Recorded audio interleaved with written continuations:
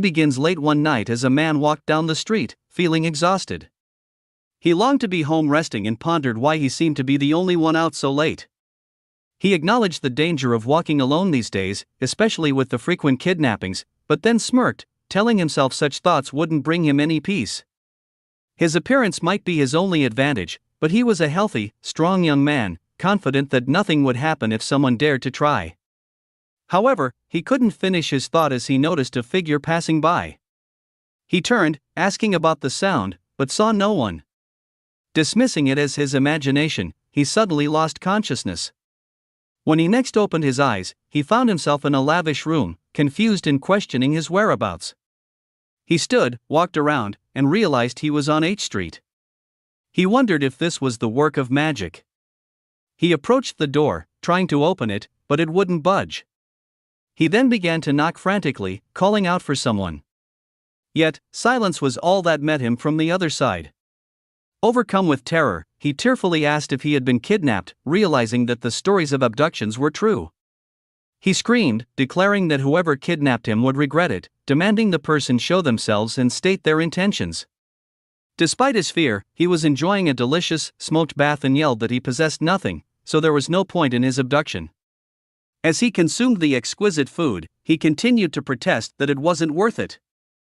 On top of everything, he slept in a soft bed with a comfortable pillow and cozy blanket. A month later, he was quite content, announcing that he no longer wished to return home and hoped he could stay there indefinitely. But just as suddenly, he found himself alone in the middle of the street, lying on the ground with only a blanket. This abrupt change left him utterly bewildered. He quickly stood up, looking frantically from side to side until he fell to his knees, screaming tearfully. He pleaded with his kidnapper to abduct him again, asking how they could spoil him so thoroughly only to abandon him on the street. Meanwhile, in a separate room, a woman watched the scene unfold. She lamented that this man was her 29th consecutive failure. If she didn't find the true protagonist soon, the world would meet its end. This woman, who seemed to possess a strong sense of self-love, regretted her situation, wondering why the protagonist hadn't appeared yet. In a fit of rage, she screamed, questioning why there were so many handsome men in this novel.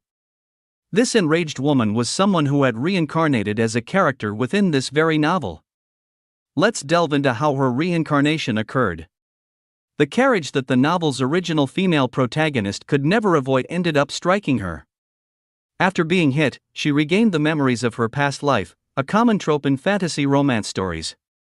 In any case, the world she currently inhabited was inside a fantasy novel her friend had written. The character she had reincarnated into was an extra whose role was to kidnap the male protagonist, thereby escalating the plot. This extra was then quickly killed by the male protagonist. She despaired, asking why she couldn't have been reborn as the main character or even the final villain. She questioned how her friend could have designed such a fate for her, an extra who kidnapped the male protagonist. Determined to escape her preordained death, she tried to run away, hoping no one would search for her.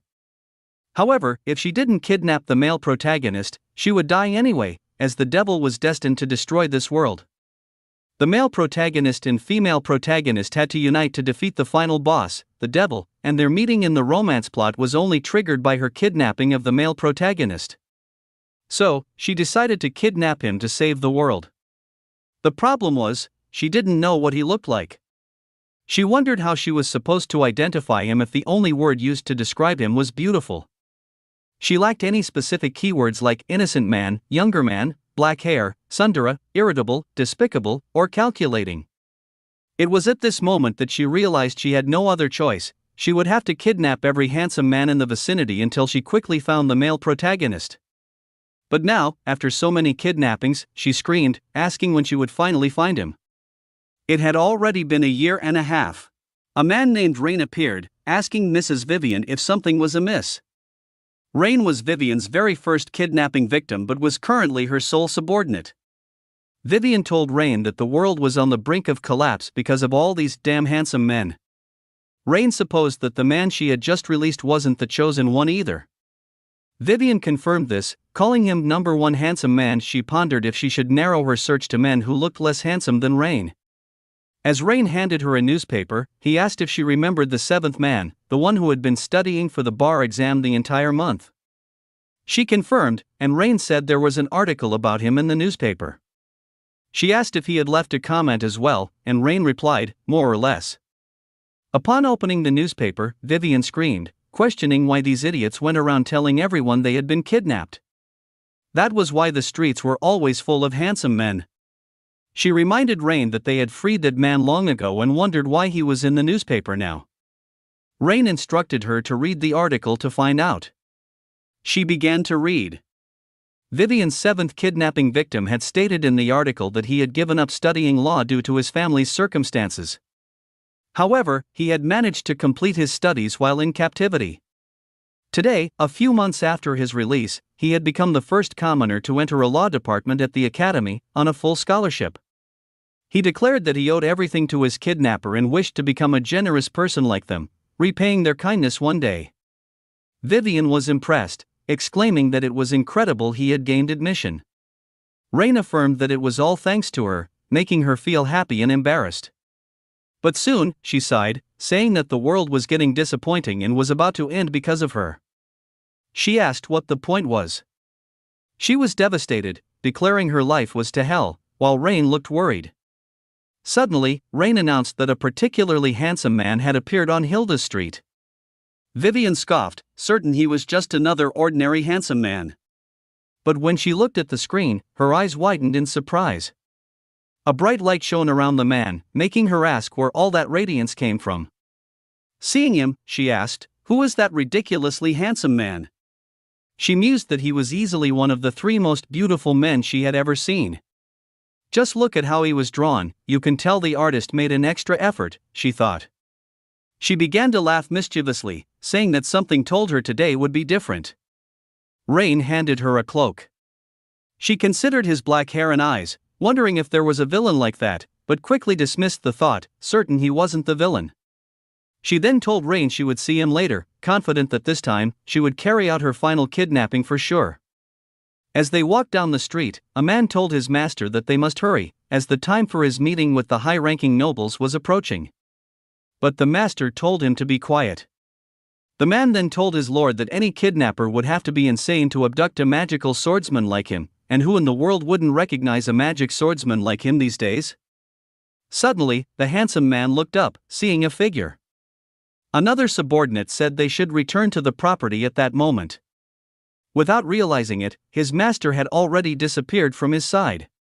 When he noticed the place was quieter than before, he looked around for his lord, but it was too late. He immediately panicked, screaming that his master had been kidnapped. Moments later, Vivian announced that another handsome man had been successfully kidnapped. At first, she had been unsure how to abduct a grown man, as her own arms were quite weak. But to her surprise, she possessed a reincarnation weave armor that granted her incredible strength and speed. Thanks to this armor, kidnapping her victims was easy, as always, taking only 5 minutes. Although she could only use this strength and speed for 5 minutes at a time, she had successfully concluded what she believed to be her final kidnapping. Tired, she noted that Rain was on an errand and would probably return late. Now, she would see if she had truly captured the protagonist. Watching through the camera, she murmured that he was truly strangely handsome and had the aura of a main character. He had black hair and eyes, just like the typical male protagonist of a dark story. And his name, Calix von Agrian Radiant, matched him perfectly, she thought. She hoped that if he could also use shadow magic, a power only the male protagonist possessed, this exhausting wave of kidnappings would finally end. The man walked towards the door, stopped, crossed his arms thoughtfully, then extended his hand. Vivian's heart leaped. He's starting something. I found the protagonist, she exclaimed. But then she wondered if he could already use shadow magic. Suddenly, a sword with a bright red light appeared in the man's hand, leaving Vivian utterly disappointed. This isn't shadow, this is a sword made with mana, she cried. She became desperate, asking if he was a magical swordsman. He then imposed the sword and unleashed it against the door, causing an explosion. Vivian threw herself onto her knees, screaming, her face pale. She tried to calm down, muttering that he was a magical swordsman with black hair and eyes. This meant he was the villain, D-Sad. Who is D-Sad, one might ask? He was the greatest villain, one who killed his own parents without hesitation. He was also the older brother of the female protagonist and the main cause of her suffering. Vivian started to shake, realizing she was screwed. All she wanted was to find the protagonist, but instead, she had found the villain. She wondered if she should just feign ignorance. Then, she saw the man walking around with the sword in his hand and an aura of pure malice. She thought that, considering the situation, she would die the moment he caught her. There was only one way out: to escape this place quickly. So, she grabbed her suitcase and ran off in total despair. Reaching the door, about to open it, she declared she would run away and stay hidden for about a month. But at that moment, the door was shattered by a sword. With a dark gaze and a cold voice, D-Sad said, "There she is." In a panic, Vivian began to scream, turning pale. He walked towards her as she fell to the ground, still screaming.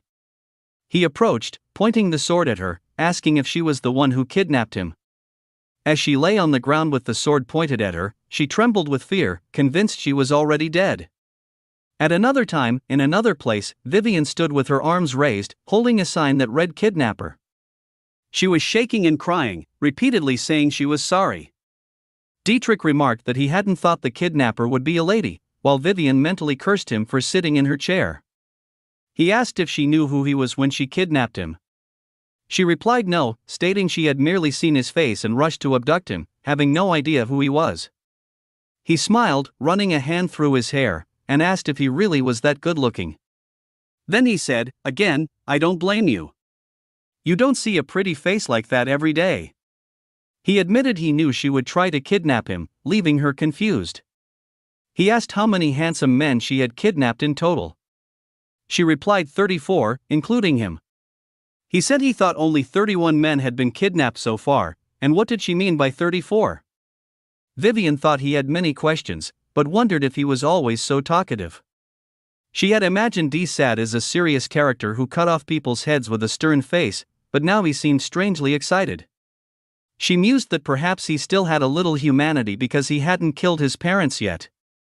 He spoke Vivian's name, and she nervously answered, but then asked him to wait, saying that wasn't her name. He stated that his memory was as perfect as his appearance, so he never forgot the names and faces of the nobles he met. He asked if she was doubting his memory, then called her Mrs. Vivian Schmidt, leaving her in shock. She was speechless, and he took her silence as a yes. He mused, who would have thought that the infamous serial kidnapper of handsome men was the owner of the Schmidt house? Now, he would ask his last question. Vivian desperately thought, it's not for him to ask how she wants to die.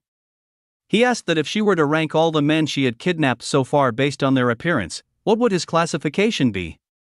She was confused. Charismatically, he ran his hand through her hair, asking her to tell him how handsome he was. She smiled, saying he was obviously number one and that it wasn't even up for debate. But he angrily stated he wasn't a fan of criticism or false praise. She noted this, thinking, this idiot is hard to please. Vivian insisted she wasn't lying when she said he was number one. But he approached her with his sword, asking, "How dare you keep lying to me?"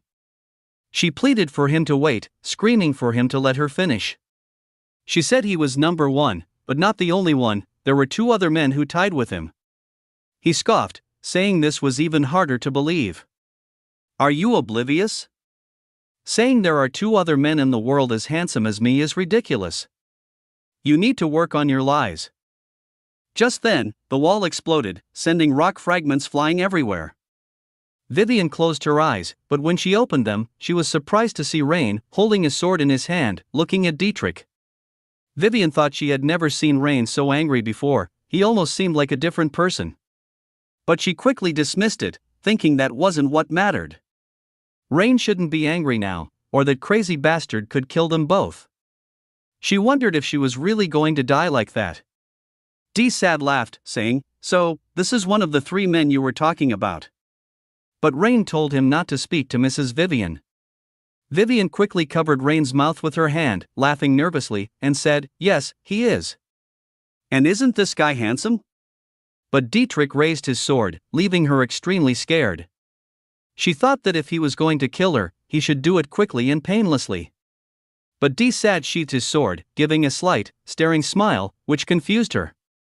He then started clapping his hands, telling her she had a good eye. She was confused and said yes, she was telling the truth. He said, of course, he is a little more handsome, but the other one has an undeniably good look. Meanwhile, Rain stood reluctantly because Vivian had told him to. Vivian thought Dietrich didn't seem angry anymore and that as long as Rain stayed quiet, they could survive. But looking at Rain, she realized his face was becoming more and more threatening. She whispered, asking him to stay calm and not give in. She told Dietrich that since she had told him the truth, if he could spare them at that moment. Dietrich began to laugh, saying he wasn't going to kill them in the first place. But she protested that he had raised his sword. He said he was just joking with her because her reaction was amusing, and that she was quite naive for a criminal who had appeared on the first page of the newspaper. While he laughed, she took the sign hanging on her neck, intending to hit him, mentally calling him a bastard. But she immediately hid it behind her back when he turned around. He looked back and said, "Anyway, since my business here is over, I'm going to leave." She asked if he knew the way out, offering to show him. He replied that he knew the way, but there was something more important. She wondered what now, just wanting him to stop dawdling and leave. He then said he would like her to call him by his name the next time they met, Sad. She answered, "Of course, as you wish," thinking to herself, as if I would ever bring him here again. After he finally left, she felt relieved. Rain asked what happened and expressed his gladness that she didn't look hurt. She said she really thought she was kicking the bucket, explaining that this man was Sad Belbedouin, and his name alone summed up his past. When he walked through the door, she thought her reaper had arrived for her. Fortunately, he didn't kill her, although he did somewhat destroy her secret hideout and a part of her home. Vivian said that if he hadn't used his power before, she would have taken him down in the blink of an eye. It's a real shame. At that very same moment, Dietrich appeared, calling her name, making her scream in fright as she turned around. He said he remembered he had destroyed this room. Speaking of which, he asked if there was another room around there. Nervously, she asked what he meant. He said he thought she kept his victims locked up for a month. She said yes. He then stated that he couldn't be the only exception. She wondered why her sinister hunches were always right. Some days passed. She asked Rain if it had been a month since Dietrich arrived, but he replied that it hadn't, saying it had only been 4 days. She screamed, "When the hell is he leaving?" What had happened after Dietrich left the Vivian kidnap? He stole her food just as she was about to eat. When she saw a handsome man passing by on the street, she told Rain she would kidnap him immediately, but Sad said to just let him go, as he wasn't that handsome. He gave her unsolicited advice as she searched for handsome men to kidnap and even said he knew it would be hard to find someone as handsome as him. He kept randomly showing up, asking questions even while she was trying to sleep. He would appear, asking how handsome am I? Tell me, while she just wanted him to let her sleep and leave her room. She asked, who wouldn't go crazy with someone like that around, and she couldn't wait for this month to end. But at least he was better than Melfs. She preferred a man who walked away after his time was up than a man who kept disguising himself just to be kidnapped again. Suddenly, they started hearing a beep, and Rain told Vivian that a handsome man had appeared. She asked what he looked like. He said he had silver hair and blue eyes and was almost the same height as him. She got up, taking her blanket, saying he was too perfect and that something is wrong. She then asked Rain when was the last time they kidnapped that dude. He said if she was talking about Melfs, it was about 2 months ago. She said she knew something was wrong and asked if that man could be Melfs. Rain said he doubted it and told her not to worry. She put on her blanket and said yes, hoping it wasn't him, thinking that at any other time it wouldn't really matter. But right now, she was too busy with that lonely man, Dietrich, leaving him to deal with it. She said that now was not the time for that, and they should prepare before the target escaped. But suddenly, Dietrich appeared behind her, asking if another handsome man had appeared. She got scared, starting to scream, saying he had been drinking tea a little while ago. He said that if she was about to kidnap someone, he would go with her.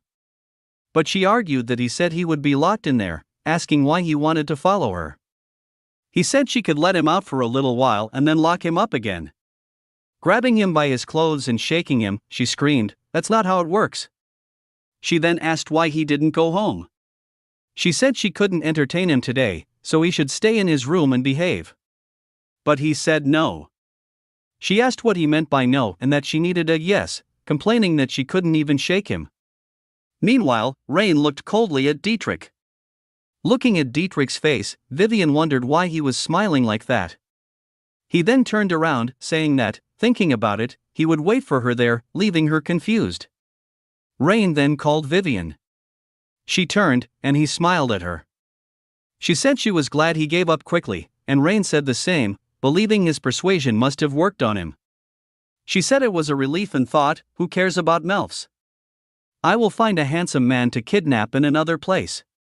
In a fancy castle, a man arrived with a crystal ball, informing Her Highness, Ladovica, that preparations were underway. A full 6 of the Empire's finest knights were following the man she predicted would be her next target. The woman with red hair and green eyes, looking at the crystal, said it seemed they would finally be able to catch that serial kidnapper. Vivian, living on the roof, said, "It's okay, I'm going to start the kidnapping." But Rain, through the communication earring, told her to wait, saying there were 6 people parked near the target, and they looked like investigators. Vivian started looking around, seeing some people hiding. She thought they were actually looking at their target, which was suspicious. She asked if these investigators could be working with that man to arrest her. Rain believed not and that they just seemed to be eyeing him because he was a handsome man. She wondered if she should give up this time, but when she looked at the man, she realized he was truly handsome. So, she thought she couldn't give up on this guy. She then said she was going to go ahead. Rain asked her to wait, but Vivian ran out and jumped off the roof, thinking it was time for the kidnapping to begin. A quick look at how Vivian kidnapped her victims. Step 1, she put a bag over their heads from behind. Step 2, she caught them. Step 3, she ran away quickly. If one could do all this in 3 seconds, they were also a professional kidnapper. When the investigators realized the man had already been kidnapped, they were all in shock, saying he had disappeared in the blink of an eye. They asked if he had teleported somewhere and what they would tell His Highness. The red-headed woman said they had failed again. The other man apologized to His Highness. The woman told him to forget it and asked if he knew the victim's identity. He responded that he was a foreigner whose identity was unknown. Standing up, she said this was a relief and that they should cover up this case. The guard was confused, and the woman asked if he had forgotten that the meeting of the nobles was coming. Announcing that they had let the kidnapper escape right under their noses would not be a smart thing to do. The guard agreed. The woman said it seemed they would have to come up with another plan, as she thought that solving this case was the last chance she had to redeem herself. She vowed to capture the kidnapper by any means necessary, restore her reputation, and become the empress, no matter what happened. Rain told Vivian she did a good job and thought she might be tired, so he brought her some fruit juice. She thanked him. After drinking some of the juice, she said that it hits the spot. Rain said it was a good thing he made a refreshing drink. He said that since she took care of the kidnapping, she should rest a little, he would take over from there. She said no and that it was okay, the juice gave her energy, and she should work as much as possible. While Dietrich wasn't causing problems, she could check the targets alone. She thought that now she would see what everyone was doing and got confused when looking at Sad, wondering why his room was the only one that was so bright, and what was with this trap scene. He looked like a super smart bespectacled man. But she was surprised that he had actually kept his promise and stayed in silence in his room. Well, he will go away eventually, so it doesn't matter, she mused. Soon after, she decided to see what the new guy was doing. When she looked, he was acting for the camera and had a sign with him that said he was here to see Vivian. She then realized that he really was Melf's, getting angry and calling him a psychopath, saying that she seriously will kill him. Extremely angry, she kicked the door while calling Melf a bastard. When she came in, he asked how many times she had to tell her, but she stopped, getting confused while he stared at her. She asked if this man was not the Melfs in disguise. He looked completely different from the Melfs she knew. With the sign raised, he said, Vivian sure came fast. She then said, after all, it's really him. He said he was worried that she might see through his disguise and ignore him, but she remained as clueless as always, which made him happy. Tearing the sign in anger, she asked if he was mocking her now. He said, of course not, asking why he would mock her. She asked, anyway, how do you always manage such a perfect disguise, and asked him to let her take a closer look by squeezing his cheeks. She said he wasn't even wearing makeup, it's bizarre. But he said that Vivian just wanted to touch his face, making her even angrier. Squeezing his cheek tightly as he felt pain, she said that he was asking for it. He said, just so she knew, he was attracted to strong women. The more she did it, the more attractive she became to him. But she called him a hopeless pervert. At this point, Rain appeared, opening the door and telling Vivian that something had happened. She asked if another handsome man had appeared. He answered no and said that the monitors were defective. He thought she should take a look at them herself. She asked why they were malfunctioning. Suddenly, Rain said that he had examined them but could not find the cause. She then said that if not even he could find out, then it must be a serious problem. She said she would see how they were now and then told Rain to kick Melfs out of there. Rain said to just leave it with him. When she got to the door, she turned around, pointing at Melfs, saying that if she caught him again, he was dead. After she left, Rain turned to Melfs, saying that he had hurt her and that he should go away. Melfs said that Rain's whole behavior changed the second Vivian was not around, and that if he were to ask him, he would be much more helpful to Vivian than a childish man like Rain. Getting extremely enraged, Rain started using dark magic, asking if Melfs didn't hear Lady Vivian asking to expel him and that if he didn't want to die there, he had to get out. Melfs asked why the monitors had to malfunction just when they were living, and he was having fun, and he couldn't help but think that Rain had used some kind of trick. But approaching him, Rain said with a dark look that Melfs was the only one using tricks there, and he had been told that not a single piece of information about him could be found anywhere in the Empire, asking which hole did you come out of? Melfs smiled wryly, asking if Rain had hired an information guild to investigate him.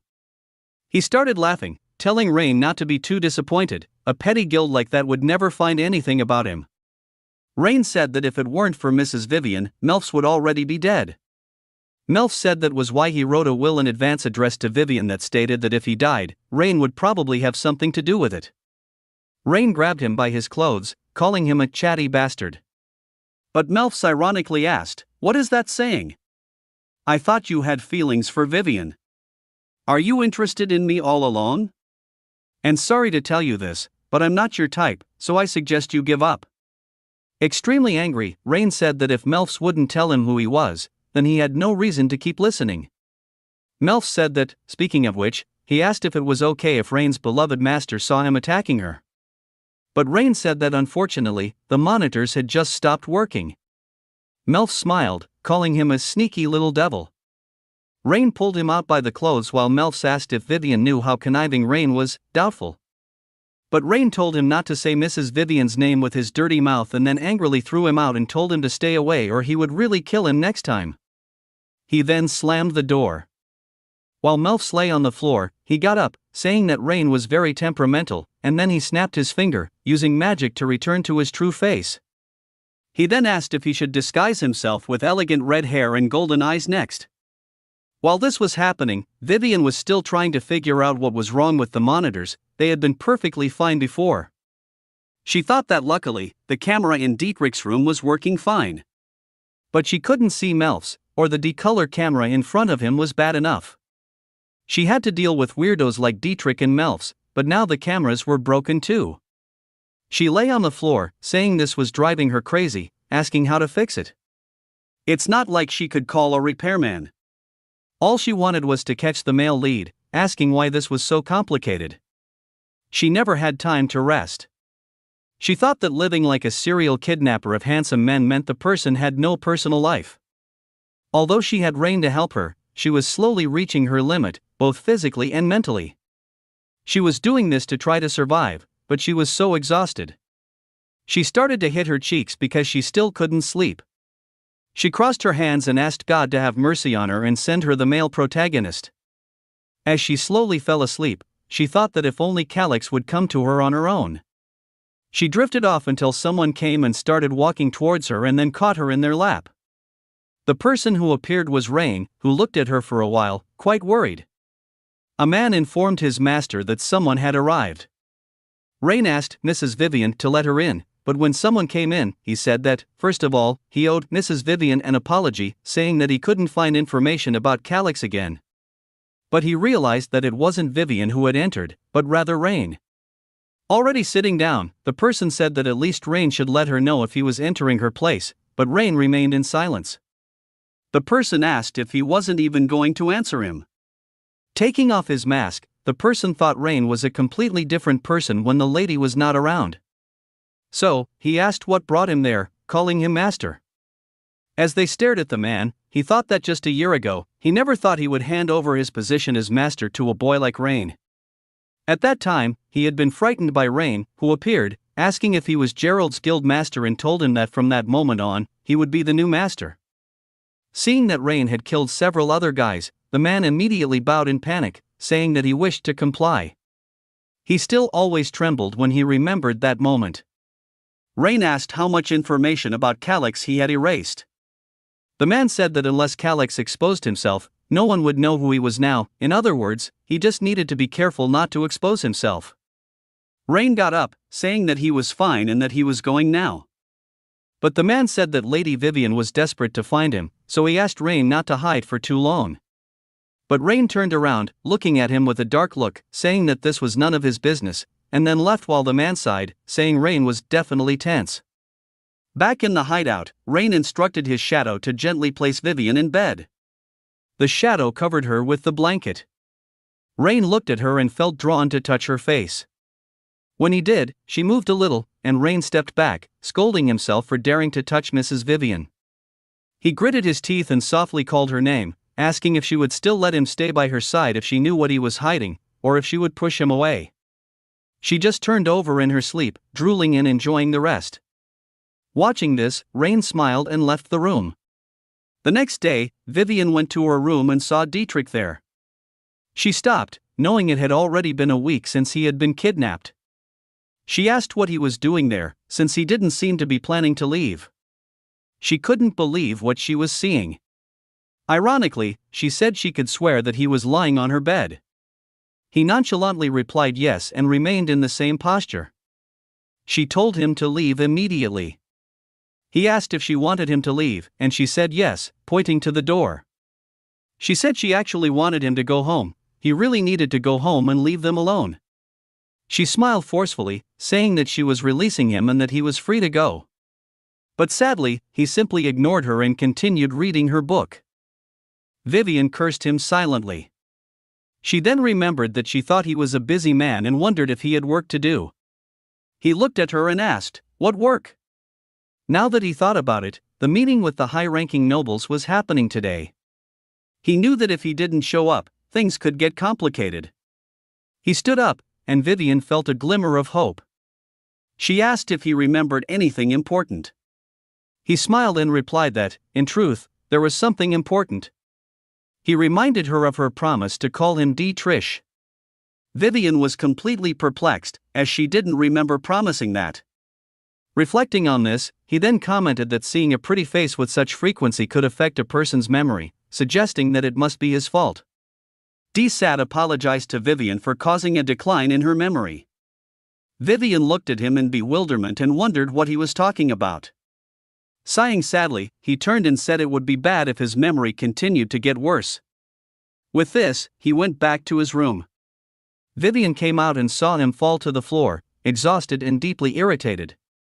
Meanwhile, in the Emperor's office, someone knocked on the door, and he told them to come in. A man came in, bowing and greeting His Highness. The Emperor was annoyed, noticing that Dietrich was absent again, asking why he kept missing meetings.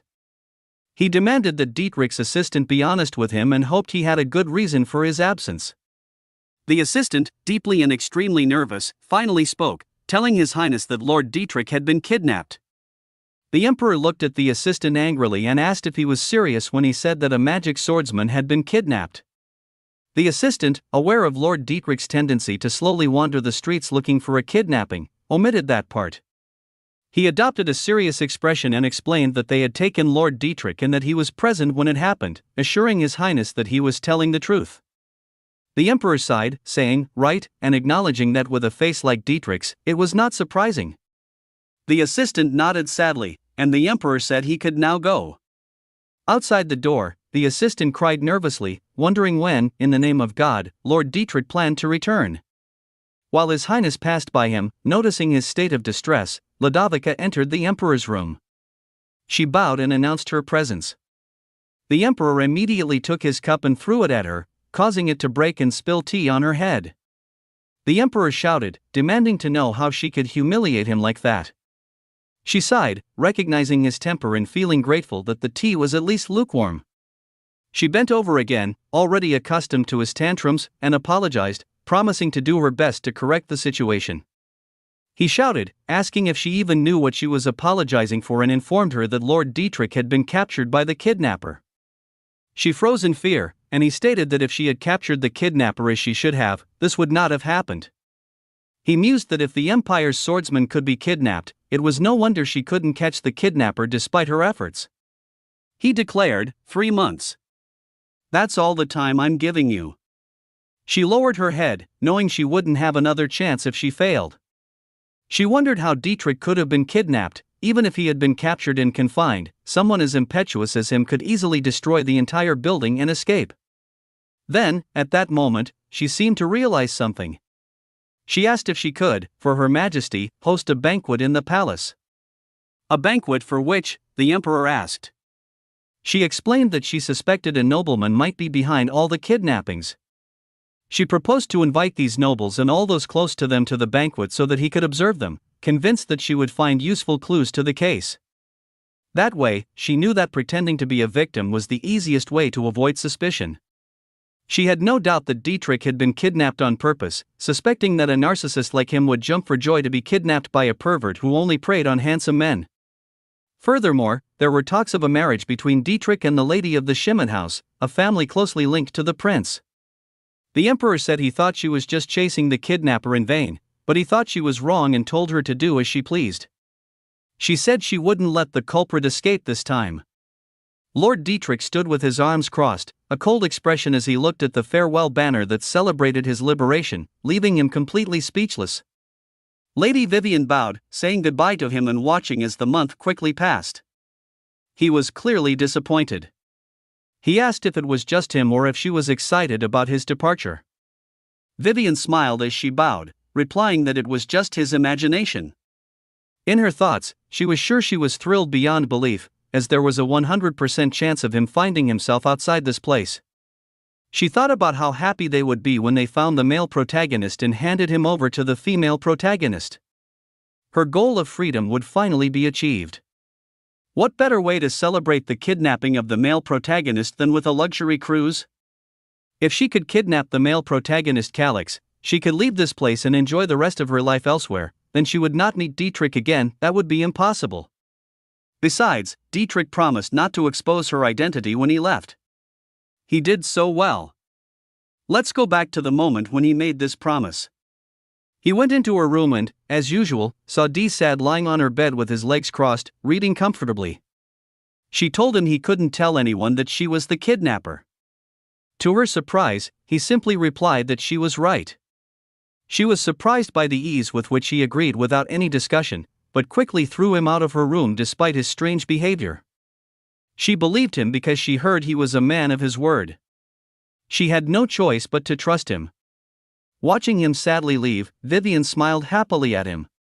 He looked back and said he would be sad if she ignored him the next time they met. She laughed, saying she would never do that, although she thought to herself that she didn't really care. When he left, as soon as he disappeared from view, she clenched her fist in excitement, thrilled at the thought of finally being free of him. It was a moment of pure joy, and she felt it deserved to be celebrated. On the Bedouin estate, Dietrich sat in his office, humming as he went through a stack of papers. He was shuffling the papers thoughtfully, noting to himself that it seemed Neos had managed all the work in his absence. At that moment, the door opened abruptly, and his sister Ludovica entered. She froze in shock when she saw him and said he really had come back. He raised an eyebrow and asked if she had forgotten how to knock on the door. Ludovica quickly reminded him that this room had been empty for a whole month. She sat on the edge of his desk, watching him intently as he stared coldly at her. Anyway, she noticed that something about him seemed different. Dietrich's lips curved into a bright smile. He then said that he only did what everyone does on vacation: sleep and eat. With a sarcastic smile, she asked if the famous Dietrich Bell-Bedouin went on vacation. So, she asked him to stop playing around and tell her what he was really up to. He hummed before revealing the truth, saying that he was actually kidnapped, leaving her shocked. She said nothing and got up from the table, thinking that if he didn't want to tell the truth, he could have simply said it instead of making up a story. She said he developed a strange sense of humor while he was outside and then turned to leave. He explained that it was true, that the kidnapper said he kidnapped him because he was handsome. She frowned at how annoying he sounded. He said they kept him confined in a nice room and let him relax there for a whole month, and she didn't argue. He put her finger against his lips, saying that it was a secret matter that only Neos and a few members of the imperial family knew about, so it was better for her to keep her lips sealed.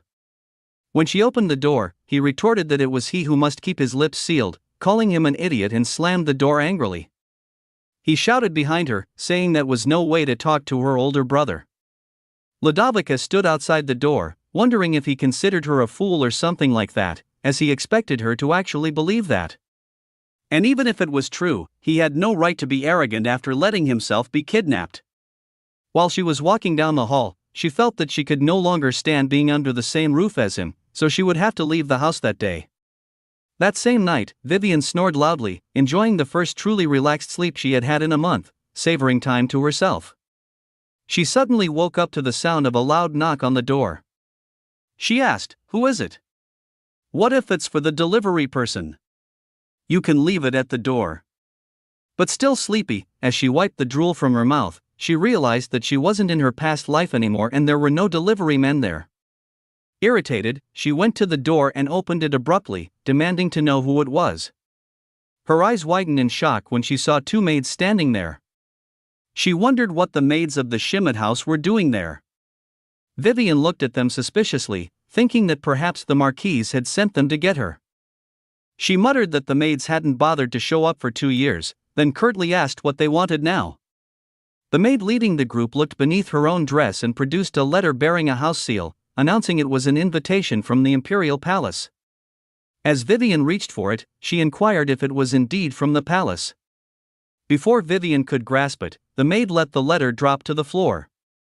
Vivian looked up at the maid, who offered a sarcastic smile, her face habitually set in a frown. The maid added that the Marquise had commanded Vivian to visit the estate within the next 3 days. Bending to retrieve the letter, Vivian mumbled about what the Marquise could possibly want and questioned if she thought Vivian was still a 10-year-old, deeming the summons hardly worth a response. She took the letter and opened it. The envelope contained an invitation from the princess. The thought of returning to the Schmidt estate made Vivian purse her lips. She informed the maid she would be there in 2 days, then slammed the door in their faces. The maids, left irritated, walked away angrily, lamenting Vivian's perceived superiority just because she had left the estate, wishing the Marquise could witness how immaculately Vivian was supposedly living. Leaning against the door, Vivian's thoughts drifted to how the Marquise had treated her in that house. She remembered being locked up there as a child, crying every time the door opened. A sad smile touched Vivian's lips as she slid to the floor. She mused that her situation would have felt far more depressing if she hadn't been aware she was living within the pages of a romance novel. Rin turned as the door opened, noting Vivian's tardiness. He observed her exhausted appearance and asked if everything was all right. She staggered, nodding wearily and claiming she was fine. Rin touched her forehead, confirming she had no fever. Vivian explained she hadn't slept enough the previous night, hence her fatigue. He advised her to rest, knowing she often fell ill when stressed. Her eyes widened in surprise. She wondered why she would be stressed now that Dietrich, the source of her previous sadness, was gone and she was feeling much better. As she turned towards a nearby table, a beeping sound made her choke. It was the handsome man alert. When she saw the face on her device, she couldn't help but think he truly was the main character. She tried to recall who he reminded her of when a strange feeling washed over her. She quickly got dressed, deciding she didn't care what happened next. She desperately wanted a distraction from her earlier encounter. With a newfound resolve, she decided she would definitely kidnap him herself. She jumped up happily, a song about kidnapping someone pretty playing in her thoughts, and ran outside, telling Rin she would be back soon.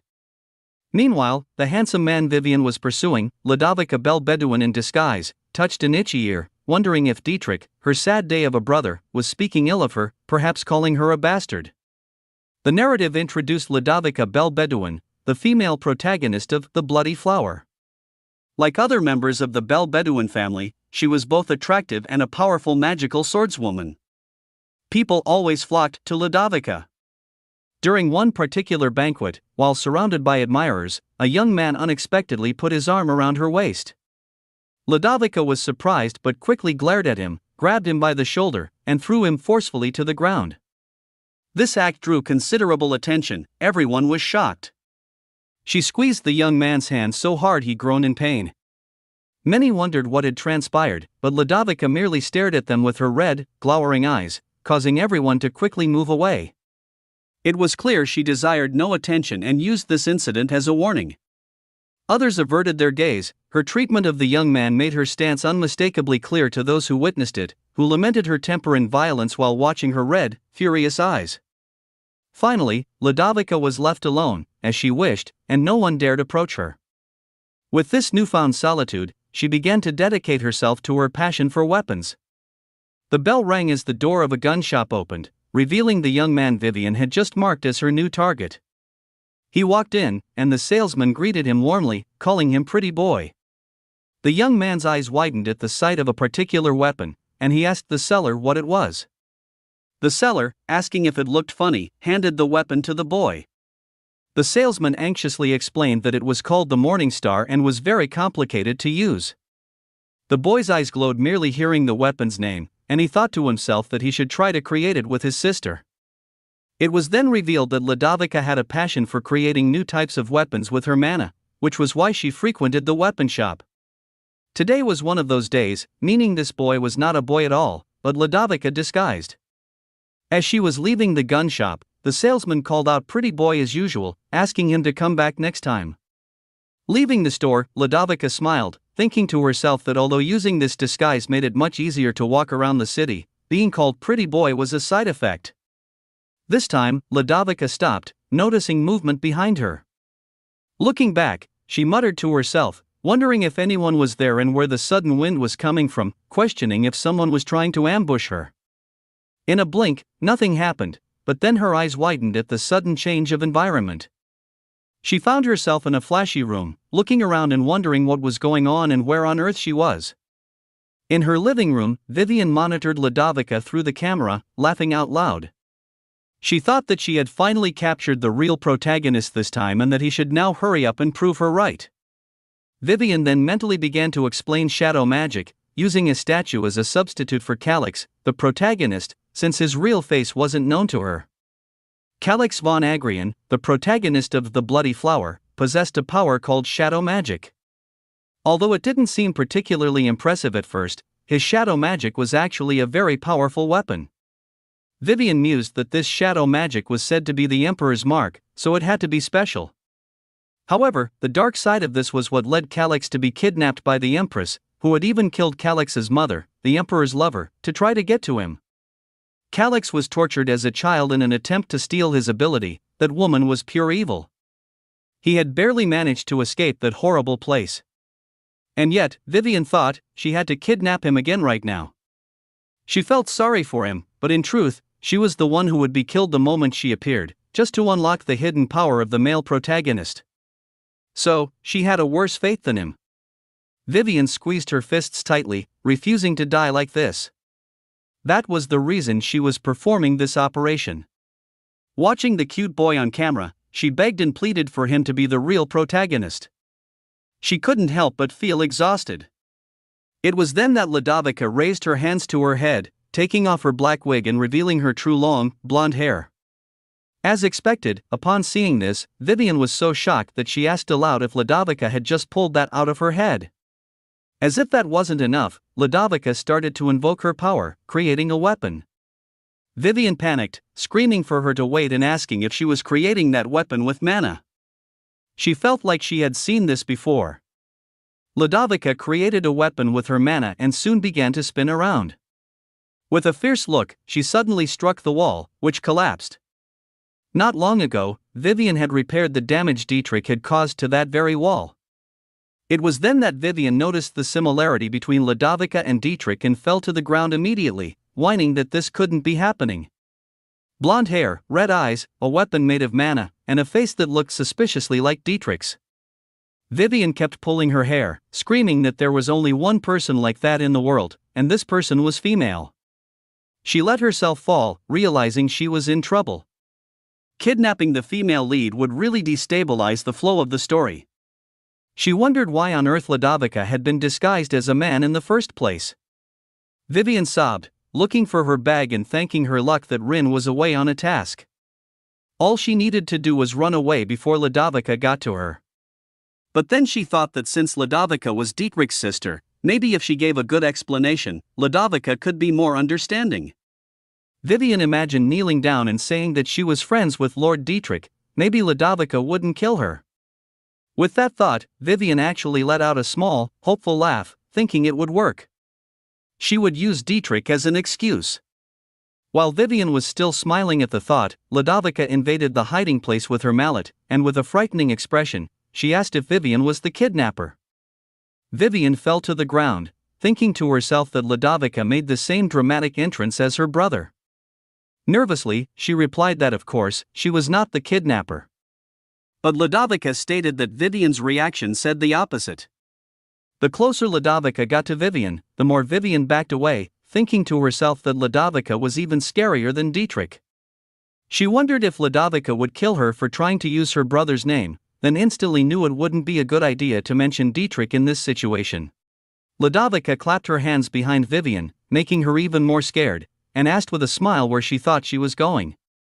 She added that since Vivian had brought her there against her will, they should at least talk. Vivian was absolutely terrified to hear this.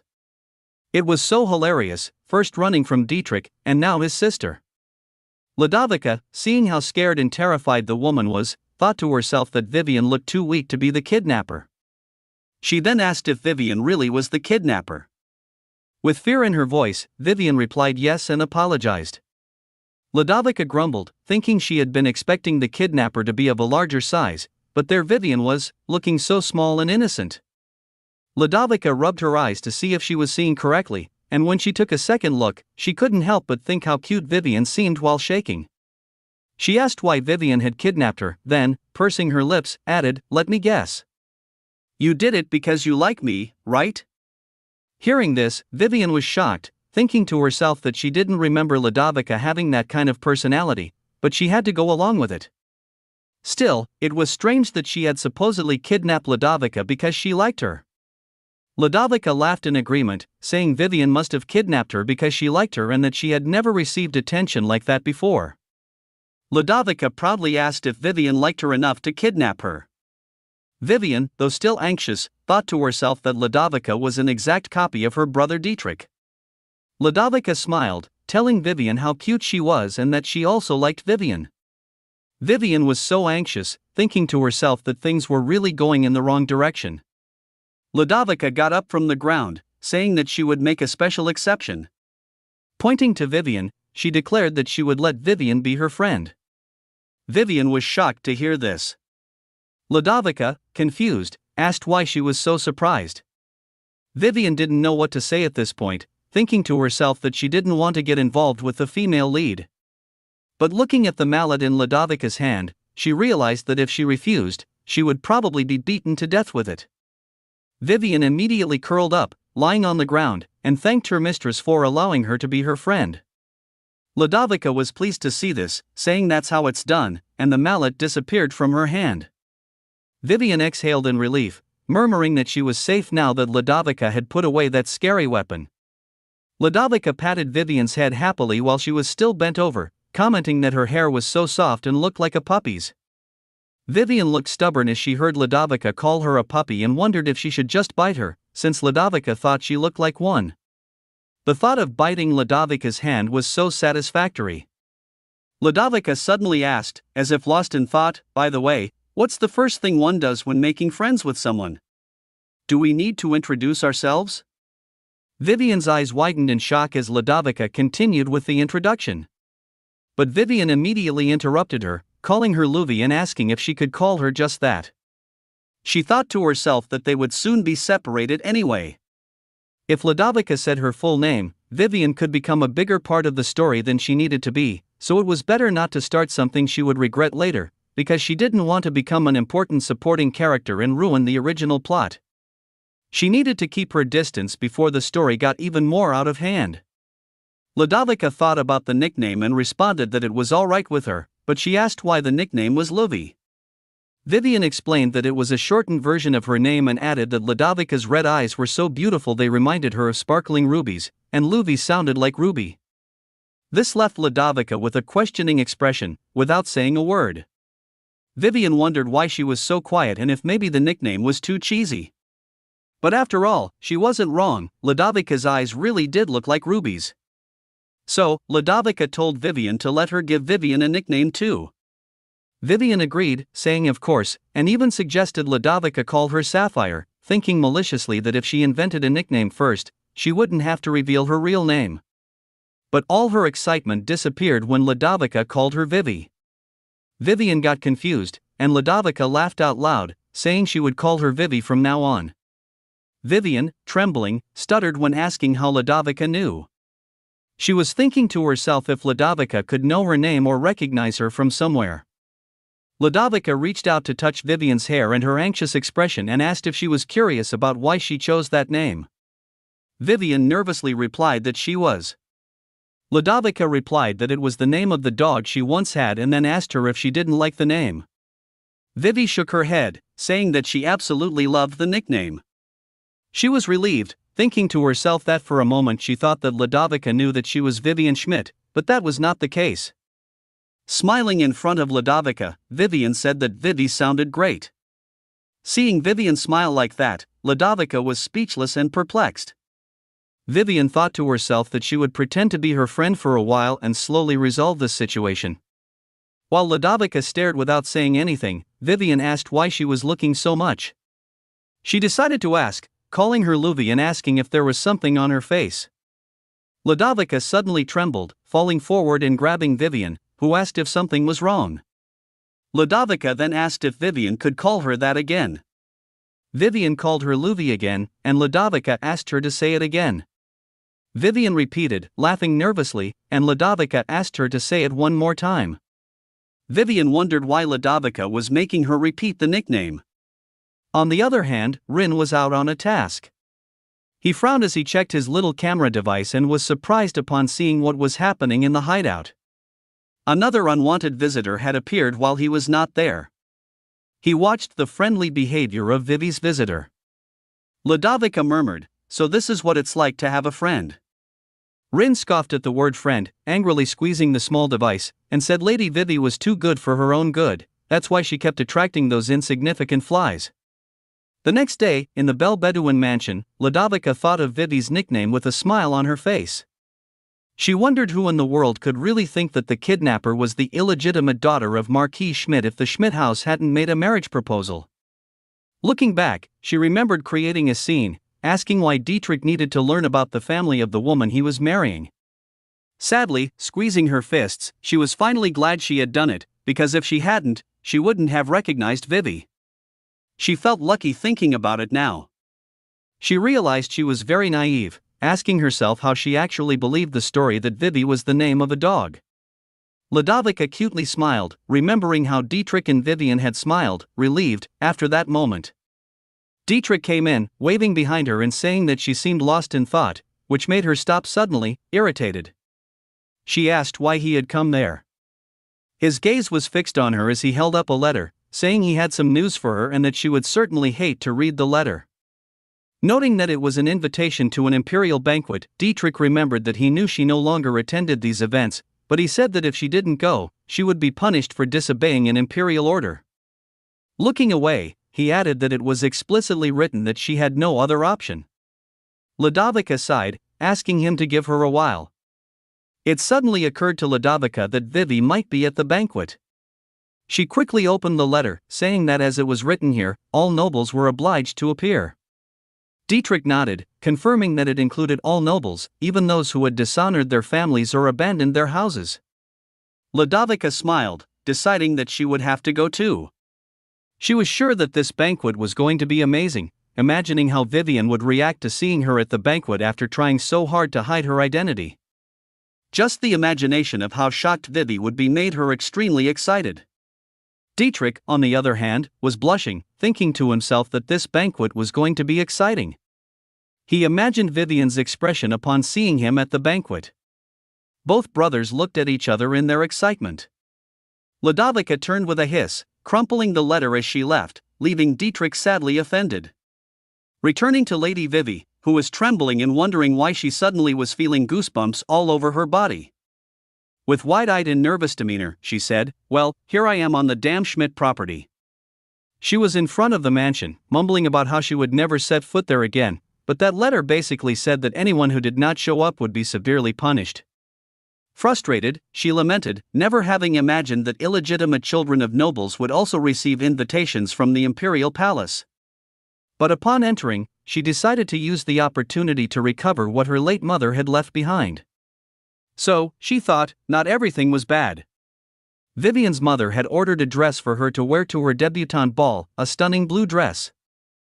Remembering how bad she felt at the time, Vivi never knew that it would be the last and only gift from her mother before her death.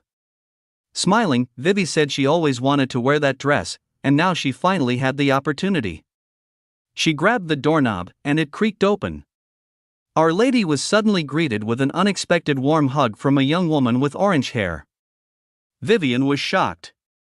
The young woman asked Vivian why it took so long to visit her and if she knew how bored she was. Without words, all Vivi could do was smile and finally say that it had been a long time since they'd seen each other. This beautiful young woman with orange hair was the beloved daughter of the House Schmidt, Leonie Schmidt, Vivi's younger half-sister. She looked sweet and innocent on the outside but was nothing like that on the inside. Suddenly, a voice interrupted her, calling Leonide a saint, which made the two turn around.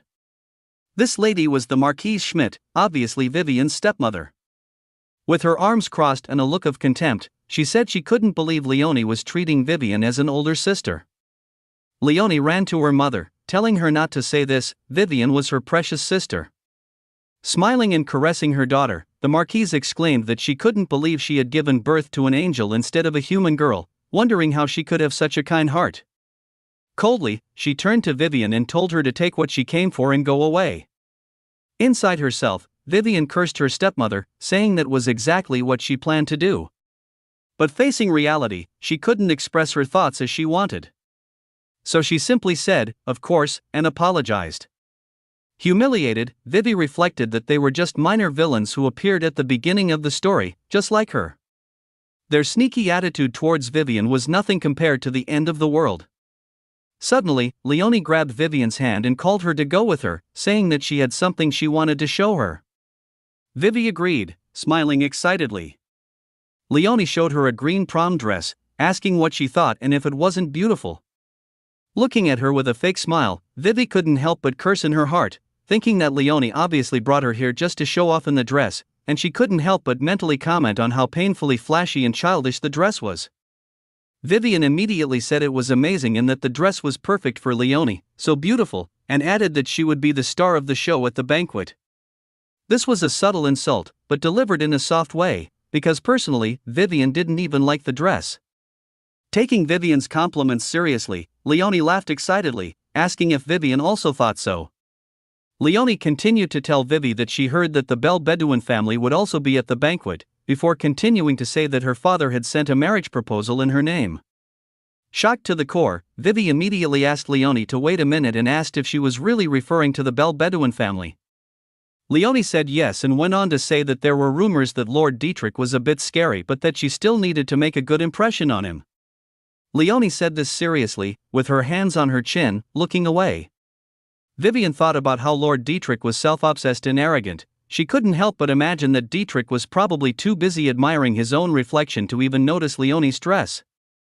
Leonie, smiling as they walked out the door, said that since she had shown Vivian her dress, Vivian should go see hers now. As they walked down the hallway, Leonie spoke again, asking Vivian if that would be her first banquet. For a moment, Vivian remembered how her stepmother had not let her take her mother's dress, claiming that it had been purchased with the family's money. Vivi sighed as she remembered this. As Leonie tried to open a door, she smiled and told Vivi that she had instructed someone to keep the dress safe in that room, so it should be there. Vivian thanked Leonie excitedly upon hearing this and wondered if Leonie had really matured over time. Opening the door, nervous but happy, Vivi thought she would finally wear her mother's dress. With wide eyes, she couldn't help but ask, "What was that?" The shock on Vivi's face was evident. The sight of her dress in a deplorable state broke her heart. Also shocked, Leonie said it couldn't be, as she ran towards the dress. Leonie claimed that some crows must have entered the room, alleging that the material of the dress was bright and that she feared the crows would be attracted to it. She said this with a mischievous smile that Vivian noticed clearly. With her heart racing and staring at Leonie in shock, Vivi paid no attention to the lies about the maids not closing the window. Pretending to be angry, Leonie shouted that she would reprimand the maids immediately. Standing face to face with Vivian, looking like she was about to lose her cool at any moment, Vivian asked Leonie if she did this. Our protagonist was really furious. Hearing Vivian ask this question with a determined look, Leonie began to tear up, covering her mouth in a fake way, asking how Vivian could say that about her and accuse her of ruining her dress. Vivi stared at her coldly without saying a word. Turning around, she began to pick up the destroyed dress. Leonie shouted her name, but Vivian remained silent and left with the dress calmly. Watching her leave, Leonie shouted, telling Vivian to talk to her, but Vivian knocked on the door angrily and left the mansion. Leonie shrugged, saying that it wasn't fun. Vivian was back in her hiding place. Rin turned around, hearing the door open, telling Lady Vivi that she was back early. She replied with a sad expression, saying yes. She walked to him and dropped the dress on the table. He asked if she was okay and where she had gotten that tattered dress from. Vivi said his name at that moment, looked at him sadly. Tears streamed from her eyes as she called out his name. He grabbed her by the shoulders and hugged her, surprising her. He said he should have gone with her, firmly assuring her and caressing her. Vivi couldn't contain herself and started crying even more, asking why everyone was doing that to her. She sobbed as he firmly assured her that she had done nothing wrong. Later that night, Vivian blinked as she was lying in bed. She raised her head, assuring herself and wondering when she had fallen asleep or if she was just exhausted from crying so much. She reflected on how she had gone to the Schmidt house in the morning, and now it was already dark. Looking in the mirror, she was surprised to see how her eyes were swollen like macarons. Mumbling, she turned away from the mirror, thinking about how long she had slept and realizing she really needed to eat something. Before she could arrive at the door, there was a knock, and Rin's voice called out, asking if she was awake. She happily replied yes and asked him to come in. He opened the door halfway and said he thought she might be hungry, so he made dinner. Vivian was moved by his words, thinking to herself that he was such a kind guy and wondering how he always seemed to know what she wanted. She patted him on the head, reflecting that making him her assistant was probably the best decision she had ever made. He paused and asked if he was an assistant. She wondered if her praise was not enough, so she added that she would never be able to find another assistant as competent as him, making him smile as he said he was happy to always be of service to her. Happy, she suggested they go to dinner and then look for a new dress, mentioning that she couldn't afford to be picky with the banquet approaching, so she would buy any dress that fit. Rin immediately said he would help in everything that was possible. She thanked him and said that they should eat now. Rin looked at her sadly without saying a word as she commented that it had been a while since she had gone shopping and that she was a little excited. They finished the meal and arrived at a boutique. While looking at the models through the window, Vivi praised the appearance of the store. Rin replied that they should take a look. At that moment, she heard someone calling her. Turning around, she was surprised to see that it was Melf's. He nodded, smiling, realizing that it was really her. Vivian, with a questioning expression, asked what he was doing there, as Melf seemed really excited upon seeing her. He said he could ask the same question and asked if she was there to buy a dress. Vivi replied that it had been a while since she heard him without his disguise, and he asked if she thought he looked good without it. She answered yes, making him blush. He happily commented that finding her there was a pleasant surprise and he was truly a lucky man. He asked if she minded if he joined her while she was there. Rin gave a cold look. Vivian didn't know how to respond and was about to refuse, but Melfs didn't give her the chance. He insisted that she come in with him. Upon entering, they were given a fashion design book to check out the dresses. Melfs pointed to a blue dress, saying it would look better on her and suggesting she try it on. Rin took his book, pointing to the pink dress next to it, saying that she shouldn't care about blue because pink would be best for her and that she should try it. Melfs argued that the blue color seemed cold. The two stared at each other with sparks practically flying. Melfs shouted that Vivian's hair was beautiful and unique and that she should wear the blue dress to highlight it. Vivian tried to stop the fight, saying that it was just a dress and they didn't need to argue about it. However, they didn't even pay attention to her. Vivi watched them, tired, having had enough. She then shouted that it was enough and, calling the attention of the saleswoman, asked if she could have any dress in her size. Immediately, the woman replied yes, but they needed to take her measures first. Vivian walked away from the two, leaving them sad. She thought to herself that they were both wrong anyway because she looked better in white. The door creaked as they opened it when leaving the shop, and the saleswoman thanked them for the purchase, saying that they should come back next time. Vivian sighed in relief, happy to have bought a decent dress. Turning to her side, she saw only Melfs and asked where Rin was. Melfs said that Rin needed to talk to the employee and that it would take some time, so he suggested that they talk while they waited for him. Vivian agreed, and Melfs smiled upon hearing her okay. He mentioned that she didn't want to talk to him before, but that today she had agreed. Arms crossed, she said they could stay silent if he preferred, but he said there's no way, he'd like to talk to her, even if it's just for a few minutes. It felt like they were on a date. It was exciting. He asked if she had some question for him, saying he would answer with pleasure since he was in a good mood. Surprised, she asked if she could ask anything. He answered, "That's right, anything." Vivian thought for a moment and then asked, "In that case, who exactly are you?" This left him speechless. "Who am I?" he asked.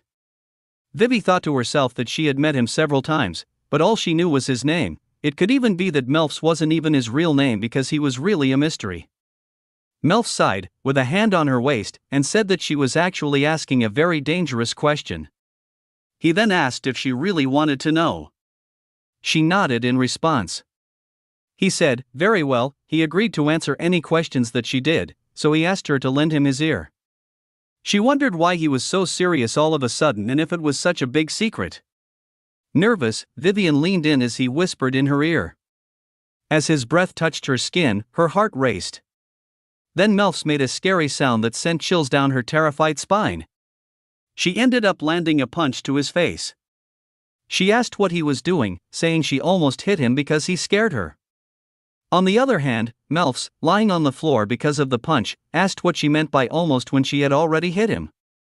He got up from the floor with a light trickle of blood, twisting and saying that this time he would tell the truth, no jokes. He smiled, saying that in fact, but then with a serious expression, he stated that he was a dragon.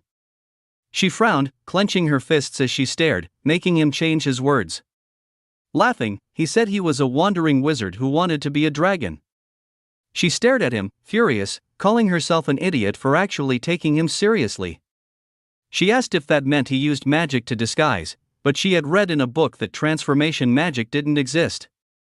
He shrugged, explaining that it only worked if someone cast transformation magic and had the necessary skills.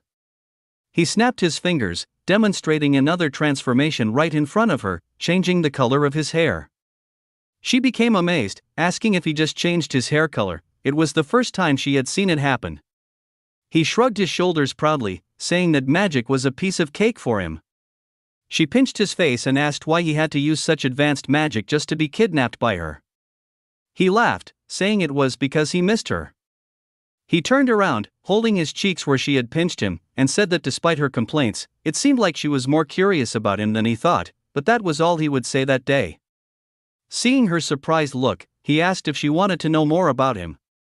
She said yes, and he smiled, suggesting that they go out on a date just the two of them, he said with a radiant smile, surprising her. He promised to answer as many questions as she wanted. She raised her hand, disagreeing, saying she wasn't curious about him at all. Melfs felt like she had broken his heart, asking why she was so cold, with a sad expression as if he was about to cry. He rummaged in his pocket and took out a single sheet of paper and told her that if she ever changed her mind, all she had to do was tear the sheet in half, and he would appear no matter where she was, and then she would have a date. When the door opened, Vivian firmly said that she doubted that day would come. Rin, who had left, returned, and she asked what took him so long. Rin apologized for making her wait and mentioned that he was asking about a fabric.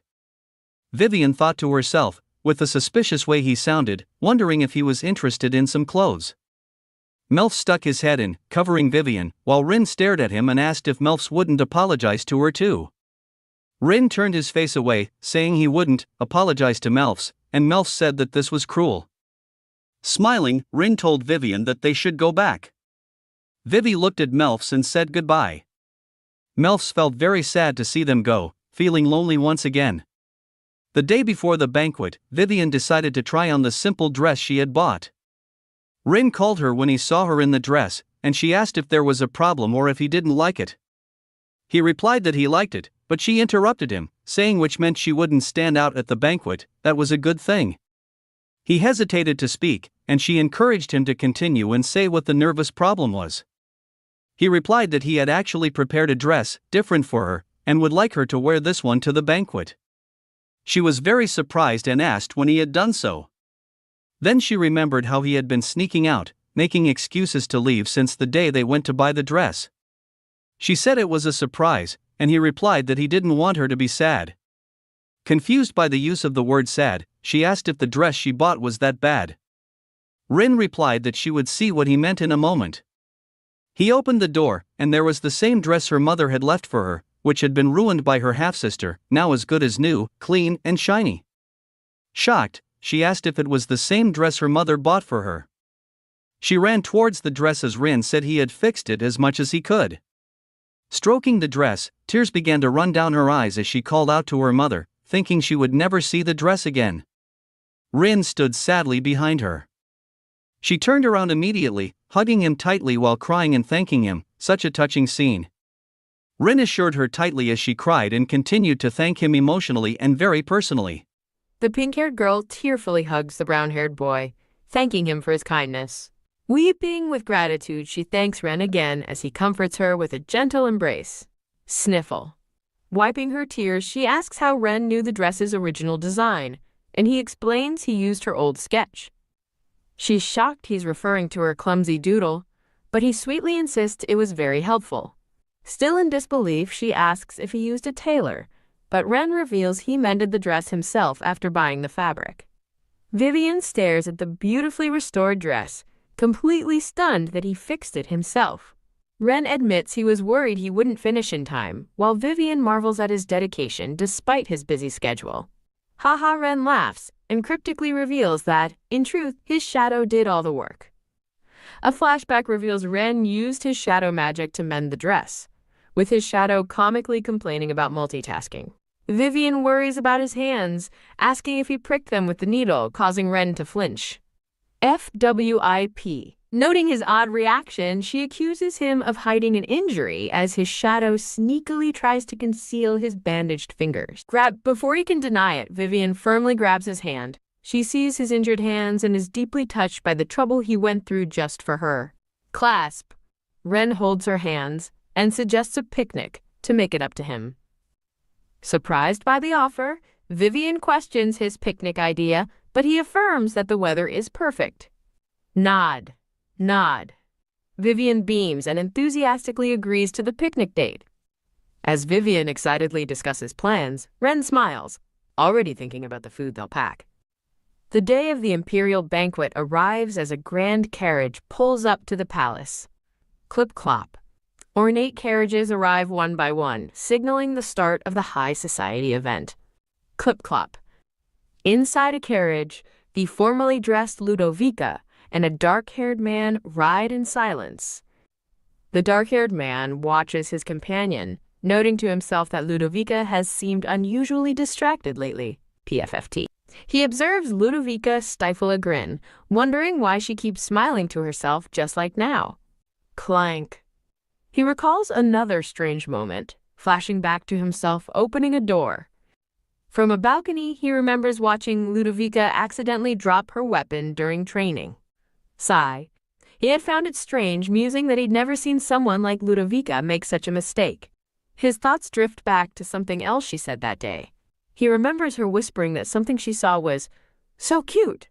The memory shows Ludovica blushing happily to herself. Back in the carriage, the man is aghast at the memory of the tough Ludovica uttering the word cute. Chills. The thought gives him the shivers, prompting a confused Ludovica to ask what's wrong with him. Jolt. A shocking possibility suddenly dawns on the dark-haired man. Ludovica might be seeing someone.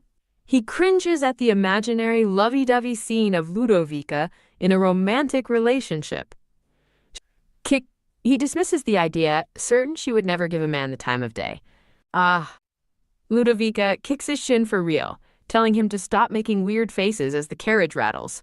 The scene transitions to the glittering, crowded ballroom of the Imperial Palace. Vivian arrives in her magnificent blue dress, realizing she's a bit early for the banquet. Looking around at the socializing nobles, she starts to feel like the only one there alone. Alone. Vivian stands awkwardly by herself in the vast, bustling hall. Tap, tap.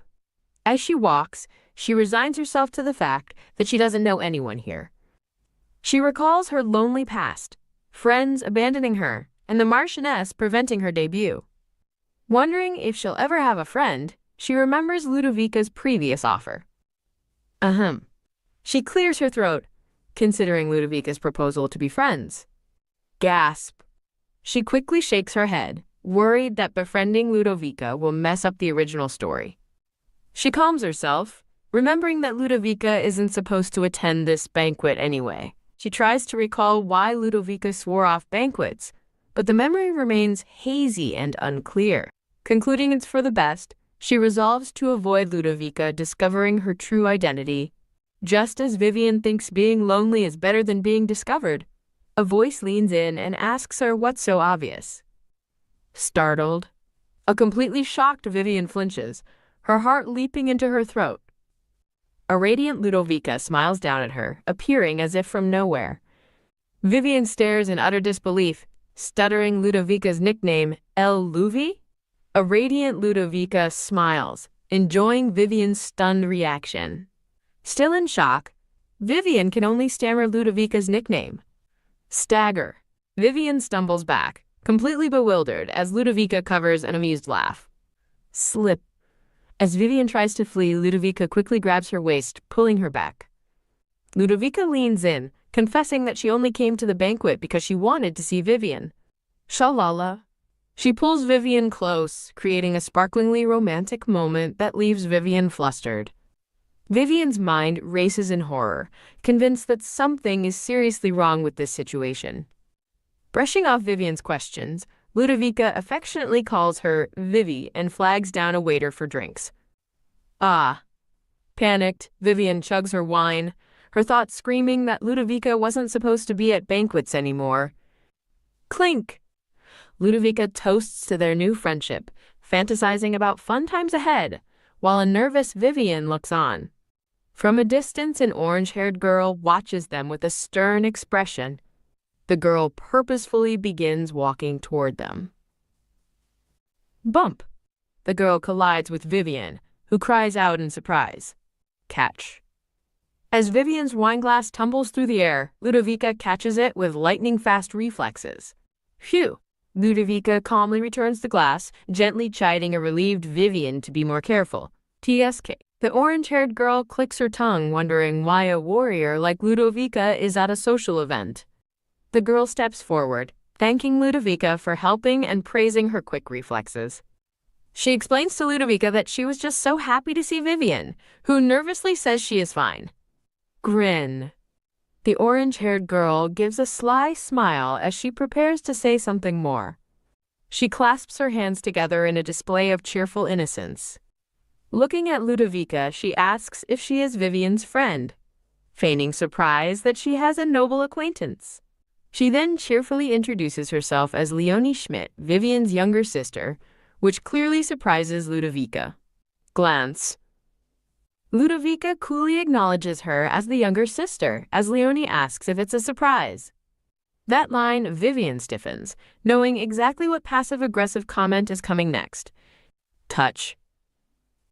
Leonie gestures to her hair, pointing out that hers is carrot-colored, just like her mother's. A bitter memory flashes, showing Leonie's mother standing with their father and another woman. The memory lingers on her parents as Leonie's voiceover mentions Vivian's hair is a unique color, a subtle jab meant to highlight their different mothers. Vivian stands silently, her face a mask of quiet pain. She realizes Leonie's comment is a deliberate public reminder that she is an illegitimate child. Clench.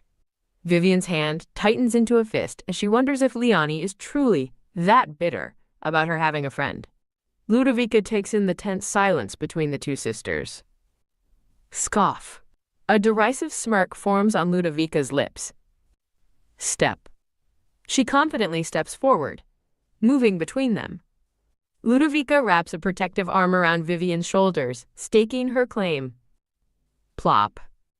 She then suddenly takes hold of Leonie's hand. Ludovica gives a serene, closed-eye smile.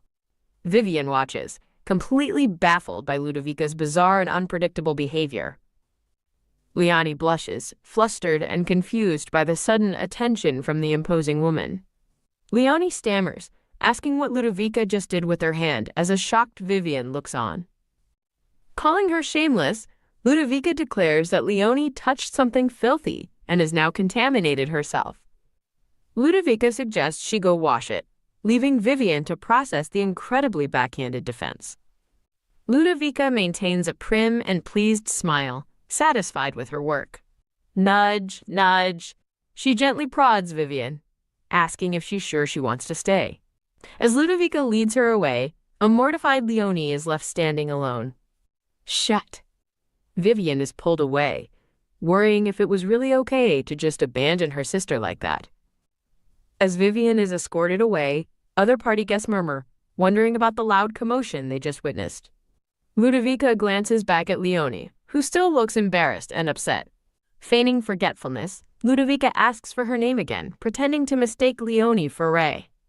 Ludovica calmly lectures a flustered Leonie, warning her not to mess with someone holding wine. Lift. With deliberate purpose, Ludovica raises her wine glass. She finishes her sentence by splashing the wine in Leonie's stunned face. Whisper. Leaning in, Ludovica icily accuses Leonie of childishly bullying Vivian all this time. She warns Leonie that if she weren't Vivian's half-sister, she would already be dead. A single drop of wine rolls down Leonie's face as she stares, frozen in terror. Murmur. The surrounding nobles gasp and gossip about the shocking confrontation. Grip. Leonie clenches her dress, seething that Ludovica would humiliate her over that wretch, Vivian. Sob. Completely humiliated, Leonie tearfully apologizes to Lady Ludovica. She continues her plea, claiming she only wanted to befriend Ludovica as she stands unmoved. Ludovica looks on impassively, as a crying Leonie becomes the center of the party's attention. Murmur. A guest whispers that Lady Ludovica must be having one of her infamous manic episodes. Another noble remarks they knew there'd be trouble the moment Ludovica arrived with her red eyes. Step. An elegant woman with long red hair purposefully walks toward the commotion. Ludovica turns with a disarmingly cheerful smile, greeting the newcomer as, Your Highness. Sigh. The red-haired highness acknowledges Lady Ludovica with a weary expression. Feigning innocence, Ludovica claims she wasn't making a scene, just teaching a spoiled girl manners. The highness challenges Ludovica, asking if she plans to cause trouble at every banquet she attends. Ludovica smirks dismissively, as the highness looks on with exasperation. Fiddle? Ludovica retorts that the highness should have foreseen this situation when inviting her. Sigh. She smugly suggests the highness should have prepared better, as a frightened Leonie peeks from behind her. Sniffle. Leonie tearfully apologizes for causing a commotion. Murmur. The guests misinterpret the scene, praising Lady Leonie's heart of gold for defending her attacker. A man rushes onto the scene in a panic, demanding to know what is going on. It's Leonie's father, the Marquess, who rushes to his tearful daughter's side asking what happened. FWIP. He whirls around and angrily shouts Lady Ludovica's name. The Marquess glares at Ludovica, who meets his fury with unshakable composure. Ludovica coolly states he should be grateful she corrected the bad manners his daughter clearly inherited. The Marquess sputters in disbelief and outrage at her blatant insult. Scoff. Ludovica calmly tells the Marquess to lower his voice. With a dark aura, she warns him not to trigger her mania. Her red eyes flare with menacing intensity, underscoring her threat. Flinch. The Marquess stammers and shrinks back, clearly intimidated. FWIP. With a simple, "Excuse me," Ludovica turns her back on the terrified family. She walks away with a triumphant, satisfied smile. The scene shifts to the gardens, where Vivian thinks she's finally alone. Vivian looks at her hand in amazement, feeling as though she was the one who struck Leonie. Meanwhile, a blushing Leonie recalls the confrontation, thinking to herself that it was awesome. Vivian is too overjoyed by Ludovica's defense to worry about any potential trouble. She reflects that she's never experienced such satisfying revenge, as fighting back herself never worked. A memory surfaces of her younger, more vulnerable self. She recalls how fighting back only made the bullying worse, until Leonie pushed her into a monster-filled forest. The painful memory shows a younger, smiling Leonie pushing her away into the woods. Vivian admits that she hasn't been able to stand up to Leonie since that day. Grip. She clutches her hands, still getting chills when she thinks about the monsters. She realizes that for some reason, Leonie seems determined to completely break her spirit. A twisted image shows Leonie gleefully holding a tiny doll version of Vivian, relishing her control. Because of this history, Vivian always tried her best not to provoke her sister. She thinks of her beautiful dress, a rare moment of happiness. Yet, despite her efforts, Leonie still tore her precious dress to shreds. She remembers Leonie not only tore her dress, but also tried to ruin it again by spilling wine on it. Vivian's eyes narrow with new determination. She admits that without Louvi, she would have given up on everything, including fixing the novel's plot. She recalls Ludovica's protective embrace, a stark contrast to her previous isolation. Ludovica's thoughts reveal that she and Vivian haven't known each other for very long. She then remembers their unusual meeting, admitting to herself that she actually kidnapped Vivian. Vivian thinks back to Ludovica's radiant, sparkling smile. She recalls how that smile made her feel overwhelmed by Ludovica's female lead power. A smitten Vivian comically offers herself up completely. Drop. A single tear falls as Vivian realizes how foolish she was for trying to push away someone who cares. With renewed resolve, Vivian looks up, her expression filled with determination.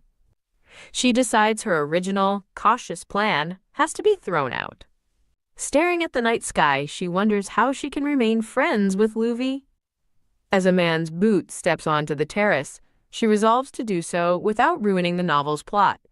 Yes, I can do it, she cheers, only for a man to remark on her energetic nature from behind her. Aha, startled, Vivian melts into a puddle of shock as the man adds that he likes how loud she is. Vivian questions why he's at the banquet, and he calmly explains he was invited. The man then tells a confused Vivian that he's very disappointed in her.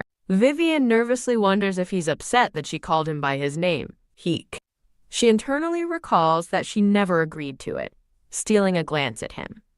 Hesitantly, Vivian utters the name Dietrich. Dietrich responds with a disarmingly warm smile. Vivian is left stunned and speechless by his pleasant reaction. Feeling awkward, Vivian notes he's handsome because he's the female lead's brother and asks why her calling him by name matters. Lean Dietrich closes the distance, lifting her chin and explaining that names are very important. Zap. He elaborates that it's a simple way to show others the nature of their relationship. Glance. He looks pointedly over her shoulder, giving an example. To her over there. Vivian turns, confused, and asks who he means. She sees Ludovica standing in the garden, watching them. A shattered wine glass lies at Ludovica's feet as she asks what the two of them are doing. Ludovica blushes, looking completely flustered and caught off guard. A smug Dietrich holds Vivian's chin, creating a tense and confusing scene.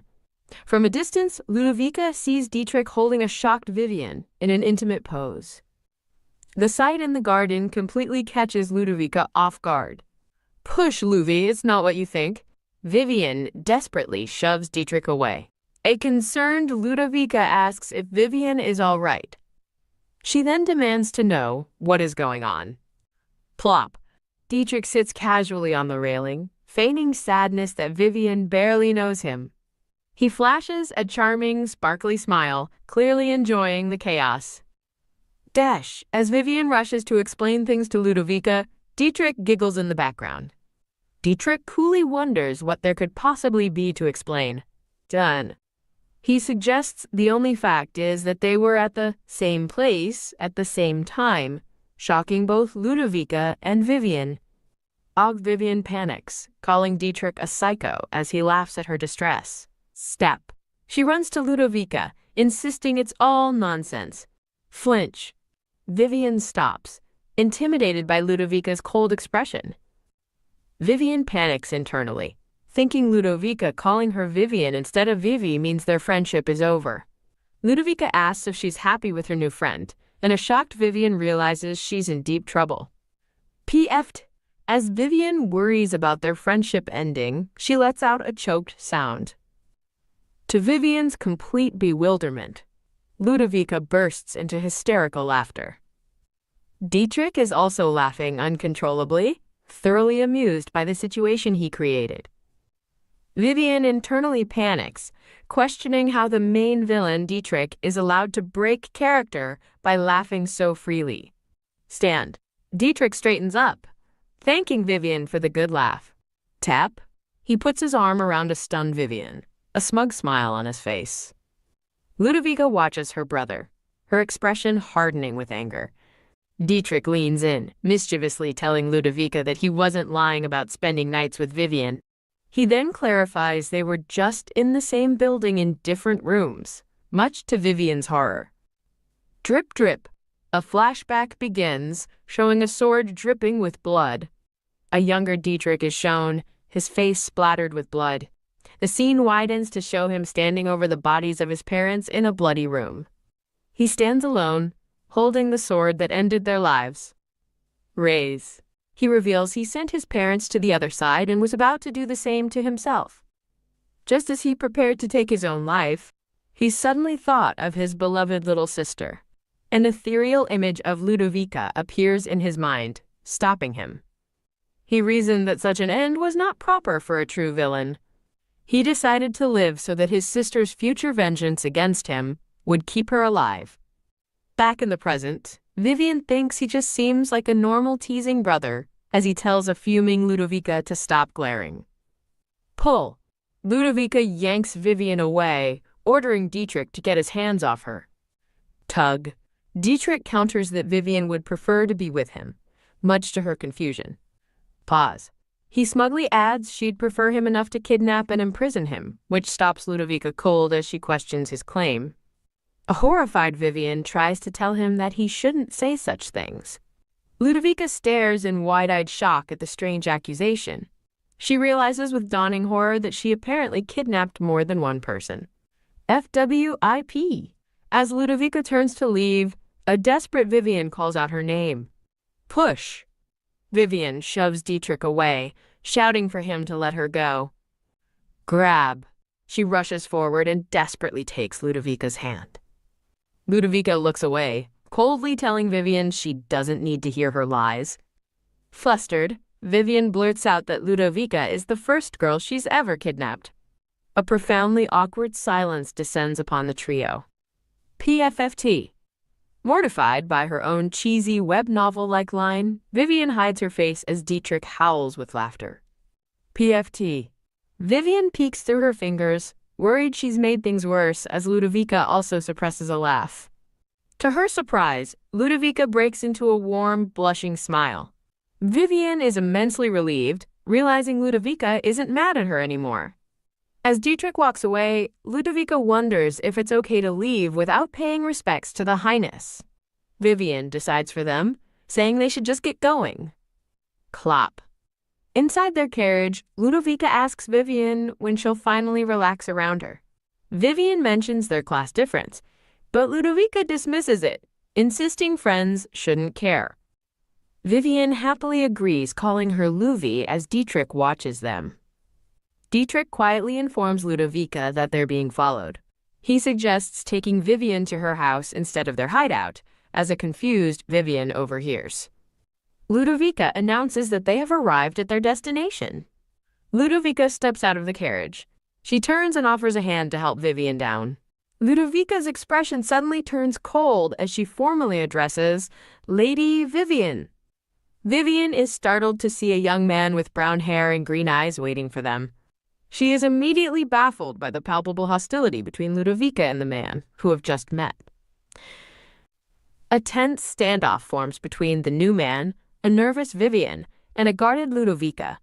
Vivian's bewilderment grows as she again questions the reason for the instant hostility.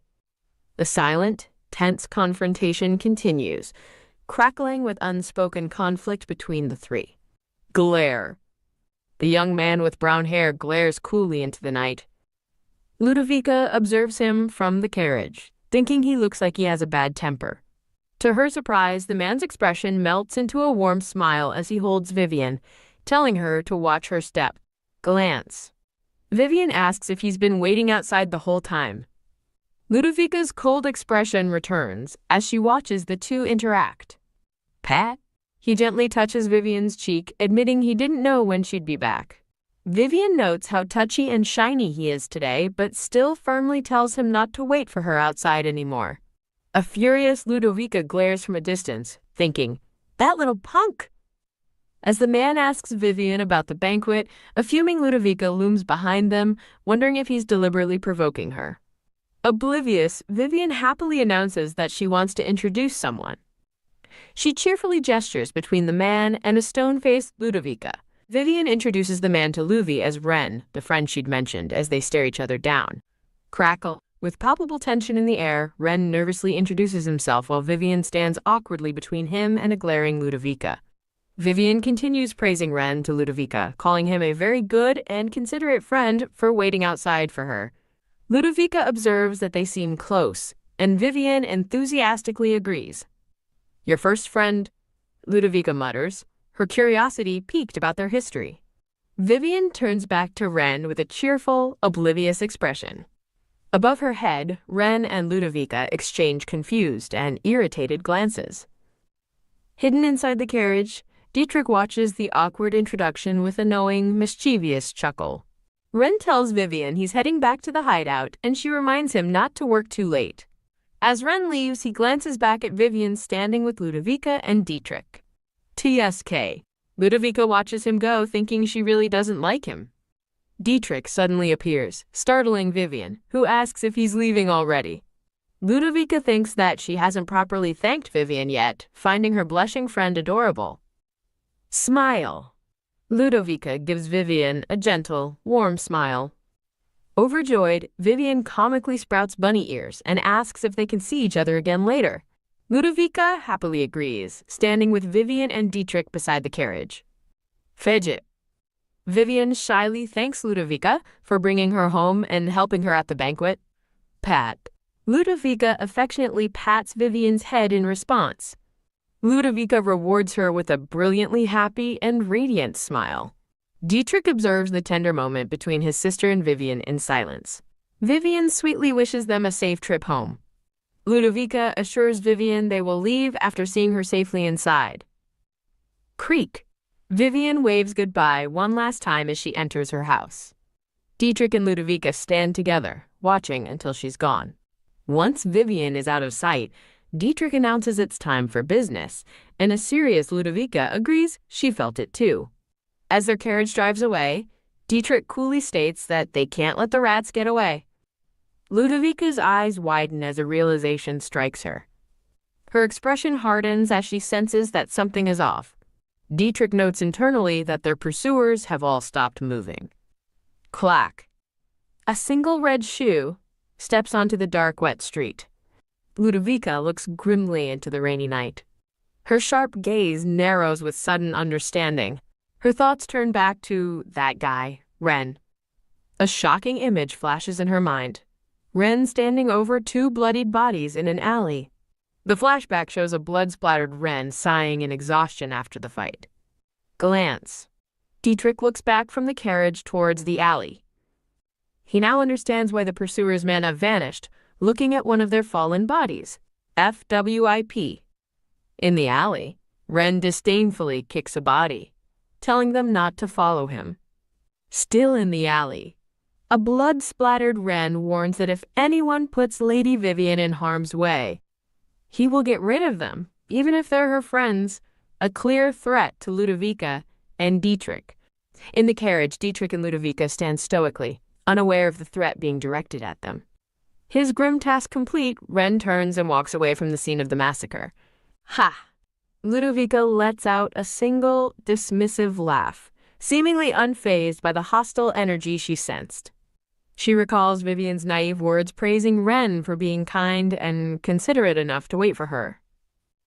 With a dangerous glint in her eyes, Ludovica thinks she's beginning to see the truth about Ren. Ren's expression is cold and hard, a stark contrast to the friendly face he shows Vivian. The scene transitions to a bright, lavishly decorated office, signaling a shift in time and place. Bow.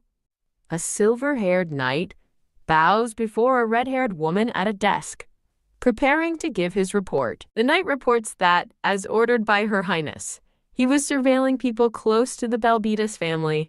The red-haired woman listens with a tired sigh and a faint, polite smile. Flip, flip. He thumbs through a dossier, confirming his findings. The woman's sharp eyes narrow as she focuses on one particular person of interest, Vivian Schmidt. The file identifies Vivian as Marquis Schmidt's illegitimate child who left home upon becoming an adult. Tap, tap. The woman taps the desk, recalling a rumor that the Marquess's daughter might be set to marry Dietrich. Her thoughts flash to an image of an orange-haired young woman and Vivian, likely the two daughters of the Marquess. She recalls seeing Vivian and Ludovica together, looking surprisingly close. Pondering their bond, she wonders how the two, who both avoid high society, could have possibly become friends. She refocuses on the investigation, asking the knight if they found any clues about the perpetrator of the attack. The knight apologetically reports that no bodies were left behind, making it impossible to determine the cause of death. Shocked, the woman demands to know what he means by no bodies. He explains they investigated the location where the pursuer's mana vanished, finding only a bloody scene. She questions why there were only bloodstains and no bodies, finding the situation highly irregular. She theorizes the bodies were deliberately removed to hide the killer's methods and identity. The woman deduces that the attacker cannot be an ordinary person. Surrounded by documents, she stares at Vivian's file, deep in thought. She considers that Vivian, who has no magical ability or swordsmanship, is an unlikely culprit. However, she notes that Vivian's official records are suspiciously clean, which only deepens her mistrust. An ominous image of Vivian reflects the woman's growing suspicion. Her expression hardens with resolve as she focuses her investigation squarely on Vivian's case file. Yawn. The scene shifts to the next morning, with Vivian letting out a big yawn. Step, step. Stretching as she walks down a hallway, Vivian comes across Ren, already awake. Glow. Ren greets her with a dazzlingly innocent smile, holding a broom. A charmed Vivian admires the handsome man cleaning so early, then asks if anything happened last night. Ren deflects, simply saying he dropped by the hideout last night. Looking out the window, Vivian cheerfully suggests it's time for them to find a new victim for their schemes. Step. Step. Later, Vivian and Ren walk through a bustling town market. Vivian animatedly recounts a wild story about someone slapping a woman named Leonie. She continues her tale with gusto, holding onto Ren's arm as he listens with a smile. Ren expresses concern, wondering if Vivian will be okay, since Leonie isn't likely to forgive the slight. Clench. Vivian tightens her fist, agreeing with his assessment. With renewed resolve, she declares that from now on she's going to stand her ground. Ren watches her determined declaration with a quiet, unreadable expression. Smile. His face breaks into a warm smile as he promises to always support her in whatever she decides. They stop as they notice a large crowd of people gathered on a nearby landing, their faces obscured by shadows. Vivian looks on, in confusion, asking what's going on. Ren seems to have an idea, nervously wondering if it could be what he suspects. He tries to play it cool, telling Vivian it's probably nothing, but she looks unconvinced. Vivian grabs his hand, insisting on finding out why so many people are gathered if it's truly nothing. Vivian confidently pulls Ren up the stairs, declaring they should find out what the commotion is about. They discover the crowd is composed of solemn-faced people, their heads bowed as if in prayer. Slide. Pushing through the onlookers, Vivian voices her disbelief at the unsettling scene. A knight stands near a blood-splattered wall as a bystander wonders if the culprit has been found yet. Flinch. The sight of blood makes Vivian flinch in shock and horror. Stumble, grab. Ren quickly steadies Vivian as she stumbles back, visibly shaken. He notes that she doesn't look well as she stares ahead, utterly disturbed. FWIP? Agreeing they should leave, Vivian abruptly turns to go back the way they came. As they walk away from the scene, a pale Vivian clutches Ren's arm for support.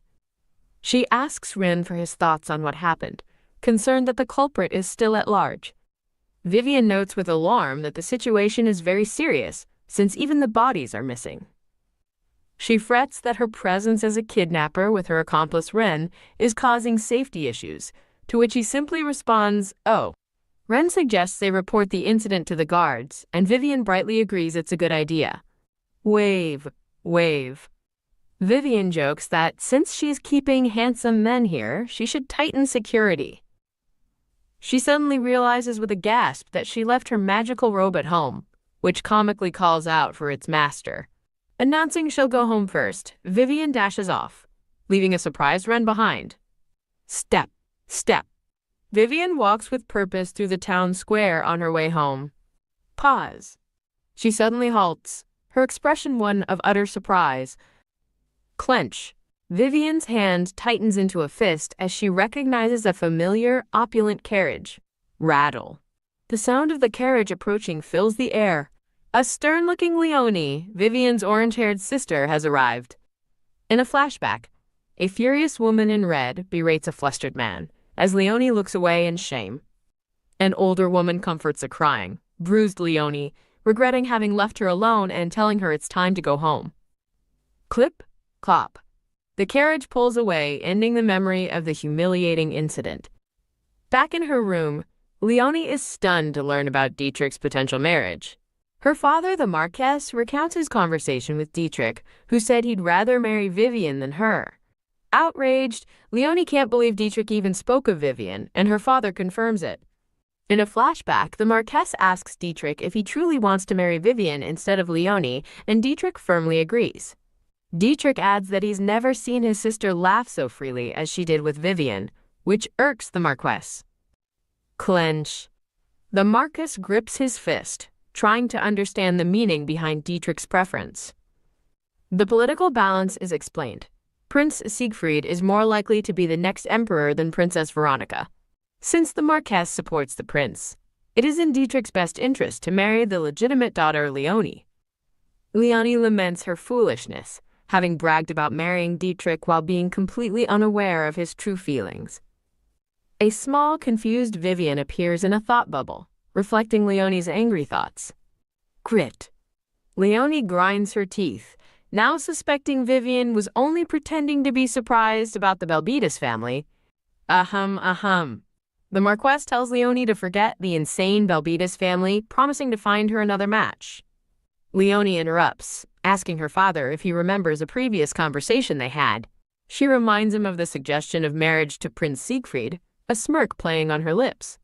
Grin. With a chilling grin, Leonie declares that she believes she has gotten over Lord Dietrich. The scene shifts back to the present day in the bright town square. Vivian stands with her arms crossed, coldly asking her visitor what she's doing here. Leonie stands by her carriage, coolly announcing her own name. She smiles condescendingly, stating she came to have a word with Vivian. When asked not to turn away a guest, Vivian scoffs at the term. FWIP, step. Reluctantly, Vivian tells Leonie to come in and leads her away from the carriage. As she approaches her door, Vivian thinks that, while she'd normally refuse, today is different. Creak. Opening the door, she resolves to finally confront her sister, thinking she has a lot to say. The two sisters sit in tense silence across from each other at Vivian's small kitchen table. Tap, tap. Vivian fidgets, wondering how to begin and why Leonie treated her so horribly. Just as she considers a harsher approach, Leonie interrupts her thoughts by saying her name. Leonie coldly announces to a shocked Vivian that she's getting married. Vivian asks if she's marrying Lord Dietrich, but Leonie scoffs, accusing her of playing dumb because she already knows everything. Leonie gives her sister a smug, knowing smile. Vivian is genuinely confused, wondering what her sister means by playing dumb. Leonie reveals their father told her everything, directly accusing Vivian of being in a relationship with Lord Dietrich. Utterly bewildered, Vivian asks who she's supposedly in a relationship with. Spring. Vivian leaps from her chair in disbelief as Leonie explains that Dietrich declared at the banquet that he wanted to marry her. Vivian panics, frantically wondering what that idiot Dietrich could have possibly said at the banquet. Attempting to defuse the situation, Vivian insists it's all a lie, but Leonie just scoffs dismissively. Plop. Leonie leans in aggressively, accusing Vivian of being thrilled to have taken something that was hers. She sneers that Vivian may look dumb, but she knows she's laughing on the inside. FWIP. Turning away, Leonie declares she has better options and tells Vivian she can have the violent and vulgar Belbetis family.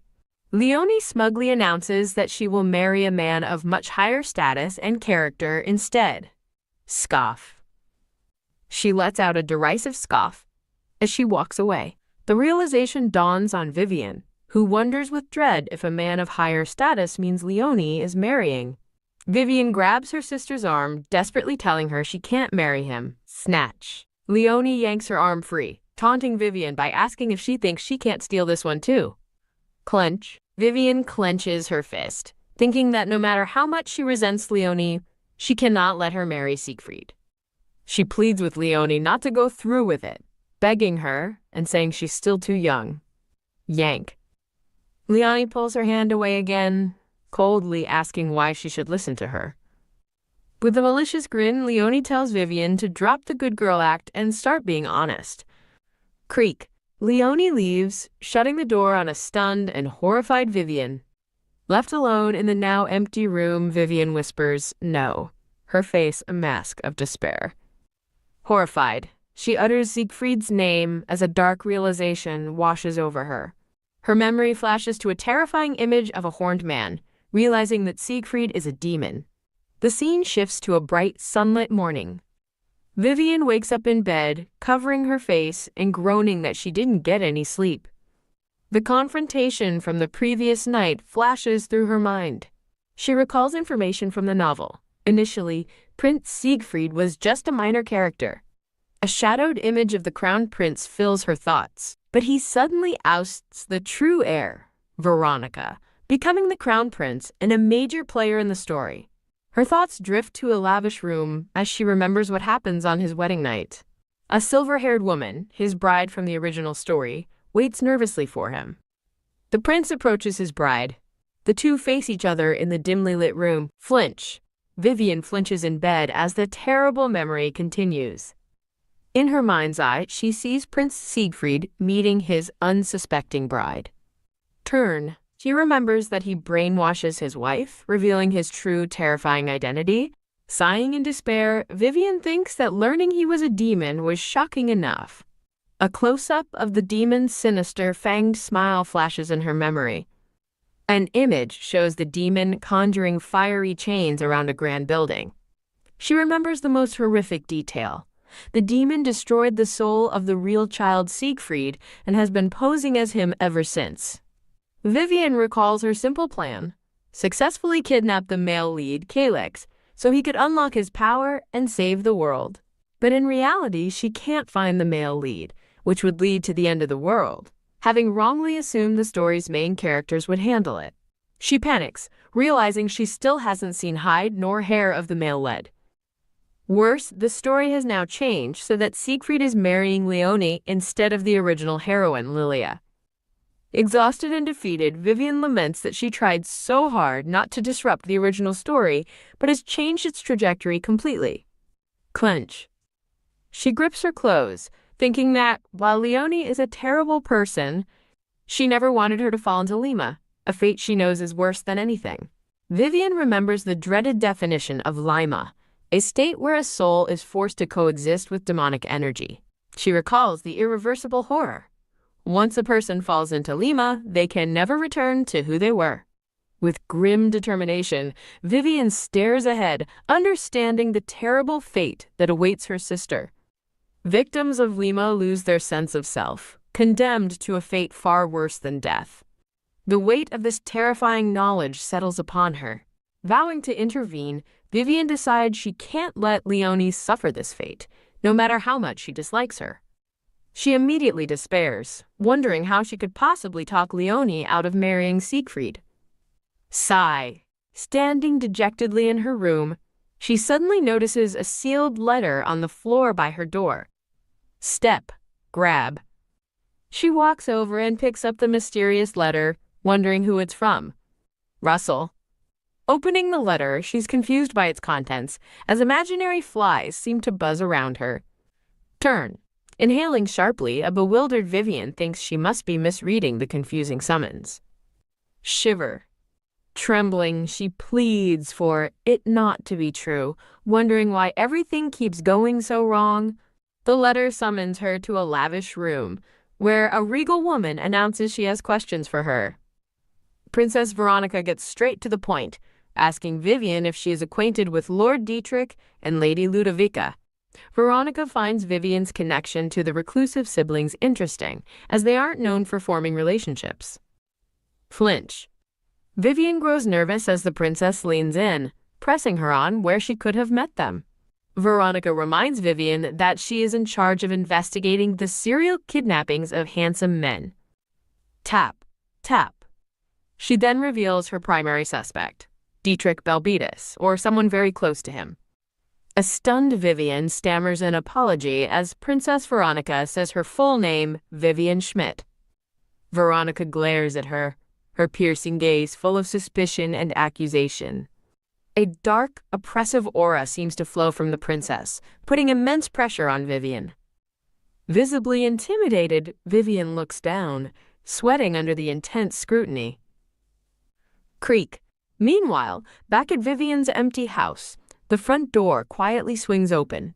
Ren stands in the doorway, coolly ordering his men to search the entire house without leaving a trace. Inside, a guard is already meticulously searching through Vivian's papers and personal belongings. From a hidden vantage point, Ludovica watches through binoculars, complaining about them breaking in while the owner is away. Dietrich remains silent and focused, prompting Ludovica to ask if he's even listening.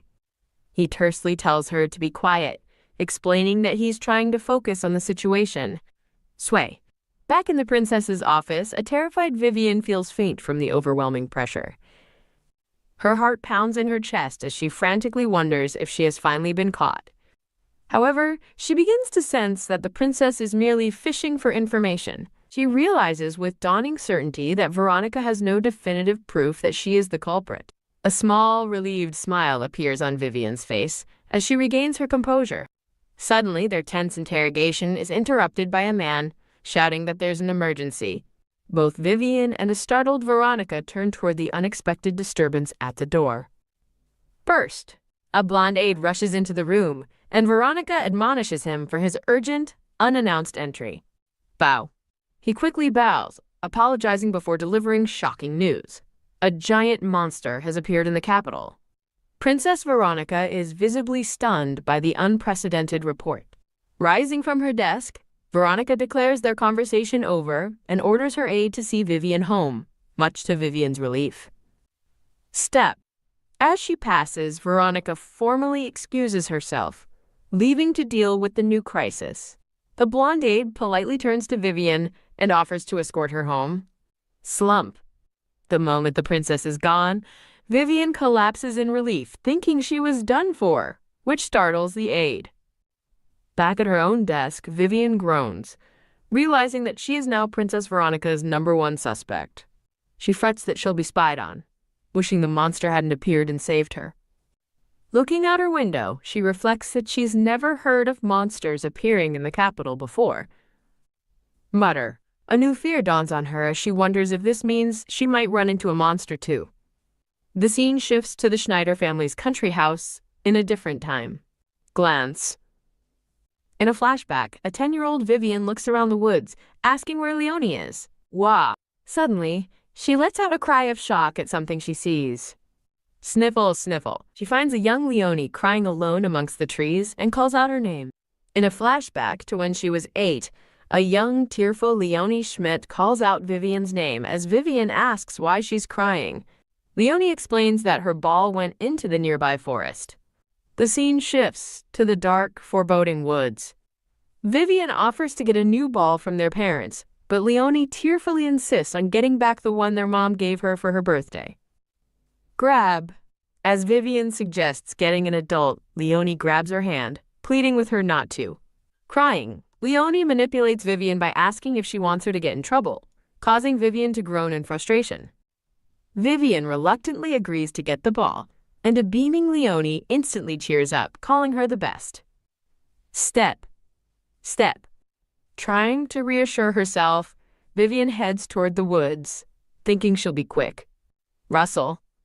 She cautiously enters the woods, wondering where the ball could be. Sniff. A monstrous black wolf with glowing eyes finds the lost ball. Vivian ventures deeper into the trees, unaware of the lurking danger. Growl. The massive wolf appears before her, and a terrified Vivian stammers that it's a monster. Dash. Panic sets in as she realizes she has to run for her life. Leap. The wolf lunges after her as she screams that it's right behind her. Rush. Desperately wondering what to do, she sees the wolf closing in fast. Huff huff.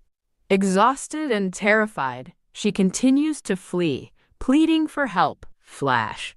Whimper. As Vivian begs for someone to save her, a brilliant flash of blue light erupts in the forest. She stops, confused by the sudden, bright light. A mysterious hooded man holds her, gently asking if she is all right. Looking around, Vivian frantically asks where the monster went. Phew. Wipe. The man explains that he sent it far away, and a relieved Vivian wipes her tears. Bow. She gratefully thanks the Mr. Mage, mumbling that she assumed he used magic since he doesn't look physically strong. Ha ha ha. Amused by her deduction, the hooded man laughs heartily. He asks why she is alone and offers to take her to his village. Vivian politely declines, explaining her little sister is waiting, which makes the man realize she has family nearby. Snap! He offers to help her get back home with a snap of his fingers. Glow. A magic circle appears at her feet as he warns her not to be out alone again because it's dangerous. Beaming with gratitude, Vivian gives him a heartfelt thank you. Swoosh! The mysterious mage vanishes in a column of light. Zap! In an instant, Vivian finds herself teleported right back to her house. Step. Step. As she walks to the door, she thinks about how the mage just saved her life. Her relief turns to disappointment as she remembers she failed to get Leonie's ball. Vivian is immediately confronted by her parents, who demand to know if she sent Leonie into the monster-infested forest to get a ball. Her parents glare down at her, holding a seemingly terrified Leonie in their arms. Her father furiously accuses her of trying to send her sister to her death, but Vivian frantically denies it. Flinch. As her mother accuses her of trying to kill her daughter, Vivian tries to explain it wasn't her. Snicker, but then she sees Leonie smirking at her with malicious glee from behind their mother's back. Squeeze. The memory ends, and present-day Vivian reflects that after that day, everyone in her family treated her like she was invisible. Rattle. Back at her desk, Vivian resolves that despite her past trauma with Leonie, she must stop her from marrying a demon.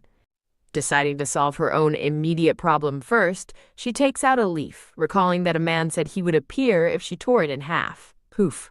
Ack. She rips the leaf, and a large cloud of smoke explodes in front of her. FSSSHH. Cough. A man with pink and blue hair emerges from the smoke, commenting that the magical leaf actually worked. He recognizes her, and Vivian immediately begs, "Malphus, you've got to help me." Vivian quickly apologizes for summoning him out of the blue. Malphus smiles warmly, asking how he can help her. Vivian explains that she's under suspicion for the serial kidnappings, which is true, and she's planning to use the situation to her advantage. Intrigued, Malphus asks about her plan as she invites him to take a look. She outlines her 3-step plan: get summoned by Veronica, arrange for a handsome man to be kidnapped elsewhere, and thus instantly clear her name. Clap, clap. Malphus applauds her simple but effective plan and playfully asks if he's the handsome man who gets to be kidnapped. Vivian clarifies that Ren will be the one kidnapped and instead asks Malphus to go to the Imperial Palace disguised as her. Vivian formally requests that Malphus transform into her, offering to pay him whatever he wants for this vital role in her plan. Malphus agrees to help Vivian but states he has a condition, wanting something other than money, which confuses her. With a wink, Malphus makes his request for Vivian to spend a day with him at a special place he wants to take her. Unamused, Vivian asks if he's serious, but he reveals he was just playing with her and gives his full cooperation. Pop. Vivian asks for another summoning leaf to call him once the palace sends for her, and he readily creates one. As he hands it over, Malphus asks Vivian if she knows what the leaf is, leaving her looking puzzled. Vivian inspects the leaf, thinking it just looks like it's contaminated with demonic energy, and admits she has no clue what it is. An embarrassed Malphus laughs, telling her it's fine if she doesn't remember. Glow. Announcing he has to get to work, Malphus begins to teleport away as Vivian says her goodbyes. Whoosh. After he vanishes, a stunned Vivian wonders how he can teleport so easily without any apparent preparations. Pop. She recalls that teleportation requires a huge magic circle and mana stone, concluding Malphus must possess an enormous amount of mana. Done. The sudden, shocking thought crosses her mind. Could Malphus be a real dragon? PFFT. Vivian quickly dismisses the idea as impossible, with a small, self-deprecating laugh. FWIP? Turning away from the window, she resolves to focus on her plan and wait for the inevitable invitation from the palace. A few days later, the summons arrives from Princess Veronica to resume their unfinished conversation. Rip. Poof. Vivian tears the leaf and Malphus appears in a cloud of smoke, ready for action. Done. With grim determination, Vivian announces it's time to begin their operation, and Malphus asks if she received the letter. Vivian confirms the princess wants to see her right away and asks Malphus to transform, which he agrees to do. Malphus explains that for his transformation to work, the person he's impersonating, Vivian, must say a specific spell. Grin. He slyly explains the spell must prove her deep trust in him, and a determined Vivian agrees to say anything. Blushing happily, Malphus reveals the spell is a heartfelt declaration. I love you, Malphus. A stunned Vivian can only stare in disbelief, as Malphus confirms that is indeed the transformation spell. Chills. Vivian is horrified as Ren's voice echoes in her mind, urgently warning her not to say it. TSK. Realizing Ren is listening, Vivian gets annoyed but tells herself Malphus is clearly lying and dismisses Ren's warning. She resigns herself to the fact that she has to say it, as only Malphus can help her, despite Ren's protests. Vivian robotically recites the words, but a disappointed Malphus complains she put no heart into it, and she frankly agrees. Steeling herself with an annoyed expression, Vivian grits her teeth and resolves to do what he wants. She tries again, exclaiming, "Okay, I love you, Melphis," but he still declares it's not enough. With more desperation, Vivian shouts that she really loves him, and he muses that she's getting closer.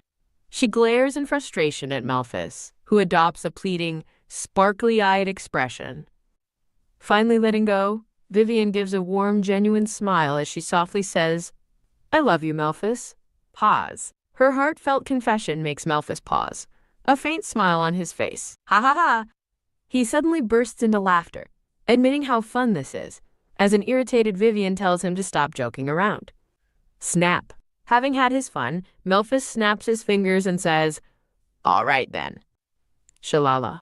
A brilliant golden light envelops Melphis as the transformation begins. Ta-da! Melphis, now a perfect copy of Vivian, proudly asks if he's identical, and Vivian gasps that even his voice is spot on. The transformed Melphis cheekily announces he's off to the palace, but Vivian grabs his face, telling him not to act cute with her face. Vivian instructs him to be quiet at the palace while she carries out the kidnapping, and he cheerfully agrees. As planned, Ren's men are publicly kidnapped, ensuring the news spreads quickly to the imperial palace. Burst. Ren rushes into the princess's office, where the disguised Melphis is, and exclaims that they did it. Pow. A startled Princess Veronica demands to know what he means, as another aide reports the kidnapped men have surfaced, and Melphis confirms the news surprised her. Back at her house, Vivian celebrates her success, and Melphis congratulates her for being officially cleared as a suspect. Oh, remembering their deal, Vivian asks Melphis when she should fulfill her promise to spend a day with him. Vivian and Memphis both glance at Ren, who stands watching them with a stoic expression. Clasp. As Ren asks if they're going somewhere together, Vivian starts to explain their arrangement. Melphis smoothly puts his arm around Vivian, cheerfully announcing to a stunned Ren that they are going on a date. Da! A dark, thunderous aura erupts around a shocked and visibly furious Ren. Snuggle. Aww. Melphis playfully cuddles a squirming Vivian, who explains to Ren that Melphis simply wants to spend a day with her as payment. Sob. Looking back at Ren with teary, pleading eyes, Vivian desperately tries to get his understanding. Teary. A dejected Ren sadly wonders about the outing he had planned for them. Jolt. Vivian is startled as she suddenly remembers her prior promise to go out with Ren. Vivian tells an outraged Melphis they will have to take a rain check, while a secretly pleased Ren thinks, nice. Beam. A beaming Ren confirms their picnic is on, and Vivian agrees, adding that she has something to tell him. A triumphant Ren declares he'll find a good spot for their picnic, leaving a defeated Melphis to look on. Vivian decides she will tell Ren about the demon threat and stopping the kidnappings after they have had their fun. The scene shifts to a beautiful, sun-drenched park beside a lake. Awestruck by the scenery, Vivian exclaims, "Wow!" and asks Ren how he found such a beautiful place.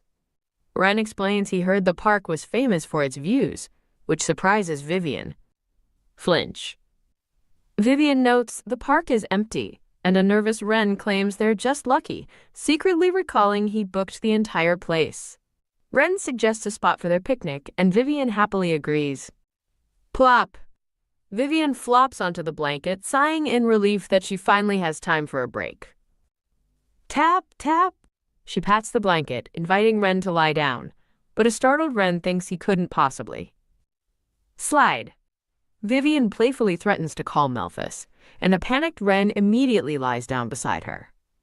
Vivian laughs at his flustered reaction as he lies beside her with an annoyed expression. Whoosh. Lying together peacefully, Vivian remarks on what a beautiful day it is. She wistfully thinks about living this peacefully forever, but then pauses with a serious expression. She remembers that Ren and Louvre would be in danger, prompting a chibi Melphis and demon to call her cold-hearted. Turn.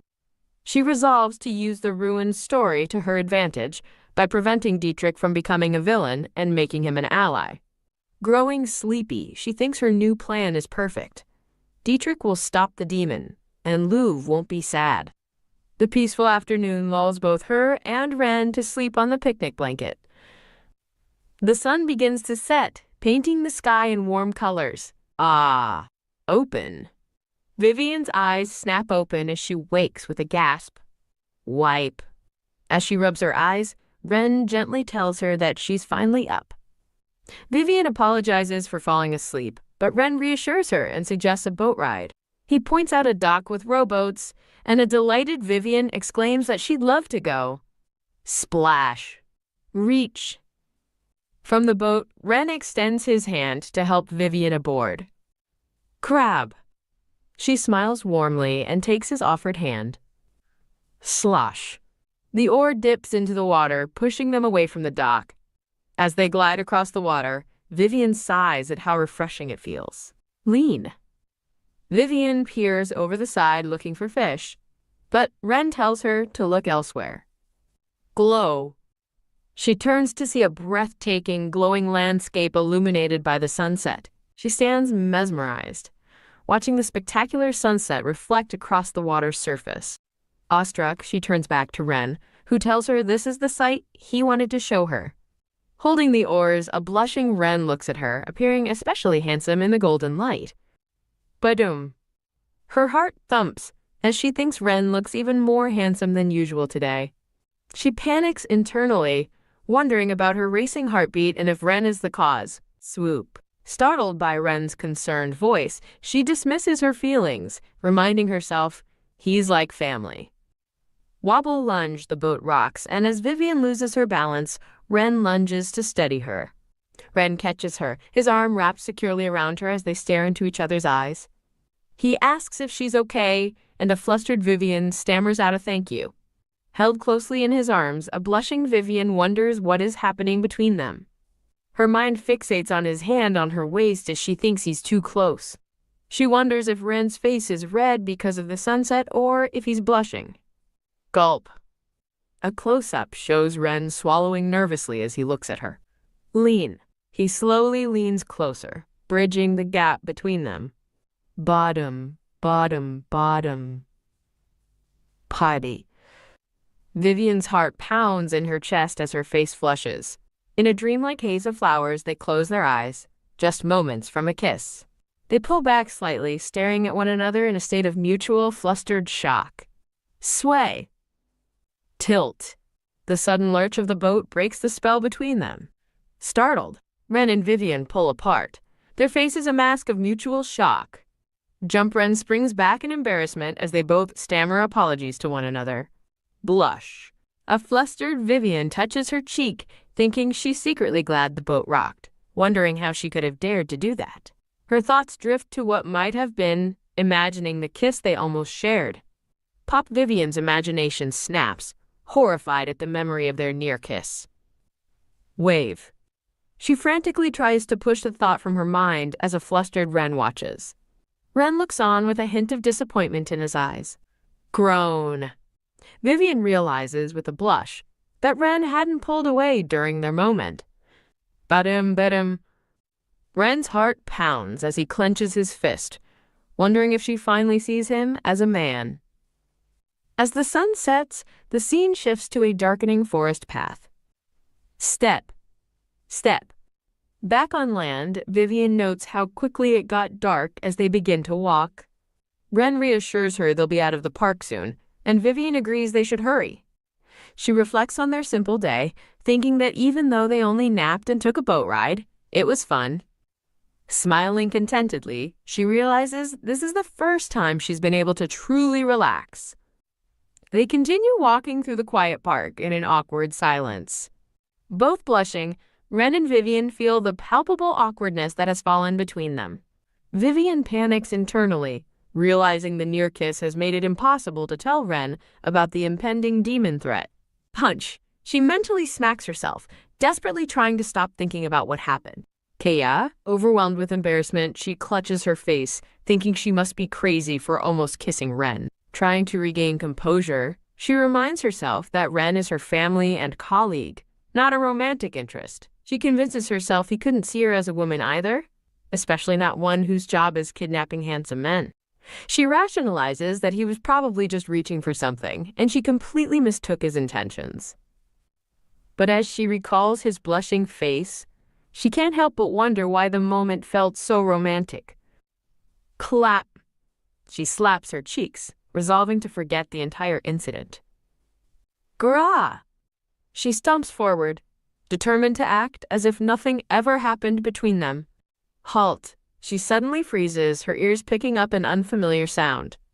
Her eyes widen as she hears the sound again, and a monstrous purple paw steps into view. A menacing purple wolf with glowing eyes emerges from the twilight forest. Thump! Vivian's heart pounds in her chest with sheer terror. She stares in shock, wondering what the creature is, as Ren turns and reminds her she had something to tell him. Ren's eyes widen in horror as he sees the beast behind her. Gra! He yells for Vivian to get back as the wolf lets out a ferocious snarl. Vivian is paralyzed by fear, her feet refusing to move. Kra! The wolf leaps forward, and Vivian believes this is the end. The monstrous wolf lunges directly at the terrified Vivian.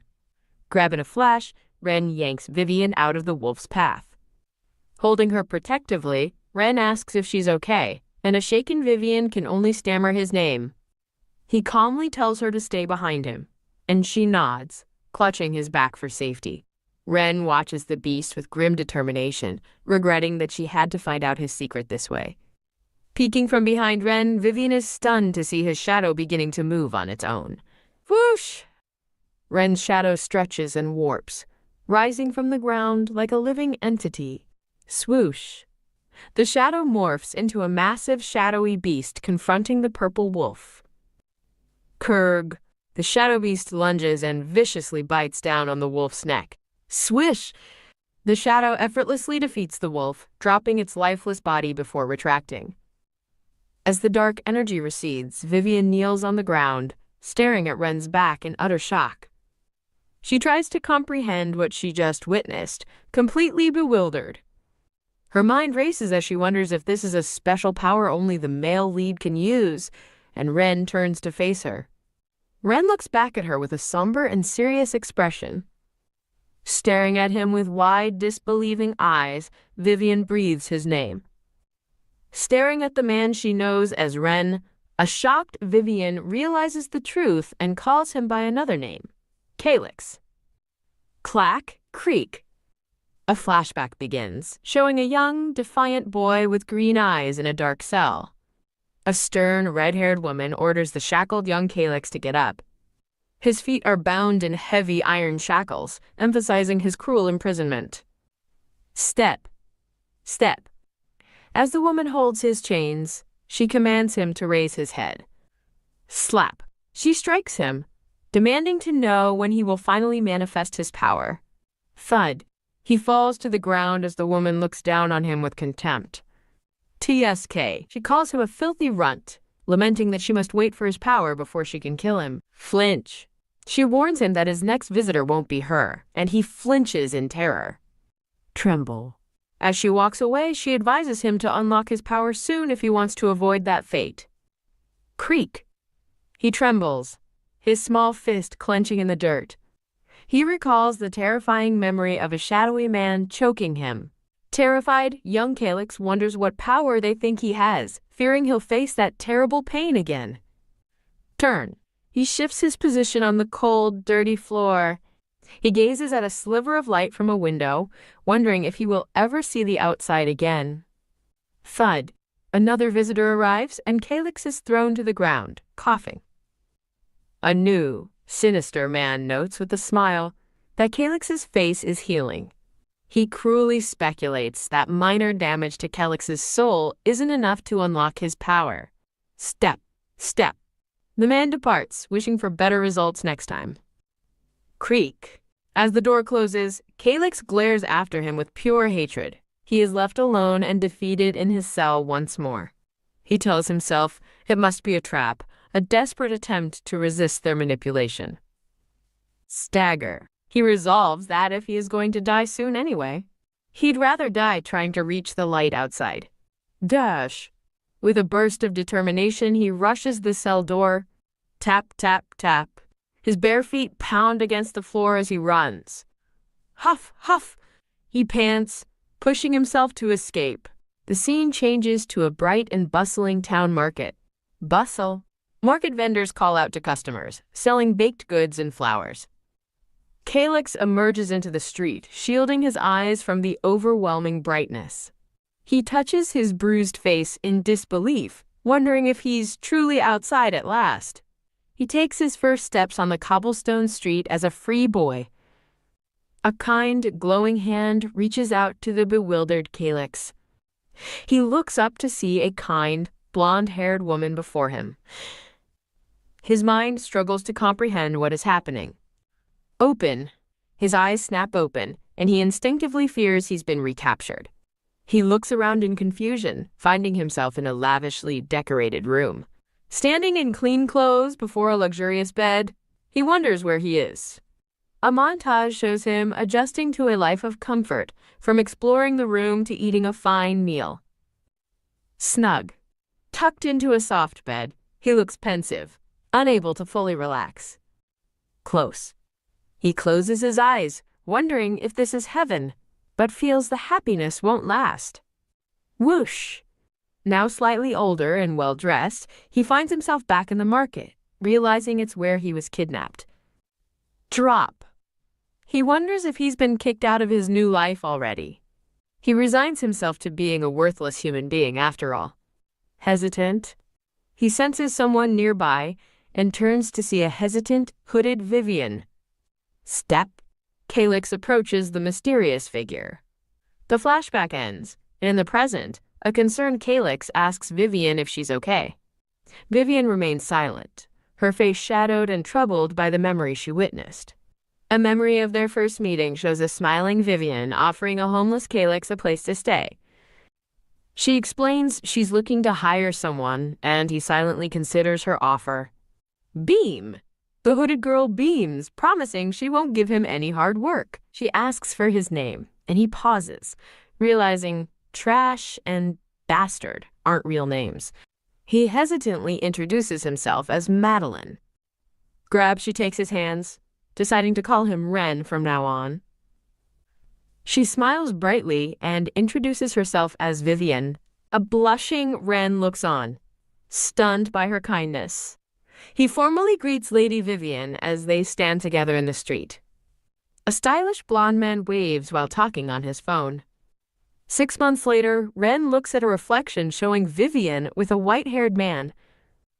Vivian cheerfully announces she can now manage the handsome men, while an exhausted Ren in the background compares their home to a 5-star hotel. She gives him a thumbs up, praising his excellent cooking, cleaning, and kidnapping skills. Overwhelmed by her gratitude, a blushing Ren humbly credits his success to her teaching. After Vivian shows him how to peel an apple, he presents a perfectly cut one, leaving her baffled about what she actually taught him. Startled Ren's voice makes Vivian jump. He asks her directly why she kidnaps handsome men. She explains she's looking for a man with a special power, and Ren is intrigued. Ren looks down at a piece of paper, lost in thought. A close-up of Ren's eye shows his dawning realization. Ren asks Lady Vivian what she plans to do after she finds the man she's looking for. Vivian says she'll send him where he needs to go and then leave, making Ren wonder about the man's destination. In a Circle of Life parody, Vivian explains her role is to guide the male lead to his destiny. Ting. She reassures Ren with baseless confidence that she'll handle everything once she finds him. Ren watches her, a knowing and bittersweet smile on his face. He worries that telling her the truth will mean they have to part ways for good. As she walks away, he resolves to keep his secret. Lift. He holds the paper, deciding to hide the truth from her just a little longer. Back in the present, a devastated Vivian stammers Ren's name. Ren reveals he is Calyx, the man she's been searching for, and that he never specified what power Calyx had. He remains silent, his expression heavy with sorrow. Vivian stares back, her eyes wide with the horror of his betrayal. Tap. She confronts him, demanding to know if he knew he was Calyx all along. Drop. She falls against him, desperately pleading for him to say it isn't true. Looking up at him, she receives his simple, heartbreaking apology. With tears in his eyes, Ren finally confesses that he knew everything. He apologizes for deceiving her as she gently comforts his bowed head. Grit. FWIP. Vivian's mind whirls with the bitter realization that he deceived her for a year and a half. Ren grabs her hand, insisting she's not safe and shouldn't be alone. She pulls away, demanding space to think, while he begs to at least escort her home. Vivian rejects his help, threatening to hate him if he doesn't let her go.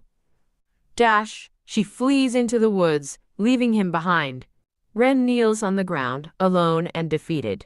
The scene shifts to a moonlit town at night. Vivian sits alone, rubbing her swollen eyes, admitting she isn't happy at all. A memory flashes of her struggling with a book, while Ren studied effortlessly beside her. She reflects on how she thought she knew him, but was devastatingly wrong. Thinking of his pained face, she questions why he hid his identity for so long. A chilling thought strikes her as she realizes a year and a half has passed since they met. A stern man and woman, Duke and Duchess Belphegor, hunt monsters that have appeared in their territory. A narration explains that those who hunt monsters fall into Lima as a man writhes in torment. With their last bit of sanity, they sealed the evil in their basement behind heavily chained doors. The narration continues, describing the day sanity is lost completely as broken chains drip blood into a pool. A distressed Duke Belphegor is seen above the body of a bloodied, fallen maid. Duke and Duchess Belphegor stand over the maid's body with blood-stained swords, their faces spattered and grim. A close-up reveals Duke Belphegor's face, contorted in utter horror and panic. Clench. Back in the present, Vivian's hand tightens as she resolves to be the one to stop this tragedy by finding the Elaine flowers. Vivian acknowledges the importance of her conflict with Ren, but decides another matter must come first. She resolves to go to the Bilbitis estate, shown as a grand moonlit mansion. As she approaches the estate, she thinks an apology to Luvi for her sudden visit. A blonde-haired woman named Luvi accepts Vivian's thanks, dismissing her apology by saying they are friends. Flinch. Luvi asks a startled Vivian if she's been crying. Vivian laughs nervously and lies about reading a sad novel, but Luvi sees right through it. Luvi's eyes glow red with rage as she thinks of Ren, vowing that he's dead if she sees him. A flustered Vivian tells Luvi she needs to ask a favor. Vivian asks a surprised Luvi if she can help her fight monsters. A thought bubble explains that the elusive Elaine flowers only grow in forests inhabited by monsters. Vivian recalls cringing in fear at the sight of monsters, despite her own special powers. She steels her resolve, knowing she must overcome her fear to get her hands on the Elaine flowers. Vivian explains that monsters have appeared in the capital, but she freezes up and can't even run from them. Luvi listens patiently before remarking that it will be difficult for an ordinary person to learn how to fight.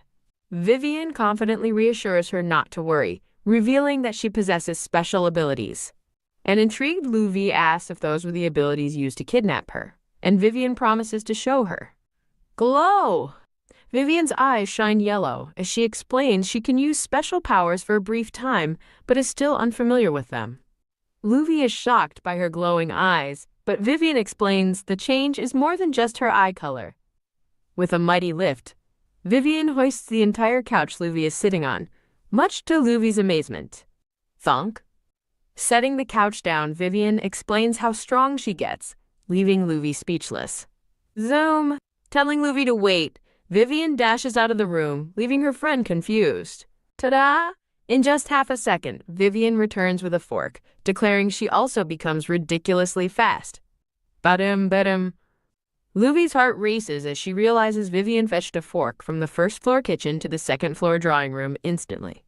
A curious Luvi asks how Vivian gained her powers, but Vivian sheepishly says she wishes she could explain. Vivian recalls a silly reincarnation ad, before explaining she woke up with her powers after hitting her head on a carriage. Kia, a stylish blonde man, appears, calling it one extraordinary carriage and startling the women. Slump. The man's purple blob companion deflates as he asks how long he has been there, receiving the answer, "Since you sat down." The blonde man suggests they investigate Vivian's powers, and Luvi agrees, noting she's never heard of anything like it and wonders if it's magic. Shake. Luvi confidently denies it's magic, intriguing the blonde man with her certainty. The blonde man explains that most people possess at least a minuscule amount of mana. He concludes that since Vivian's body is completely devoid of mana, she can never use magic. An annoyed Vivian thanks him for the information, and he cheerfully replies, "Don't mention it." The blonde man poses the central question of where her powers come from if not magic, and Luvi suggests divine power. He elaborates that long ago it's said that chosen people were able to use divine power. Dismissing it as mere speculation, Luvi waves him off, stating that God disappeared centuries ago and his tone makes her queasy. Dumb Luvi claps her hands, enthusiastically promising to teach Vivian how to fight monsters, and Vivian thanks her gratefully. Luvi announces that training will begin tomorrow after she prepares some monsters, and Vivian asks what time she should be there. Luvi's expression turns terrifyingly intense, shocking Vivian. Shake, shake. Grabbing a protesting Vivian, Luvi insists she must stay at the estate as part of her training. Leaning in with a menacing look, Luvi tells Vivian she must stay unless she hates her, making Vivian shriek in fear. Vivian narrates that her unplanned stay at the Beelbeatus estate began then and there. Chirp, chirp. A new day dawns at the Grand Estate. Dada and Luvi reveals their first training partner, a massive, caged insect monster. Vivian screams, horrified that her first opponent is a bug when she can't even handle regular insects. Holding a sword, Luvi reassures her it's only a demonstration and tells her to watch closely, while the purple blob looks horrified. Loom. The giant insect monster peers down menacingly. Spurt. As Luvi stands ready, Vivian worries the beast is too powerful, and it spits a stream of venom. Slide. Luvi expertly dodges the monster's attack. Swing, flip, wham, hiss. Luvi effortlessly dispatches the giant insect with a single powerful blow.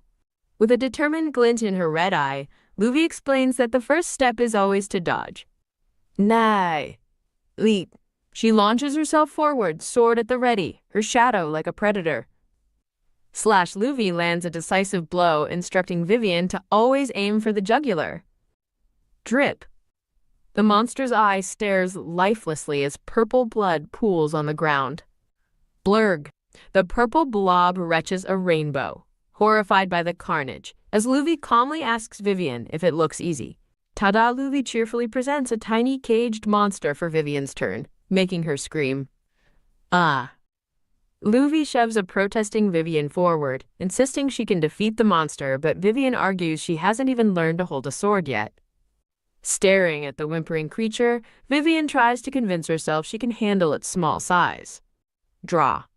With newfound resolve, she draws her sword and challenges the little monster. Ka. The monster's face transforms into a terrifying visage, and Vivian immediately recants, screaming for it to stay away. Tremble. Vivian collapses in fear and apologizes profusely, while the now terrified monster scampers away from her. PFFT. The stylish blonde man scoffs as Luvi picks up the tiny monster, noting that natural geniuses like her make terrible teachers. Ahem. He clears his throat and steps forward, deciding it's time he intervened. He addresses Lady Vivian, pointing out that Ludovica's fast-paced lessons aren't helping. Grin. Luvi agrees with the man she calls Dietrich, while a fuming Vivian demands to know what's not helpful. Dietrich smoothly offers to be her new teacher, boasting that he has taught the knights of his order before. Vivian looks at him, considering the handsome man's offer. Dietrich formally offers to take over her training, confidently citing his experience teaching knights. Vivian listens intently, contemplating his proposal. Vivian's eyes sparkle with excitement as she asks if he's serious, while an appalled Luvi shouts, "Vivi, no! Vivian apologizes to Luvi, deciding she needs to learn the basics with Dietrich. Stunned. Clap, clap, clap. Dietrich applauds her choice, leaving Luvi flabbergasted. Draw. Vivian stands with her sword, ready for her first proper lesson. Dietrich praises her for mastering how to hold the sword and moves to the next stage, making Vivian feel like she finally has a real teacher. He explains that, unlike Ludovica, he understands her struggles, leaving Vivian to wonder what he means. He asks to see her swing the sword, and she eagerly agrees. Hup, swing. Vivian puts all her effort into a clumsy swing as a deadpan Dietrich looks on. Dietrich asks to correct her form, and a nervous Vivian agrees, worried she's doing it wrong. Tap. He touches her shoulder, praising her excellent grip. Stepping behind her, he adjusts her stance to help her generate more power in her strikes. Flinch, he whispers close to her ear, warning that her previous form could cause her to lose her sword. Peek. She glances shyly at his smiling face. He playfully reminds her to pay attention to her teacher, and she apologizes with a nervous laugh. Blurg. He cheekily asks if his good looks are distracting her, and Vivian immediately regrets ever finding him handsome. He asks if she's tired of his self-indulgence, before declaring that seeing his own handsome face is always refreshing. Ugh. Annoyed by his narcissism, Vivian finds herself wishing Ren had even a fraction of Dietrich's confidence, recalling Ren's humble view of himself. Gasp. FWIP. She slaps her cheeks, annoyed at herself for thinking about Ren. Blushing, she refocuses her attention on the sword. Tap. Dietrich pats her shoulder, telling her to keep practicing her swing now that she knows the basics. He explains the goal is to make her sword grip second nature, even when she's terrified. She asks if swinging is enough, and what about other skills, but he just laughs at her question. What? He bluntly tells her she wouldn't be able to do other skills even if he taught her, leaving her utterly floored. PFFT. She angrily confronts him, but he calmly explains that while she could learn the motions, there's a problem. He asks if she's truly confident she'd remember her training when facing a real monster, leaving her speechless. Ugh. Realizing he understands her fear all too well, she listens as he explains that she can't fight like Luvi. All right. He tells her to trust him and just keep practicing the swing until it becomes instinct. Swoosh. Swoosh. Vivian diligently practices her sword swings against a wooden training dummy. Breathing heavily, she acknowledges that Dietrich was right, and she feels herself getting used to the sword. A hand in a white glove offers her a glass of water on a tray, telling her she needs to hydrate. Vivian is surprised to see Dietrich dressed in a formal butler's uniform. He explains he thought he'd look the part as her special tutor. Done! Puff! Dietrich unveils a caged monster, declaring that she's ready for a practice fight, much to Vivian's shock. Vivian panics that it's too soon, but Dietrich wipes her face and calmly reassures her she's strong enough to defeat the little monster. He reminds her of her exceptional powers that she used to kidnap both him and Ludovica, as the purple blob looks on curiously. He encourages her that even just attacking the monster, regardless of the outcome, would be huge progress, and she reluctantly agrees. A single drop of drool falls from Dietrich's chin as he watches her with unwavering confidence. Clasp. Grasping her shoulders, Dietrich tells her that if she can't believe in herself, she should believe in him. He confidently declares he's never wrong about anything and that no one he has taught has failed to defeat a monster like this one. Moved by his absolute certainty, Vivian finds her resolve and agrees to believe in him. Facing the small, spider-like monster, she steels her nerves, telling herself she can do this. Grrr! As the monster growls, Vivian defiantly glares back, challenging its scowl with one of her own. Bak. The monster suddenly jumps into the air and a startled Vivian loses track of it for a second. Spotting the fast-moving creature, Vivian resolves that if it's fast, she can be fast too. Glisten. Her eye flashes yellow as she activates her superhuman abilities. Clang, screaming for it to go away, Vivian unleashes a powerful, panicked swing. Hearing the impact, she cautiously wonders if she managed to hit her target. Kya! Her mighty swing smashes a hole in the stone floor, sending the monster flying away with a terrified shriek. Dietrich laughs, congratulating her on the victory, while the purple blob tearfully remarks that it was more like baseball than sword fighting. Beam. The realization that she actually defeated the monster sinks in, and Vivian lights up with joy. She excitedly grabs Dietrich's hand, thanking him profusely for helping her make so much progress in just one day. Dietrich looks down at their joined hands, a slight blush creeping onto his face. Overjoyed, Vivian again gives him all the credit, thanking him one more time. Blush. Dietrich's ear turns bright red as he becomes visibly flustered by her touch and praise. Vivian quickly pulls her hand back and apologizes, worried she overstepped, but he remains silent. Blank. Seeing him frozen and blushing, Vivian misinterprets his reaction and wonders if he's paralyzed with disgust. Dietrich snaps out of his stupor, abruptly making an excuse that he has to leave, leaving a confused Vivian behind. Creak. He hastily tells her to get some rest, and that training will continue tomorrow as he rushes away. Vivian watches him go, wondering why he's suddenly acting so shy. The scene shifts to an office where a man with glasses is buried under a mountain of paperwork. Furious, the man Neil seethes with anger, wondering where Lord Dietrich has disappeared to leaving him with all the work. Step. Neil cheers himself up with the thought that once he finishes, he can finally go home. Flinch. A dark, ominous presence looms over him as Dietrich appears, and Neil stammers a nervous welcome back. Looking deeply troubled, Dietrich clutches his head and declares that he's terminally ill and needs a doctor immediately. A bewildered Neil asks what he's talking about, reminding him that he's so healthy he doesn't even get colds. Dietrich agrees, but insists something is seriously wrong with his heart.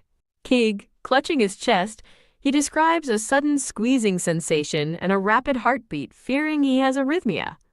He recalls Vivian's smile, realizing his symptoms started then, and wonders what could be happening to him.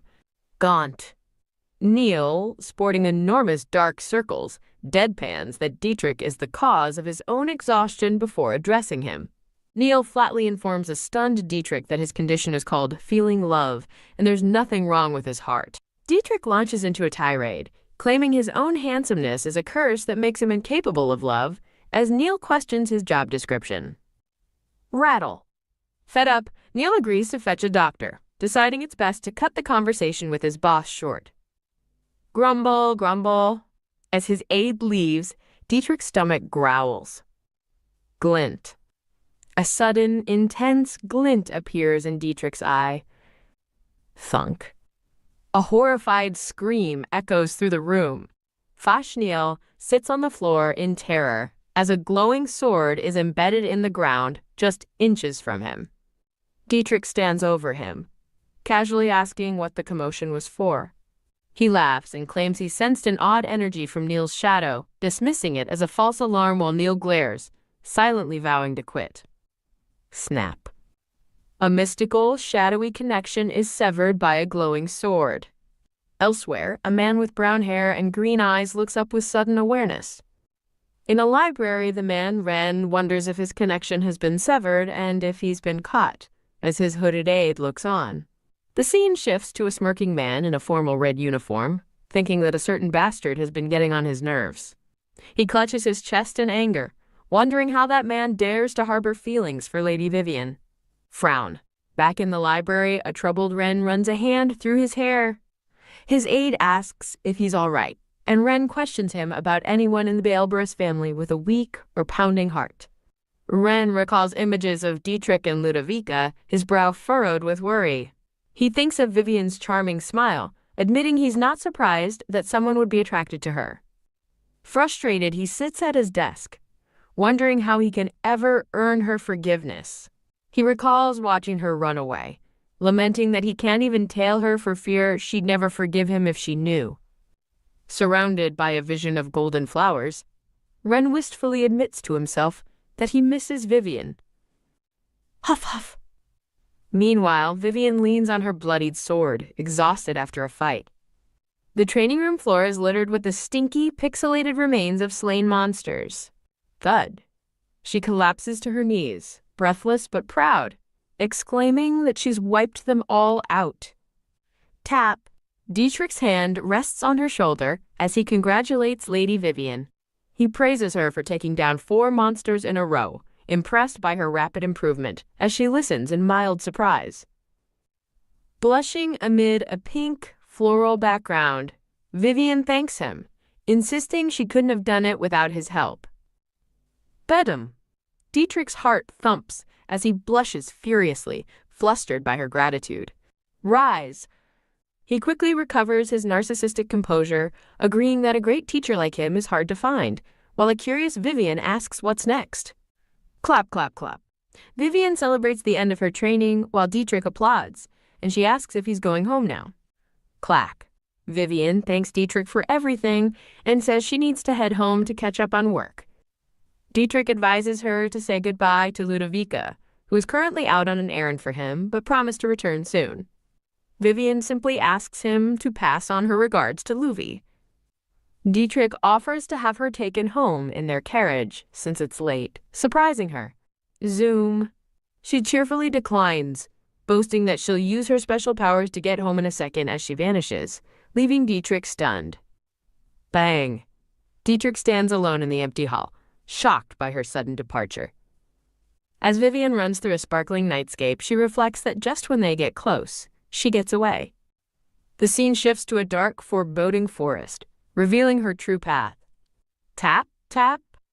Vivian walks through the woods, admitting to herself that she didn't take the carriage because she wasn't going home. She steeled her resolve as she entered the dangerous and unpredictable Beelbetis forest. Shine! Her eyes glow as she activates her powers, reminding herself she only has 5 minutes and must use them wisely. Clack! Venturing deeper into the forest, she notices more dead plants, a sign of the strong, demonic energy. She reasons that she must go deeper to find the Elaine flowers, which only grow in such places. Recalling that portals to the demon realm have the strongest energy, she desperately hopes the flowers aren't growing there. Whoosh! A sudden noise makes her gasp in alarm. Before her, a swirling red portal crackles with dark energy. V-Woom! She stumbles back in shock, realizing her worst fear has come true. A demonic castle is visible within the portal, which looks ready to unleash monsters at any moment. She touches her head, confused by what she sees. Rush, she spots her prize, the dark elan flowers growing right beside the ominous portal. Kneeling to pick them, she thinks about the huge role they will play in her fight against the demon. Her bag is already heavy and full, so she decides to gather just enough to fill the hood of her robe. Rustle. As she gathers the flowers, an ominous shadow falls over her. The shadowy presence looms closer from behind. Jolt. A panicked voice yells her name, startling her from her task.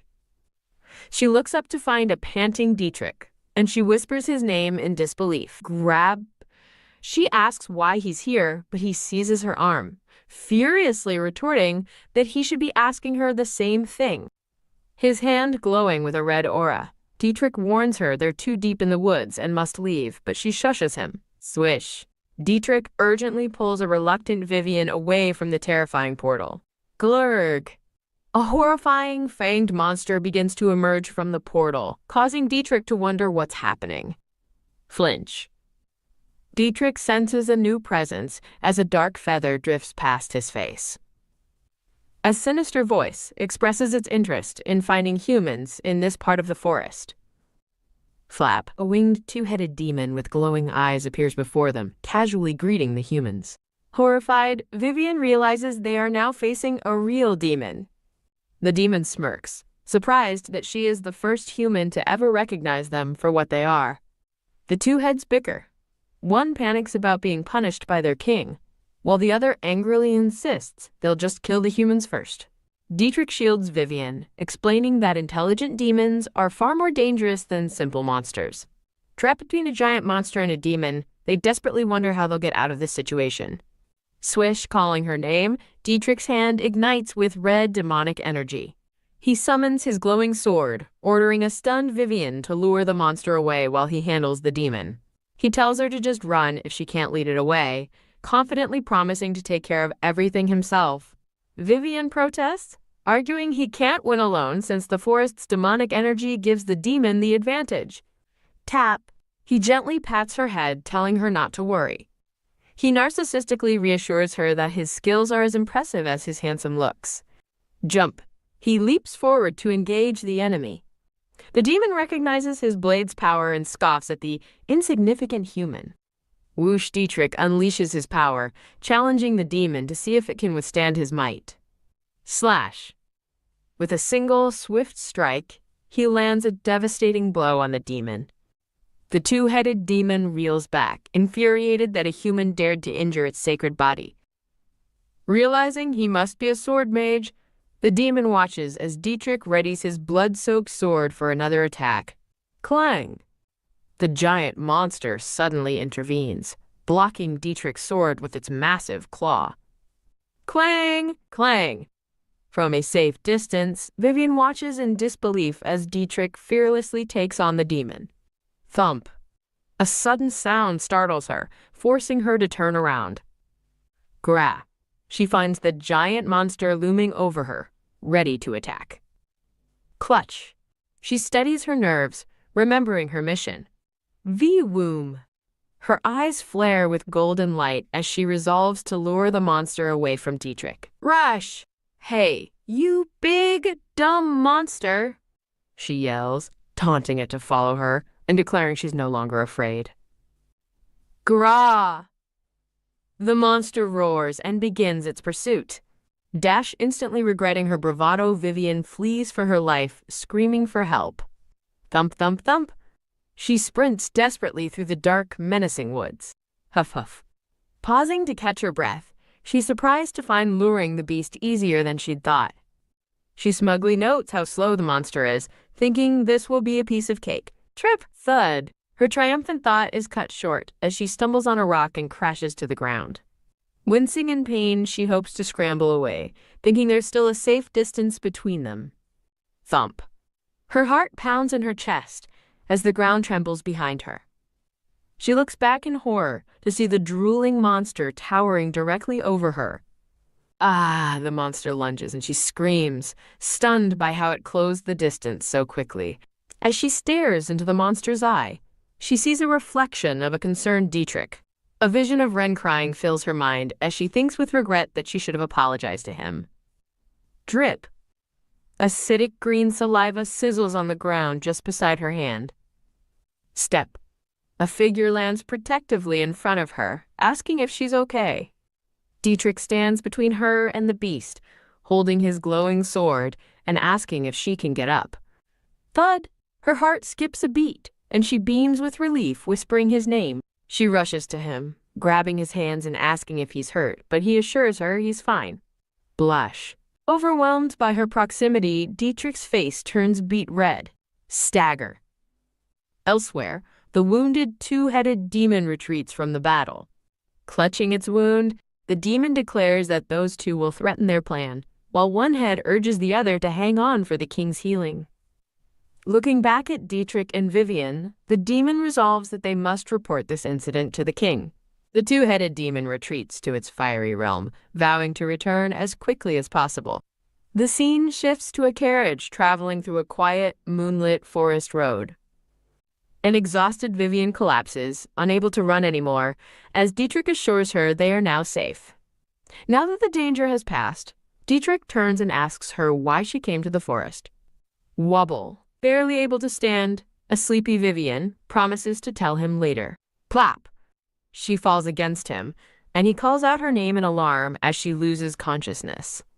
Holding the sleeping Vivian, Dietrich realizes she has passed out completely. He recalls hearing that using special powers to the max causes exhaustion, but is stunned by how much it has affected her. Looking back at the woods, he reflects that this was his first time venturing so deep into the forest. He remembers the monstrous beast, the portal it came from, and Vivian's recognition of the demon. The menacing image of the two-headed demon flashes through his mind. He then recalls Vivian's shocked face as she correctly identified the creature. Creak. Inside the carriage, he holds Vivian and wonders how she knew about demons, concluding she must be hiding something. Watching her sleep, he feels certain that she is concealing a secret. Their carriage finally arrives at a grand, moonlit estate. Leaning against Dietrich, a recovering Vivian smiles, saying she feels much better now.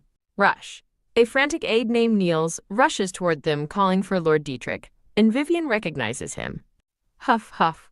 Niels struggles for breath, and Dietrich asks what's wrong as Vivian urges him to calm down.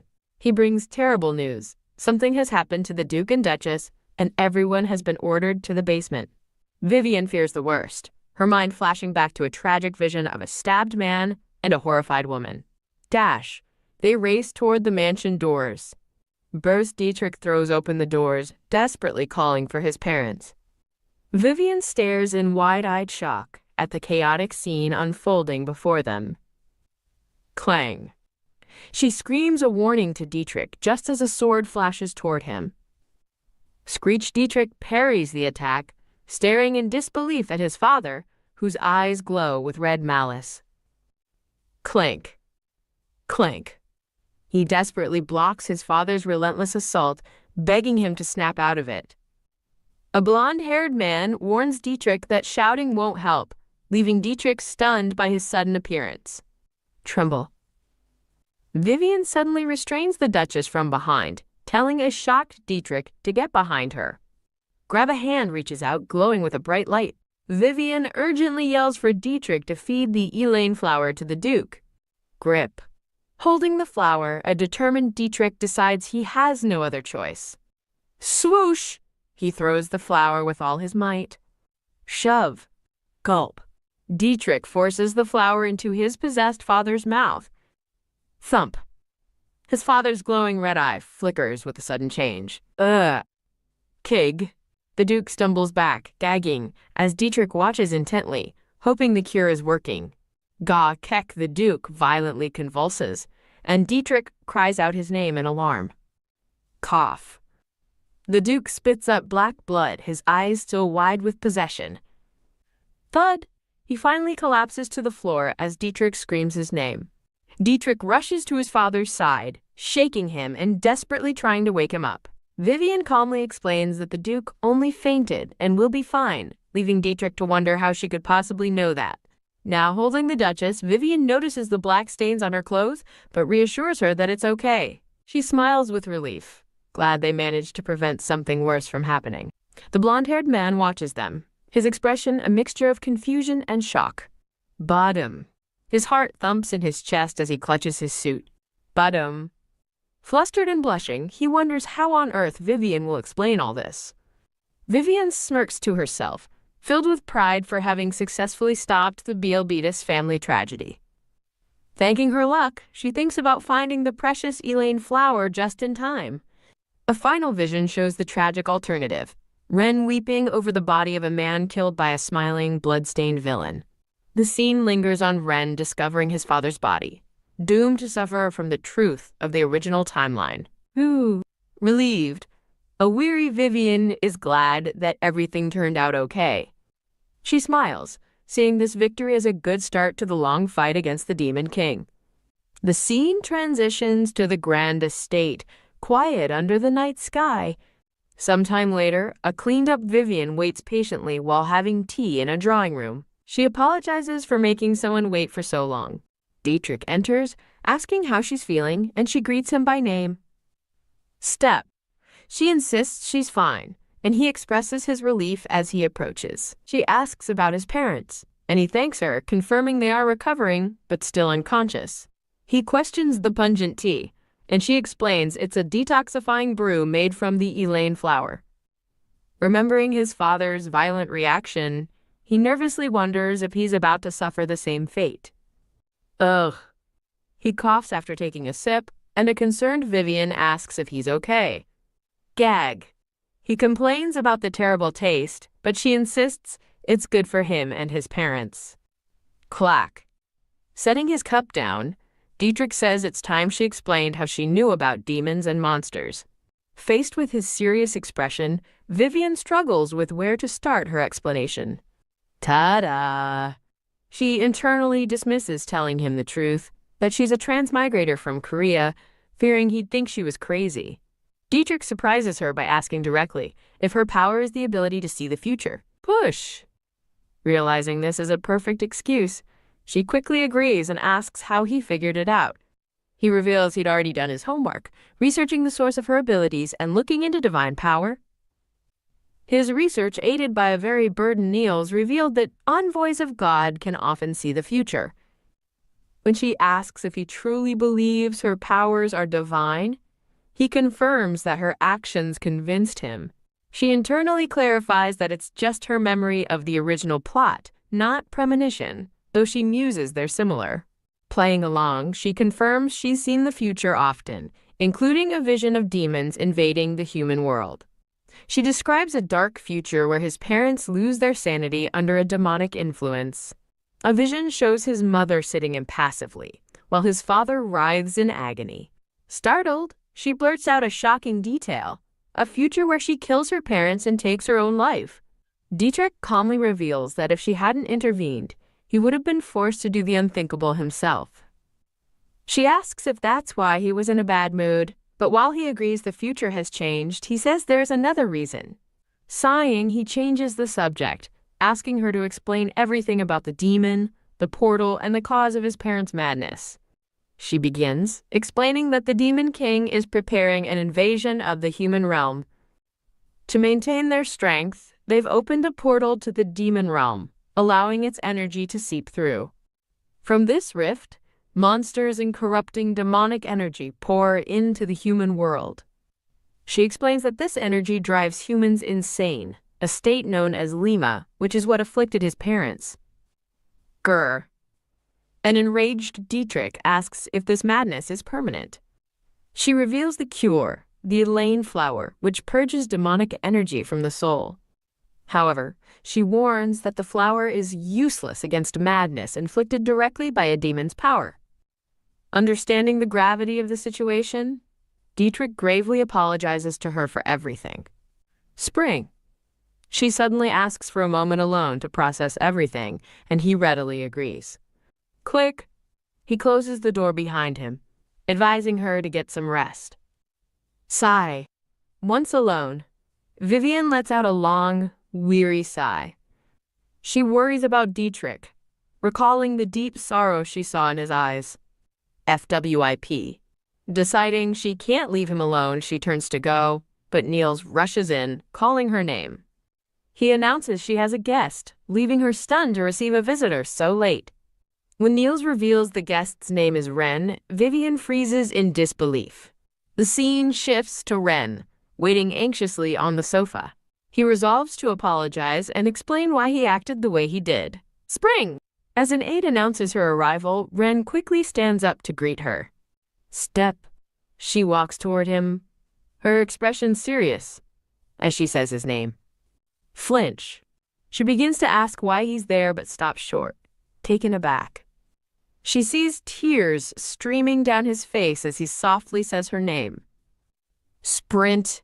She rushes over to ask why he's crying, but he quickly wipes his tears away, denying it. Vivian realizes she's the reason Ren is crying and decides they need to leave to sort things out properly. Sniffle, sniffle. She leads a sobbing Ren away, telling Niels to give Dietrich her regards as they leave. The scene shifts from the moonlit town to the quiet interior of what appears to be an inn. Ugh.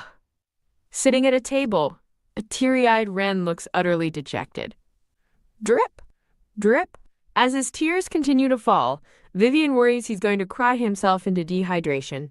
She refuses to talk until he drinks some water, and he reluctantly agrees to take a sip. Gulp, gulp. He drinks the water while Vivian, despite feeling bad for him, gets straight to the point and asks what he wants. He starts by apologizing to Lady Vivian, catching her completely off guard. Crying again, he confesses he did a terrible thing and pleads with her not to hate him. Ren repeats his apology to a stunned Vivian, who can only ask, Huh? She asks why he's crying when she should be the one in tears, demanding to know if he understands what he did. He tearfully explains that he couldn't bear the thought of her hating him and not being able to stay by her side. Vivian reflects that she had planned to see Ren after the Beelbetis incident, but never expected him to show up crying. She acknowledges that he deceived her, and that she felt a massive sense of betrayal. However, looking back, she believes that not everything he did while with her was just an act. Stand. Vivian rises from her chair and says, "All right, I forgive you," leaving Ren speechless. Rub! She tells him she can't stay mad after his apology and gently urges him to stop crying. Softly, she admits that seeing him cry makes her sad, and he gazes at her, moved by her words. Tears well up in Ren's eyes as a blush spreads across his face. Hug overcome with emotion, Ren suddenly pulls a surprised Vivian into a tight embrace. Holding her close, he whispers that he doesn't ever want them to drift apart again. She smiles and agrees, thinking to herself that he must have suffered greatly during their time apart. "Pat, Pat!" She consoles him, noting their roles have reversed, but he cheekily replies that his hugs were always tighter. Pause. In the middle of their hug, Vivian asks Ren if he's keeping any other secrets from her. He admits this was his biggest secret, prompting her to wonder how many more he has, but he promises to tell her everything from now on. Now composed, Ren says he has a question for her as well. He brings up her past words about Calyx having a destiny he must fulfill. Pointing to himself, he asks with concern if that means he is the one who has to fulfill that destiny. Oh, Vivian is stunned, realizing he must have hidden his identity out of fear. She understands now that he was afraid she would insist he live his life, according to the original story script. She immediately reassures him that she was wrong and that his life is his own to live. A hopeful Ren blushes and asks if this means he can stay with her, taking her by surprise. Vivian responds with a gentle, knowing smile. She looks out the window, reflecting on how she successfully prevented the Biobetis family tragedy. Turning back to him, she asks if he truly believes her stories about demons and her future seeing ability, and he answers, of course. Hee. Ren chuckles, admitting he knew she was special ever since he found out she was kidnapping handsome men for her crew. Slide. He pushes a sealed letter across the table, explaining it arrived the day after she left. She picks it up, thinking it's from the princess, but Ren tells her it's not from the palace. Her expression darkens with dread as she examines the envelope. She sees it's an engagement invitation for Leonie and Siegfried, a vision of a demonic shadow looming over them, flashing in her mind. Reading the invitation, Vivian realizes they are rushing the engagement, meaning the wedding will be soon. She concludes that it's only a matter of time before Leonie is corrupted and falls into Lima. Though she feels it's Leonie's choice and doesn't want to get involved, she glances at her supplies. Looking at her bag full of Elaine flowers, she decides it wouldn't hurt to help her at least once. With renewed determination, she resolves to deliver the flowers to Leonie in person. Let me kidnap the male lead. Slip. The scene changes to Siegfried's room, where he removes his outer robe. Step. He walks toward his bed, where the silhouette of a winged figure is seen among scattered black feathers. Bow. A winged demon named Bafura kneels before him, humbly asking to speak with his demonic majesty. Glare. Siegfried looks down with contempt, calling Bafura pathetic for losing his powers and admonishing him for coming directly. Flinch Bafura feels his master's immense wrath, begging forgiveness and explaining his urgent news. He reports to a glaring Siegfried that he has found a human who possesses divinity. Flat black feathers scatter as Siegfried rises from the bed. With his back to Bafura, Siegfried commands the demon to tell him exactly what he saw. Bafura recounts seeing a human male and female near the portal. He describes the female, whom he couldn't sense any mana from, confronting the monster. He explains her eyes turned gold, and she moved with blinding speed he couldn't follow. Bafura concludes that her abilities are consistent with those of God's envoys. Horrified, Siegfried realizes this could mean that God has risen again. Siegfried's thoughts race, confirming that Bafura's description matches that of God's envoys. He connects this to the serial kidnapper of handsome men, recognizing the similar traits of superhuman speed and mana concealment. Siegfried concludes that whether she's an envoy or not, this woman is certain to interfere with his plans. Bafura says he got a good look at her face and offers to let Siegfried see for himself. Siegfried places a hand on the demon's head to view his memories. Swoosh Siegfried's power flows as he delves into Baphora's mind. Flinch. His eyes widen in shock as he sees the memory. The memory reveals Vivian's face, a sight that stuns Siegfried. He stares grimly, recognizing that woman. Grin. A sinister smile spreads across his face as he declares this a welcome development. He muses that his fiancée's older sister is the serial kidnapper, a grave matter he, as the prince, cannot overlook. The scene shifts to Leonie, who sits waiting on a sofa with her maid standing by. Bow. Siegfried dismisses the maids, asking for a private word with Leonie. Place. He sits down, lamenting that he must bring bad news, and a concerned Leonie asks what happened. Siegfried poses a grim hypothetical. What would she do if a family member committed a crime? Confused, Leonie asks who he means, and he reveals he's talking about her sister, Lady Vivian Schmidt. Startled, Leonie demands to know what Vivian did, but Siegfried only looks on grimly. He claims to have evidence that Vivian is the serial kidnapper, leaving Leonie speechless. When he adds that a witness came forward, Leonie insists that's impossible. Sigh. Feigning distress, he says it's complicated, but he must speak to Vivian. He explains the kidnapper hasn't been caught because she's too skilled and would easily escape a raid on her house. Mumble. He slyly suggests they could catch her, but only with her younger sister's help. Leonie is stunned by the implication of his words. After a moment of shock, she agrees to do it, and a surprised Siegfried asks if she's sure. He offers a hollow apology, acknowledging that Vivian is still her family, despite being a criminal. Leonie defends her sister, stating he must have the wrong person, as Vivian is too much of a coward for such things. The scene shifts to Vivian, sleeping peacefully in her bed. A bright morning dawns outside the window. Vivian reflects on the profound sense of peace she feels. Enjoying the perfect weather, she muses that everything is finally going smoothly. She thinks about the Duke and Duchess, who are now recovering well in their bed. She also notes that Luvi, a blonde-haired member of her crew, has been in a great mood. Luvi smiles, thinking that seeing Vivian happy makes him feel like everything will be okay. Most importantly, Vivian rejoices that she's finally free from her duty of kidnapping people. Raise. She props her chin on her hand, savoring her newfound freedom. Tinkle. She examines a defensive artifact she created, a necklace that protects against the demon. Clack. Believing her preparations are nearly complete, she is startled by a noise from her door. A voice calls out from the other side, and Vivian recognizes her sister, Leonie.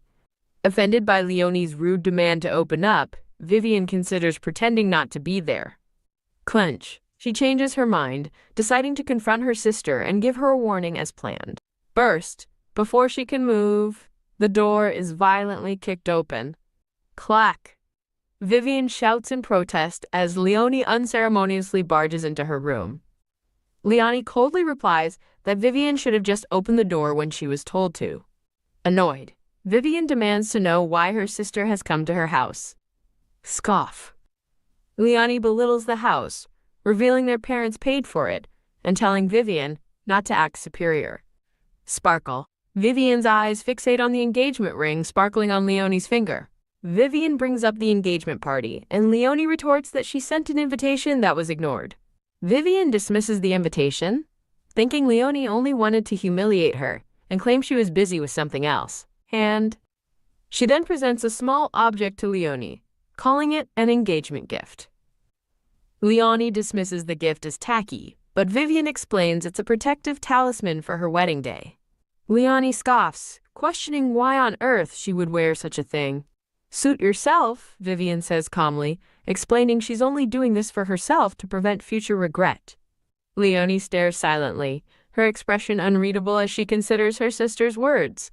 Rummage.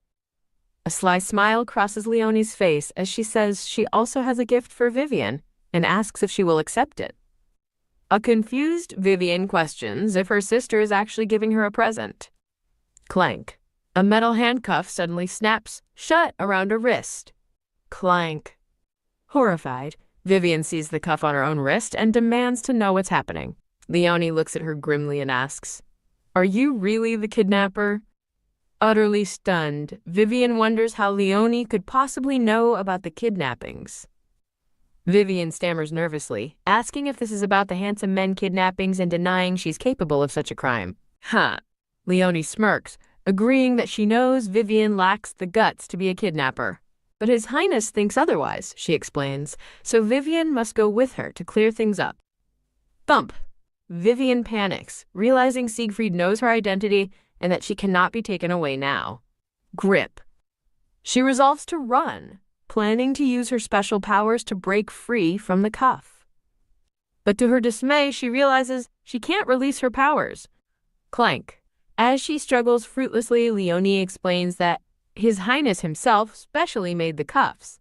Leonie continues with a smug smile, saying they were designed to ensure the elusive serial kidnapper could not escape.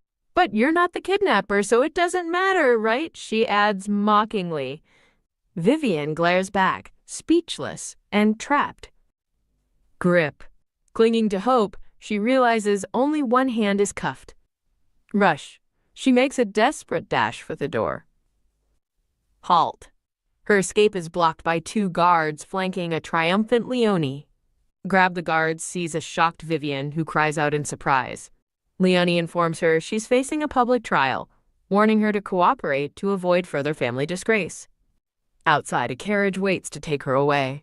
As the guards lead a dejected Vivian outside, Ren watches in secret from a rooftop. Bang! Ren desperately pounds on an invisible barrier, shouting for Lady Vivian. Press. He curses, realizing he can't reach her because of a strange barrier. Raise. He calls out again, asking if she can hear him. Thunk. Tapping the barrier, he realizes this is no ordinary magic. A terrifying memory of Siegfried surfaces. This dark energy reminds him of the prince. FWIP. His expression hardens with resolve. Jump. He leaps from the rooftop to pursue them. Bounce. A shadowy horned demon suddenly appears, blocking his path. Landing back on the roof, Ren recognizes with a jolt that the creature has the same energy as the barrier. FSS's. As the creature observes him, Ren wonders if this is the demon Lady Vivian mentioned. Ren steels himself, understanding the danger he now faces. His gaze sharpens, filled with a grim and powerful determination. The demon gives a sinister, knowing smirk from the darkness. Clank. Now in a dark cell, Vivian tries to compose herself before calling out to see if anyone is there. Zap. A shadowy figure approaches her cell, taunting that no one is coming to save her. It's Siegfried, who smirks and laments their unfortunate first meeting. Clench. Vivian recognizes him not as Siegfried, but as Belial, the king of the demons. She clutches her necklace, hoping its protection against brainwashing will hold. Siegfried smirks, claiming the only thing stopping her from acting is the restraints. Vivian glares back at him, her silence a confirmation of his words. Taking her expression as confirmation, he wonders aloud if God has truly been resurrected. Confused, Vivian wonders what he could possibly mean by mentioning God. He mocks God for sending an envoy who was so easily captured, leaving Vivian furious and confused. Ha! Annoyed, she demands to know what he wants from her. He dismissively tells her to rest, promising cryptically that she won't be disappointed. Internally, a disgusted Vivian wonders why demons have to be so creepy. His mention of God makes her recall a book on divinity, wondering if Dietrich was right about the source of her powers. She recalls an ancient text describing how God gifted power to humans, creating his envoys. The possibility leaves her looking deeply troubled and uncertain. She wonders if Belial is making the same mistake as Dietrich, considering the possibility that her powers truly came from God. Shake. She shakes her head, realizing she doesn't have time for theories right now. Thump. Her priority is to escape, and she begins desperately trying to break the cuffs. Groan.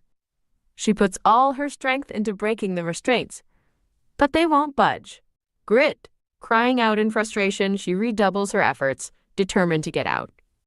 Exhausted and defeated, She remembers the public trial and worries if Luvi and Dietrich will be there.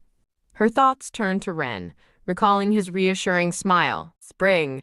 She bolts upright, suddenly remembering Ren, and anxiously calls out his name. Hearing footsteps, she gulps nervously, wondering if Belial is returning. Flinch, a cloaked figure, stops outside her cell, and she recoils in fear. The visitor reveals herself to be a red-haired woman holding a lantern, who calls out Vivian's name. Vivian stares in stunned silence at the unexpected visitor. She flinches again as the reality of the situation sinks in. The red-haired woman's expression is serious and determined. The lantern she holds casts a warm, steady glow in the darkness. The woman accuses Vivian of staging a fake kidnapping to trick her, demanding to know why. Vivian remains silent, utterly shocked by the accusation. Turning away, the woman declares that Vivian's crimes have compromised her own position at the Imperial Palace. She turns back, demanding to know if Vivian has been working with him all along. Vivian desperately denies it, insisting she is on her side and begging for a chance to explain. Ha! The woman scoffs, refusing to listen to what she believes are more lies. I'm not lying, I swear, Vivian pleads, looking directly at the woman. She reveals she was trying to protect the woman from demons. The woman is stunned, wondering how Vivian could possibly know about the demons. A painful memory surfaces, the woman screaming in agony as Siegfried's dark influence attacks her. The memory continues with her collapsing in pain, gasping for breath. Groan. The flashback focuses on her eye, wide with torment. She then recalls a winged demon waving to her with a smile. Another memory shows her peeking fearfully from behind a door at a sinister Siegfried. Back in the present, the woman realizes with a shock that someone else knows about the demon. Vivian reveals that she knows the woman was brainwashed by the demon. Clench. The woman's fist tightens in anger and realization. Clank. She grabs the cell bars, demanding to know how Vivian could have known. Flinch. Her eyes widen as she suddenly recalls reading about God's envoys in ancient texts. Vivian desperately explains she has a mission from God to fight demons. She stands resolute in her conviction, behind the cell bars. She clarifies that she only kidnapped people to find other envoys like herself. So please help me, Your Highness, she begs, appealing to the red-haired woman. With a somber expression, the princess listens as Vivian insists they must fight the demon together. Step. In a grand office, the scene shifts to a large stack of paperwork on a desk. Slam. The princess angrily plants her foot on top of the pile. She demands to know if this is all the paperwork related to Vivian Schmidt's trial. FWIP. A silver-haired knight named Trion reports that the trial was prepared on short notice as the princess reviews the documents. Reading the files, she realizes, with dread, that the presiding judge is one of Siegfried's men. At this rate, she knows Vivian will either be executed or sentenced to life in prison. Crumple. She crushes the paper in her hand, refusing to let that happen.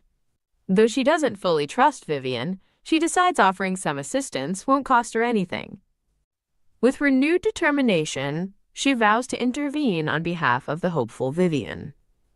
The princess turns to Trian, asking if there are any judges who might not be so critical of the kidnappings. Trian suggests Judge Dietrich, recalling he was the kidnapper's 7th victim. A cunning idea forms in the princess's mind. Grin. A sly smile confirms she has a plan. Whisper. The scene cuts to the courtroom, where spectators gossip about the trial. Murmur. Luvi and Dietrich's brother watch from the crowd with worried expressions. Murmur. The gallery is packed as Vivian is escorted to the defendant's chair. An onlooker quietly wonders how the trial will unfold. Tremble. Vivian sits bound and terrified, awaiting her fate. Elsewhere, the princess feels a glimmer of relief that her bluff worked on Vivian, but knows it's no guarantee. Clutching her cloak, she understands her success is far from certain. She worries that even if she succeeds, Siegfried will not leave her be. Grit. Back in the courtroom, Vivian stews in frustration over her restraints. Creak. The courtroom door swings open. A new figure with pink hair enters the chamber. Raise. Vivian looks up, her eyes widening in disbelief. The presiding judge is none other than Dietrich, a man she once kidnapped. Stunned, Vivian can't believe he's here, vividly remembering she abducted him. She recalls reading that he had gotten into the academy, remembering his celebration. Startled, Dietrich officially begins, asking if she admits to kidnapping 35 people. Eek. Vivian hesitates, glancing nervously toward the gallery. Eek. She spots Siegfried's murderous glare in the crowd and realizes lying could be fatal. She confesses to the kidnappings but insists she meant her victims no harm. Dietrich announces he will now read the petitions submitted by the victims. As he speaks, the opulent courtroom seems to hold its breath. Squeeze. Vivian clenches her bound hands, praying for any sentence short of death or life imprisonment. Dietrich confirms the defendant kidnapped 35 victims. He then reveals that most of the victims have submitted petitions for leniency, leaving Vivian shocked. Bang! Bang! Bang! His gavel falls, sentencing her to a mere 2 weeks of house arrest. Whisper. The crowd erupts in murmurs, questioning the shockingly light sentence for a serial kidnapper. Vivian processes the verdict, realizing house arrest means she can finally go home. Overjoyed, she celebrates the fact she will soon be free from her restraints. Rumble. Her celebration is cut short as the entire courtroom begins to shake violently. Crack.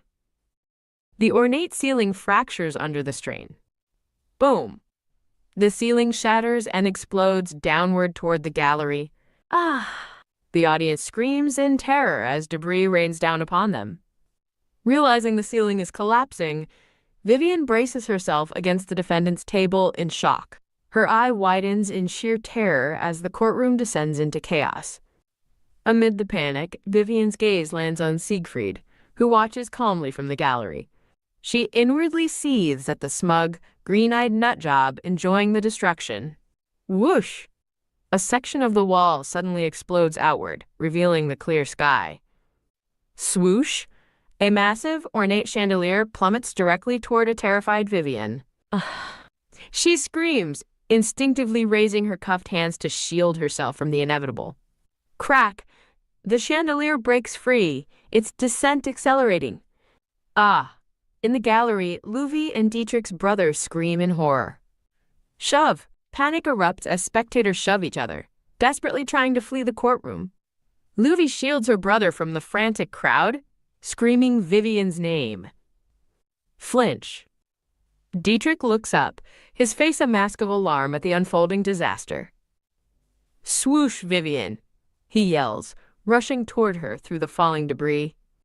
Vivian stares up in horror, frozen as the massive chandelier falls upon her. Her desperate scream echoes as the moment of impact arrives. Pause. Suddenly, glowing blue crystals materialize, stopping the falling debris in midair. Vivian stands bewildered beneath the frozen cascade, saved by an unknown force. A hand conjures a glowing magic circle as an unseen person furiously admonishes the demon freak. The rescuer declares that he has a date with Vivian and will not let it be ruined. The mysterious savior is revealed to be a red-haired man in a flowing blue robe. His magic holds the lethal debris suspended in the air around him. His golden eyes burn with focused determination as he maintains the spell. Dietrich reaches Vivian and pulls her into a protective embrace beneath the frozen shards. Stretch. The red-haired mage watches them, deciding to let Dietrich play the hero for now. He reflects that he only came to witness the trial's outcome anyway. Thud. Crash. The crystallized debris falls harmlessly to the ground as the spell dissipates. The crowd murmurs, baffled by the sudden, miraculous rescue. The red-haired mage scoffs internally, admitting he didn't care if the others died. Dietrich holds Vivian, asking if she's all right while the mage watches from a distance. TSK. Vivian looks at the mage, then asks Dietrich why she's still alive. She thanks Dietrich for saving her, but he clarifies that he wasn't the one. Dietrich explains that he believes the mage over there saved all of them. Mage? Vivian turns in confusion to look for her mysterious savior. The red-haired mage gives her a gentle, knowing smile. A strange sense of familiarity washes over Vivian as she looks at him. Then, grin. Snap. With a charming smile, the mage snaps his fingers. Startled. Vivian's eyes fly open in surprise. In a flash of light, he's gone, leaving her to wonder what just happened. Vivi calls out, rushing to her side. She expresses her profound relief that Vivian is safe and unhurt. Shalala. Luvi scoops her brother into her arms as Vivian asks if everyone else is okay. Luvi confirms the mage saved everyone from harm, much to her brother's embarrassment as he asks to be let down. Vivian reflects on how both Dietrich and Luvi instinctively look out for others. Surveying the damage, Dietrich and Luvi agree that the timing of the collapse is too suspicious to be a coincidence. Vivian turns to them, declaring it was no coincidence. She's sure Siegfried did it. A trail of dark smoke drifts away from the now empty gallery seat. Vivian notes that, just as she suspected, Siegfried has disappeared. She begins to piece together Siegfried's sinister plan. His first step was to take credit for her capture. His ultimate goal was to use the law to keep her locked away forever. Vivian realizes that when the sentencing didn't go as planned, Siegfried tried to get rid of her by staging an accident. A sinister flashback shows Siegfried's smug, green-eyed smirk. Vivian feels a pang of guilt, realizing that because of Siegfried's plot against her, blameless citizens could have died. She feels a wave of relief, remembering that the mysterious mage was luckily there to prevent the disaster. Her mind flashes to the mage's hand over his chest, his distinctive pendant glowing softly. Grit. Vivian grits her teeth, furious that Siegfried's actions could have cost innocent people their lives. Dietrich watches her silently as she stands with her head bowed in thought. Pat. He places a comforting hand on her shoulder. Dietrich gently leads the somber Vivian through the ruined courtroom. The princess appears before them, confidently telling Vivian to leave everything to her. Vivian reflects that if she hadn't been such a sitting duck, things might have turned out differently. She looks down, her expression hardening with newfound resolve. As her 2 weeks of house arrest begin, Luvi and her brother watch from afar as guards stand watch. Inside her home, Vivian passes the time by reading a book at a small table. Tap. Sigh. She slumps in boredom, thinking her house arrest doesn't really feel like a punishment. Zoom, she imagines, easily sneaking past a clueless guard, musing that it's easy without restraints.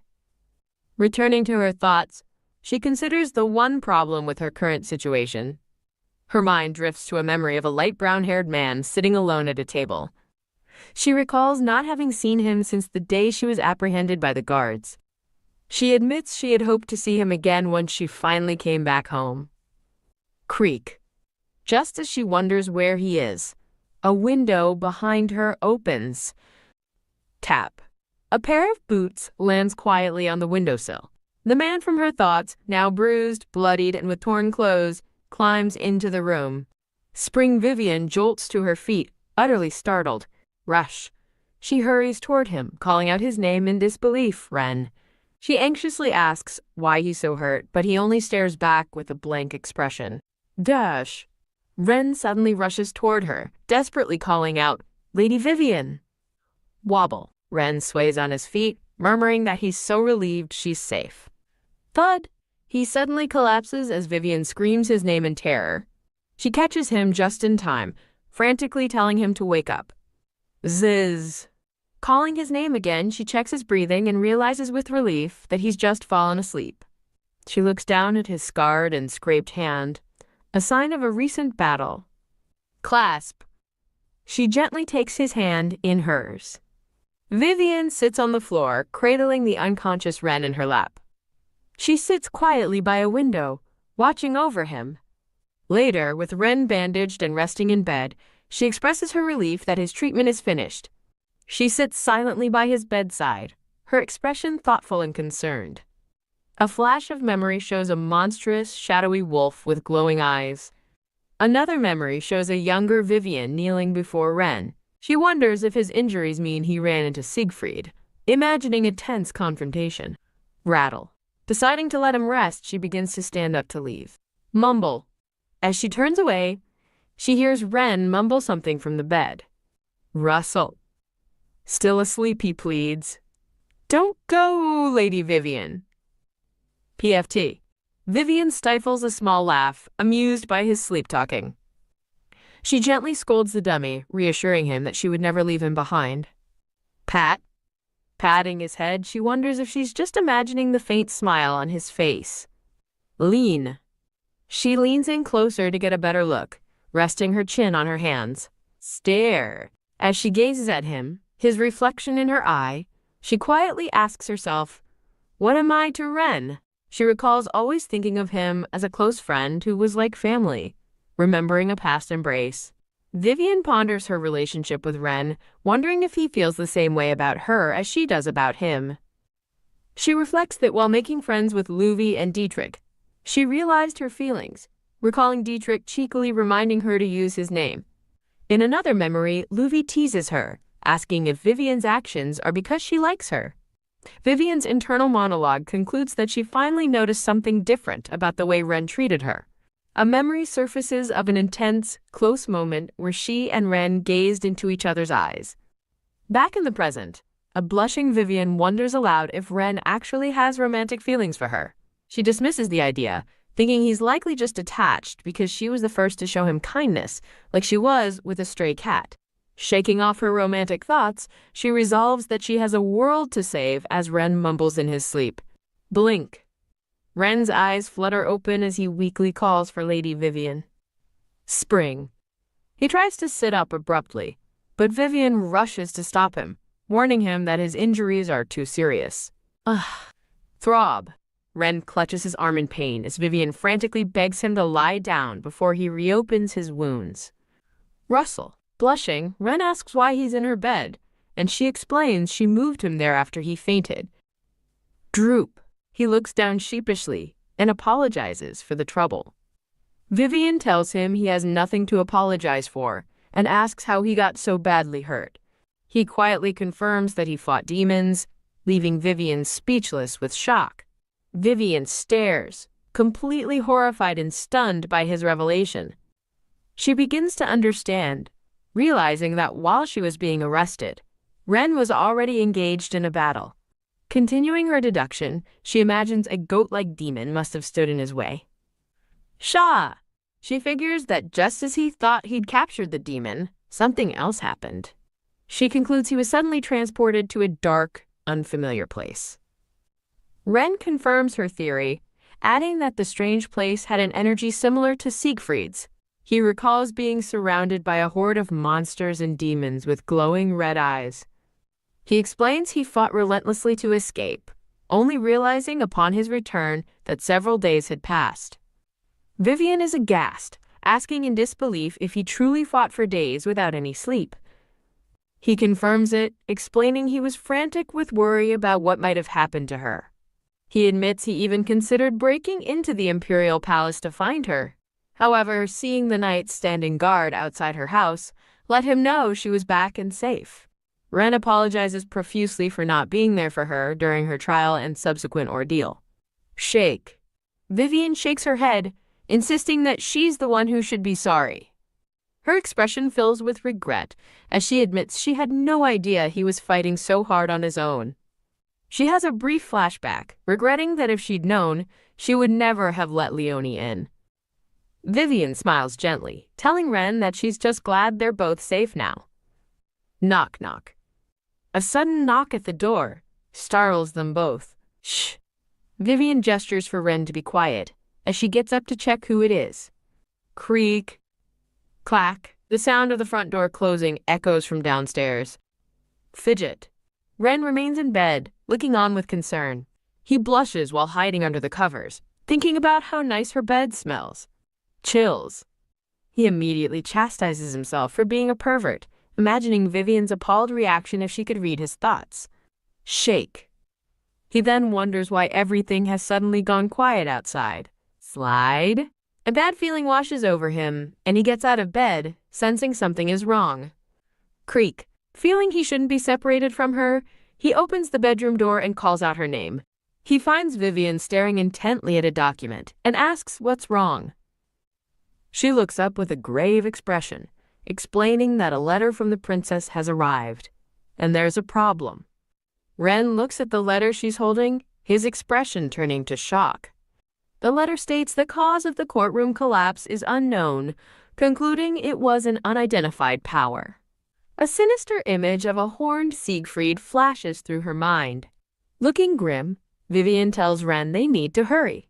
She admits she initially thought Siegfried used a simple explosive or a magical device. Now, however, she believes Siegfried has recovered enough to use his true demonic powers. Vivian looks at him in confusion, asking what he means by recovered, and if Siegfried had been injured. Ren explains that demonic energy acts like mana for demons, strengthening them and helping them recover. He continues, clarifying that since this energy doesn't exist in the human realm, demons are normally powerless there. Ren realizes with a jolt that this is why he's never been able to sense Siegfried's energy before. Vivian connects the dots, concluding Siegfried opened a portal to pull in demonic energy from the demon world. The thought of Siegfried's plan darkens her mood. She deduces that opening the portal must have exhausted Siegfried, leaving him with only enough power to brainwash people. Ren counters that for Siegfried to destroy a whole building, he must have already recovered a significant portion of his power. Bite. Vivian nervously realizes that she underestimated his recovery rate and must stop him before he opens more portals. The princess and her knight Trien arrive, with the princess greeting Vivian. Slip. The princess pulls back her hood and asks if Vivian learned anything new during her house arrest, to which Vivian says yes. Flinch. Vivian announces that she had a new premonition, startling Trien. Turn. The princess dismisses Trien for privacy, but Vivian stops her. Vivian insists that Sir Trien Schneider must hear her premonition as well. The princess and Trien listen intently as Vivian prepares to share her vision. She begins to describe her premonition, starting with an ominous vision of the night of the red moon. In her vision, countless monsters descended upon the Schneider domain, wreaking havoc. The fiery destruction of her premonition flashes before her eyes. Vivian delivers the grim news. In 2 weeks, a demon and a monster army will attack the Schneider Duchy. Shake. The princess asks if it can be stopped, but a somber Vivian shakes her head no. Vivian explains that their only option is to be prepared in order to minimize the damage. The princess agrees to the plan and tells Vivian she will be in touch soon. Clack. Vivian silently agrees as the princess and Trien depart. Spring. The princess immediately orders Trien to contact Duke Schneider, but he questions her belief in Vivian's words. Trien expresses his disbelief in demons, but the princess gravely informs him that they are very real. Flinch. Trien is stunned as the princess reveals her lifelong mission to succeed the throne was to stop the demon, Siegfried. The knight is left speechless, shouting in shock at the revelation. The princess confesses that Siegfried brainwashed her mother a long time ago. She states that the woman who appears to be her mother is now nothing more than Siegfried's puppet. As Trien struggles to understand, the princess reminds him of things he's witnessed himself. She recalls a memory of her mother doting on Siegfried, completely ignoring her own daughter. The princess bitterly remembers her mother caring more for her stepson than for her. She vows to Trien that she will never let the demon take anyone else from her again. She declares her duty to save all citizens, prompting Trien to ask if she will truly prepare for war on Vivian's word alone. The princess smiles confidently, stating that Vivian has already proven her special powers. Bow. Trien bows in understanding, agreeing to deliver the news to Duke Schneider as commanded. The princess then instructs Trien to contact other people as well. Smile. She clarifies that he is to summon people she can trust. 1 week later, the scene shifts to a grand estate. Hug. Luvi ambushes Vivian with a joyful hug. Purr. Vivian is shocked to see Dietrich and Luvy's brother, demanding to know why they're here. Luvy explains that Princess Veronica summoned them to help fight the impending invasion. Ta-da! Dietrich and Luvy smugly present themselves, ready for battle.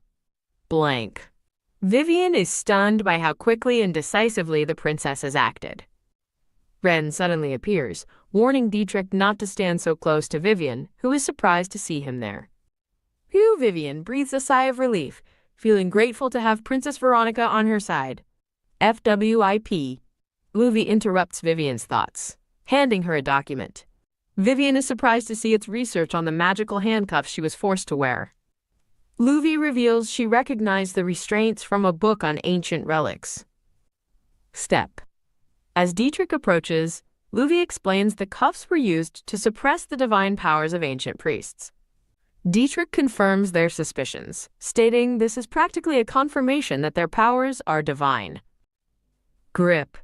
Holding the research, Vivian questions if she is truly God's envoy.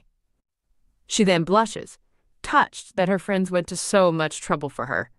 Hacks. The scene transitions to a war council where Vivian, Ren, and their allies are gathered. Spring. The princess asks Vivian for details on the demon, and Vivian confidently reveals its name is Gregory. She explains that Gregory controls hundreds of monsters and will unleash a massive army upon them.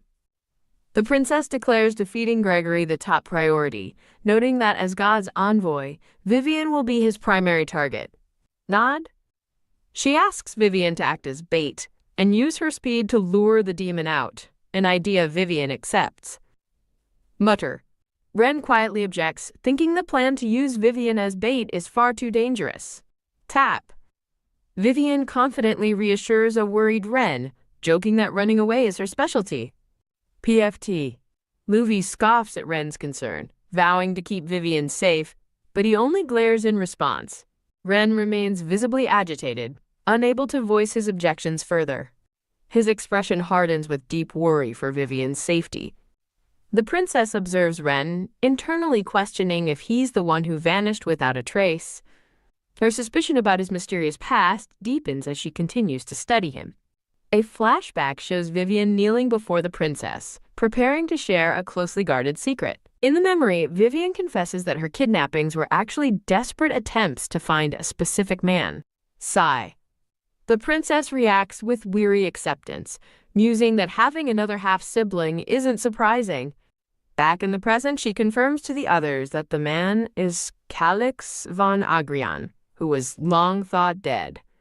The princess worries that if Calix has shadow abilities and seeks the throne, her own claim is in jeopardy. However, seeing Ren's devoted expression, she smirks, concluding she probably doesn't have to worry about his ambition. The scene changes to the town at night, where the looming red moon will only last for an hour. The princess gravely explains that an hour is more than enough time for a demon to lay waste to the domain. Standing resolutely with their allies, she declares they must defeat the demon before that can happen. The princess officially begins the strategy session, ready to finalize their plan of attack. As night falls, a quiet hope hangs in the air that their plan will succeed. The fateful day of the lunar eclipse finally arrives, casting an eerie light over the deserted town. Glance. On the empty streets, Luvy notes the eerie silence, and Vivian confirms the successful evacuation. The princess cuts the chatter short, directing their attention to the sky as the moon begins to turn red. A shadow creeps across the moon, beginning the ominous lunar eclipse. Thud! A wave of dark energy washes over them, startling Vivian and Luvy. Thud! The princess immediately orders her forces to pinpoint the source of the disturbance. Thud! A lookout on the walls spots the source. A vast, silent army of armored figures is approaching. Thump! As a report confirms the enemy is closing in, Vivian braces herself for the real battle to begin. Luvy instructs Vivian to step forward on her signal, and Vivian prepares herself. Flap! Vivian agrees to the plan just as a winged silhouette appears against the red moon. The demon Gregory reveals himself, his glowing yellow eyes fixed on the heroes below. Dash! Luvy screams the signal. Now! Vivian steps out and boldly calls to the demon, asking if he's looking for her. She stands alone in the empty street, bravely confronting the powerful demon from afar. Gregory laughs, mockingly praising her courage for revealing herself so boldly. Thud. He commands his army to slaughter everyone else, while he personally pursues the envoy. Dash. Vivian flees as the demon taunts her, questioning if she really thinks her speed can save her. Swoosh. Rush. As the demon dives toward her, she defiantly shouts back for him to try and catch her. Rush.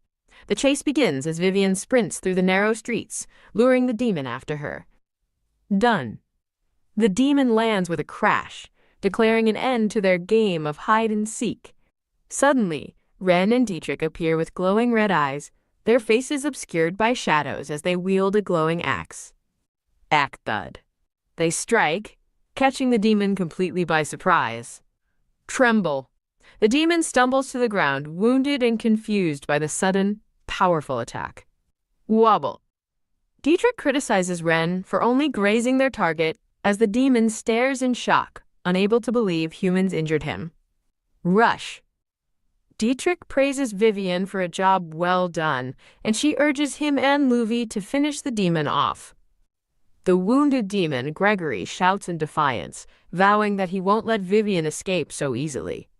As Vivian flees, Gregory panics, wondering what he will tell his master, Lord Belial, if he fails. Sha'a. Ren steps forward, telling Dietrich he can handle this on his own, and it's time to show his true strength. Flinch. The demon recoils in shock, demanding to know who his two mysterious attackers are. With glowing green eyes, Ren menacingly tells the demon that he doesn't need to know. Sha'a. Grip. Ren tightens his hold on his shadow weapon, preparing to strike the final blow. Ren warns Gregory that his own shadow will suffocate him as punishment for trying to kill Vivian. Enveloped by dark power, Gregory is stunned, unable to believe a human could possess such strength. In his final moments, Gregory thinks of his green-haired master, addressing him as Your Majesty. Though too weak to fulfill his mission, Gregory gathers his energy, refusing to die at the hands of a human. Dietrich realizes in horror that the demon is channeling self-destruction magic. Boom! A massive violet explosion rips through the street. In the aftermath of the blast, an eerie quiet falls over the town under the red moon. Sha'a. Ren thanks Dietrich for saving him, but Dietrich lectures him for letting his guard down. Staring at the crater, Dietrich can't believe the demon self-destructed, and suggests they return to Lady Vivian. The narrator states that the battle was short-lived, as Gregory's soldiers lost their will to fight after his death, leaving Luvi stunned amidst the aftermath. With the enemy defeated, Luvi stands victorious under the red moon, having won the war without a single casualty. Chirp, chirp. A new day dawns as the scene shifts to a peaceful cottage. Plop. 1 week later, a chibi Vivian collapses onto her bed with an exhausted sigh. Slump. She melts into the mattress in disbelief, wondering how this could be. It was the smoothest win ever, and she celebrates her victory with a disco ball and wacky inflatable tube men. Vivian recalls the hopeless original story, where Ludovica Luvi fought Gregory alone, leading to a civilian massacre, an injured Luvi, and a weak male lead. She happily contrasts this with the hopeful present, where careful planning led to a victory with a healthy party and a berserker Luvi, all produced by Princess Veronica. Vivian reflects on how Veronica's success in the battle has earned her back the Emperor's trust. By saving an entire domain, Veronica's status has soared, and she is celebrated by the people. Vivian worries, however, that their victory has alerted Siegfried to her alliance with Princess Veronica. She recalls giving the princess a protective artifact to shield her from Siegfried's brainwashing. She also remembers asking Tryon to be Veronica's constant guard. Tap, tap.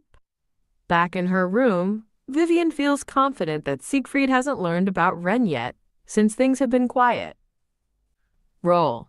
She rolls around happily in bed, relieved that everything went so much better than she had expected. Smack. Whack. Fired up, she imagines beating a punching bag with Siegfried's face on it, convinced their win gives them a better chance in the fight to come. Knock. Knock. A sudden knock at the door startles her, and she wonders if it's Ren. Knock knock. Vivian gets up to open the door, calling out that she's coming. Pause. As her hand reaches the doorknob, she sees the queen, Siegfried's puppet, standing outside and freezes. Vivian suddenly realizes Ren would have just walked in, wondering who else would visit her so early. A cheerful voice from behind the door calls out, "Vivian, it's me." Creak. Recognizing the annoying voice, Vivian cautiously opens the door. Startled, she is shocked to find a pink-haired young man named Melphus, who jumps back in surprise. Melphus flashes a charming smile, teasingly asking if Vivian is that happy to see him. Over tea and cookies, Vivian plays hostess, but Melphus tells her he came to discuss something important. Bottom. He blushes, confirming that he has something to talk to her about. Grab. Before he can speak, Vivian grabs his face and says she has something to say first. She directly asks him if he was the mage who saved people during her trial a month ago. Melphus feigns confusion, but Vivian tells him there's no need to pretend with her. She smiles warmly, telling him she just wanted to thank him for saving everyone that day. Her sincere gratitude leaves him visibly moved and speechless. She explains that without his help, she would have either died or lived with guilt, and now she owes him a huge debt. His expression darkens slightly as he asks her, "How did you know?" Vivian is confused by his question, prompting him to clarify how she knew he was the mage. He argues that he didn't look or sound the same during the trial, and their only connection was that they were both mages. Vivian ponders Melphus's question, trying to decide how to explain how she knew it was him. She simply says she had a feeling, which leaves Melphus completely baffled. Vivian explains she just knew the moment she saw him because of a certain air about him. Melphus remains skeptical, pointing out that her explanation makes no logical sense. Fidget. He internally fumes, thinking that if his own species can't see through his disguise, a human certainly shouldn't be able to. His expression hardens as he stares at her, shocked by her impossible perception. Vivian smiles warmly, adding that no matter what he looks like, he's still himself. Her heartfelt answer leaves Melphus utterly stunned and speechless. Droop. He slumps over, muttering that her answer is cheating, which only confuses Vivian further. Badoom. Flustered and blushing, Melphus tells himself he can't allow his feelings to become genuine. Vivian changes the subject, asking him what he came to tell her, but he evasively says he doesn't know. Rattle. Confused by his vague answer, Vivian watches as he gets up to leave. Wobble. Melphus stumbles out, promising to return tomorrow as Vivian calls after him in bewilderment. Clack. The door shuts, leaving Vivian alone and dumbfounded that he actually left. Outside, Melphus hides his face in embarrassment while Ren watches from the rooftop, surprised by the scene. Jump. Ren leaps gracefully from the roof. Step. He enters through the window, announcing his arrival to Lady Vivian. A weary Vivian asks Ren to please start using the door, and he meekly agrees. Vivian asks Ren how the guild's dragon search is going, and he regretfully reports they haven't found anything yet. She muses that it's no surprise, since dragons avoid humans, just as Ren asks about her visitor. Ren explains that he saw Melphus leaving the house. He asks Vivian what they discussed, and she pauses thoughtfully before answering. Vivian asks Ren about the progress of the dragon search, and he apologetically reports that there have been no results. Vivian dismisses the encounter with Melphus, and Ren expresses his relief that nothing bad happened. Determined not to be a sitting duck, Vivian resolves to find the sacred sword as soon as possible. She reveals that her reason for seeking a dragon was to obtain the sacred sword, the best weapon to defeat the demon. However, she realizes she has no way of getting it, since the sword is in the possession of dragons. Scratch. She recalls from the novel that dragons have little interest in humans, as a cute dragon sleeps soundly. She thinks about polymorphs, powerful beings who can use all magic, a power only dragons are said to possess.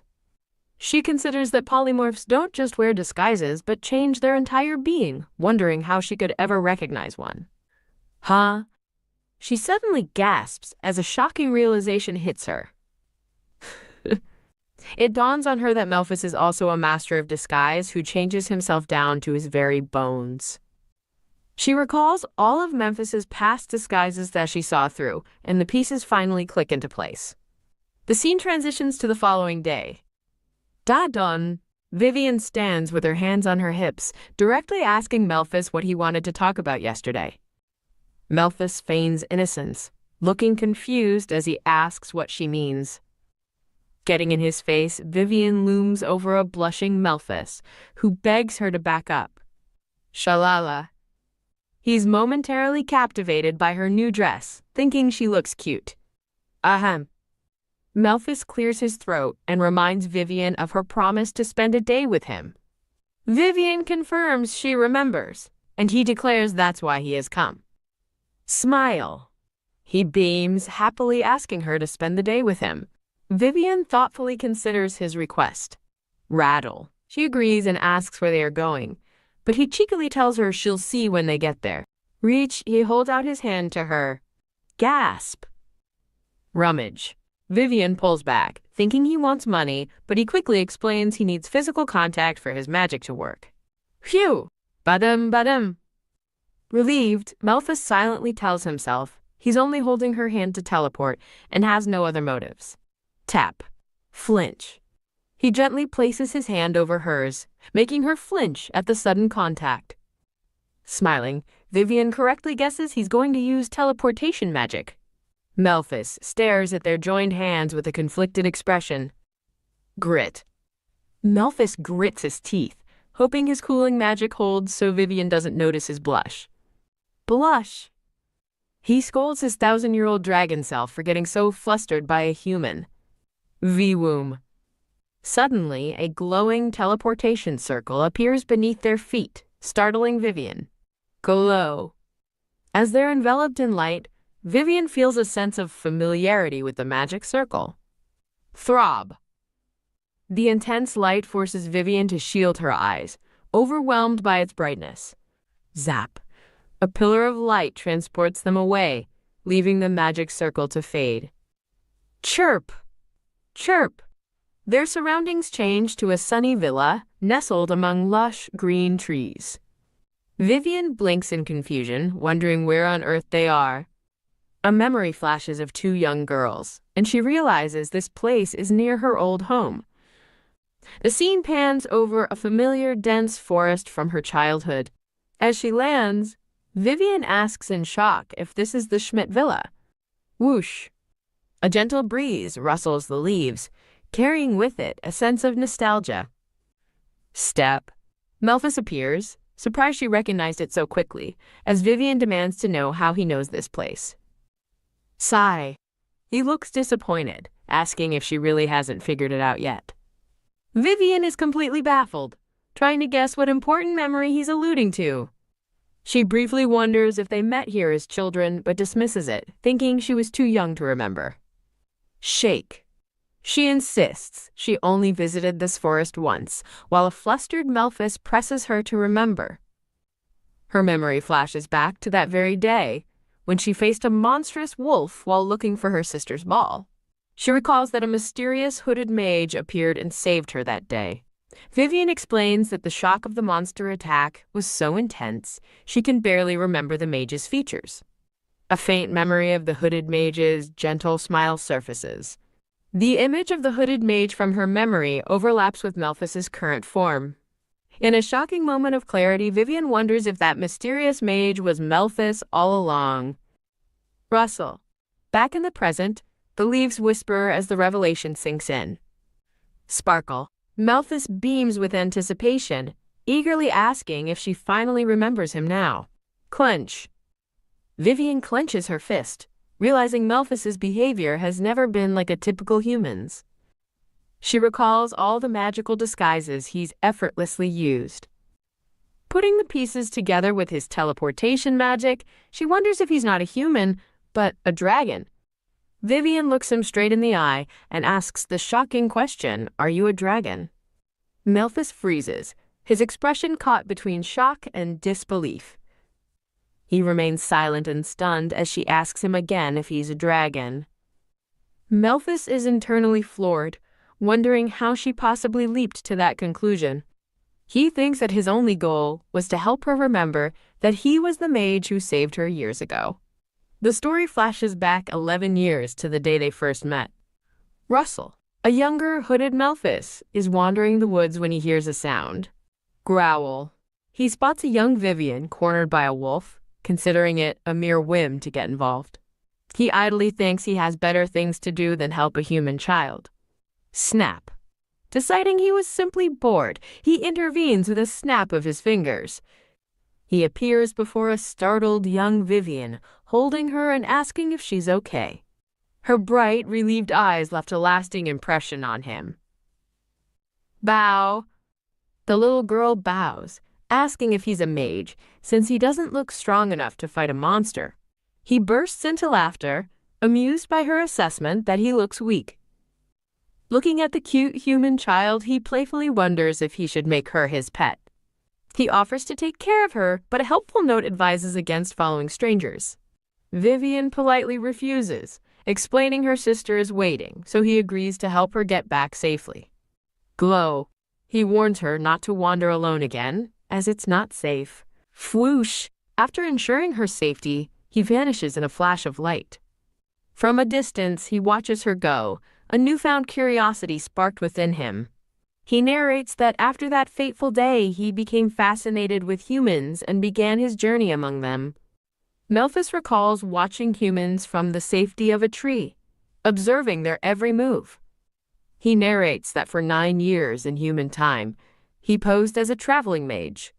The story flashes to the fated day he met that human girl again. The scene transitions to a quiet town under a starry night sky. Step. Melphis walks along the cobblestone streets, noting the nighttime quiet. Munch. While eating an apple, he casually wonders which human he should observe next. Sneak.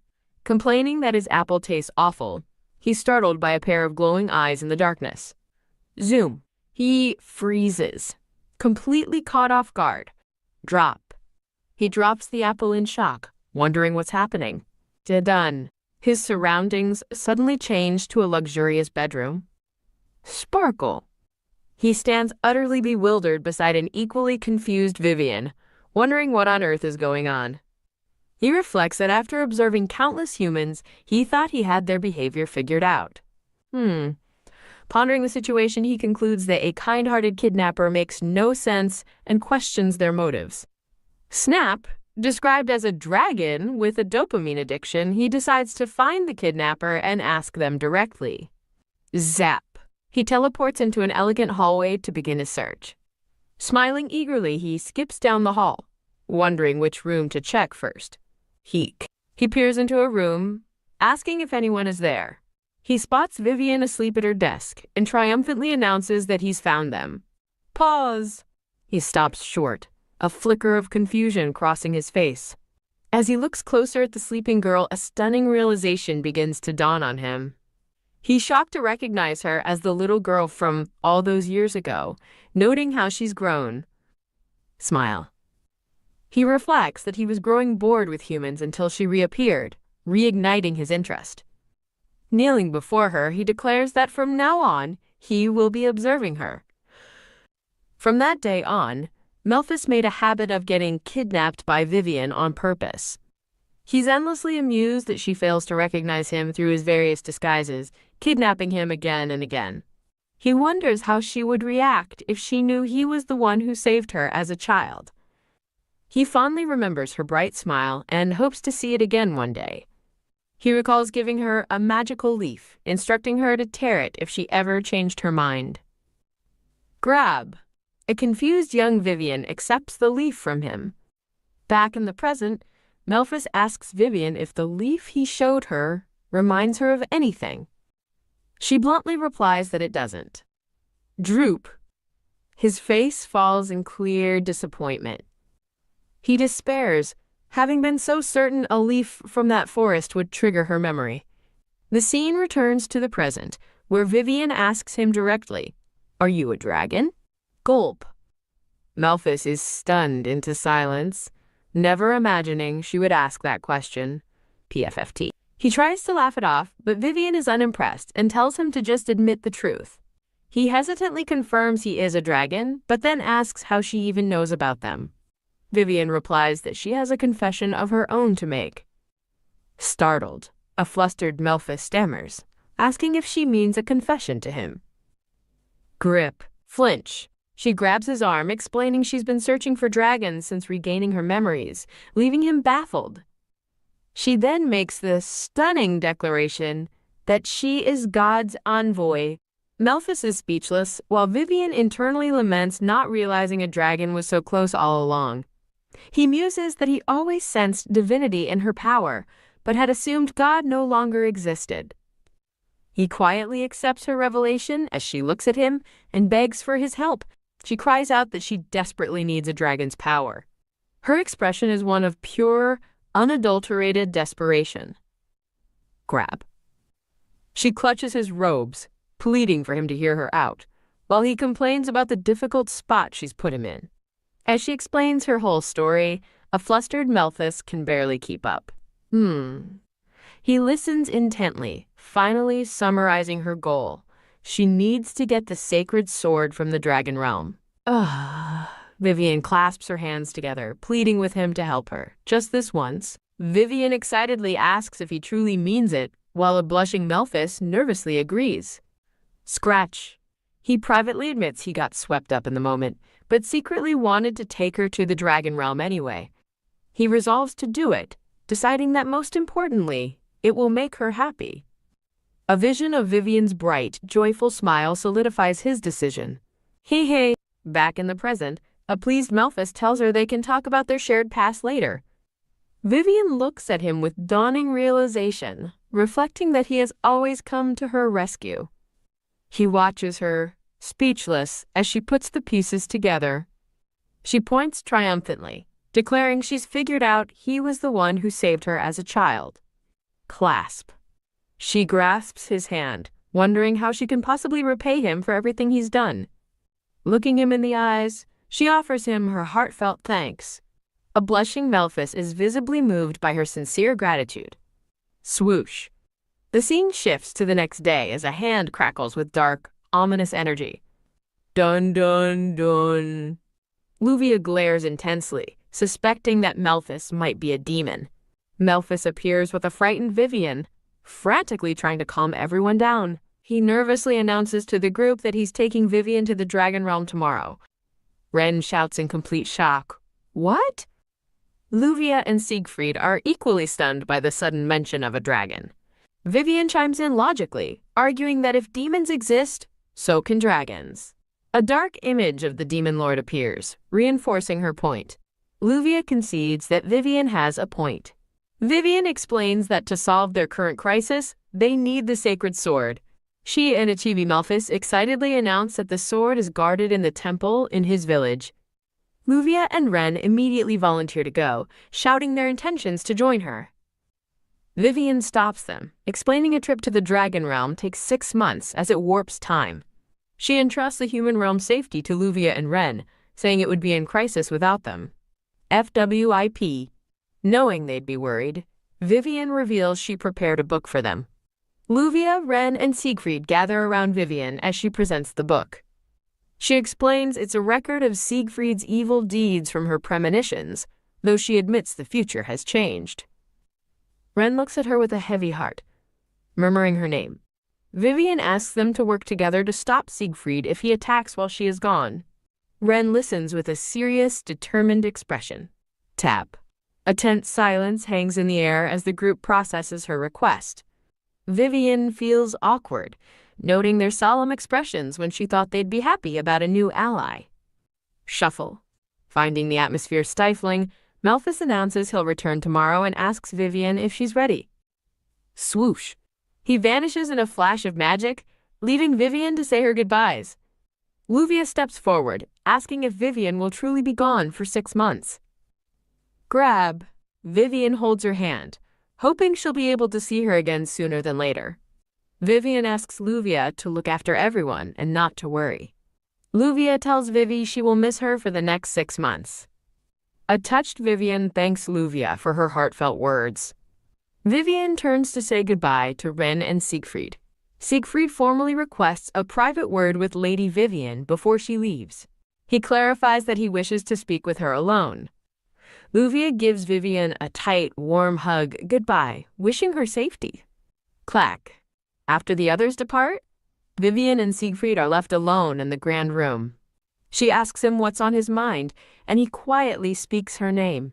He hesitates, struggling to begin the conversation. Vivian internally muses that he must be concerned for her, considering all he's endured. She sympathizes, thinking he must be stressed about fighting a demon again just when he thought it was over. She reflects that by the time she returns, a lot of time will have passed and things will be different.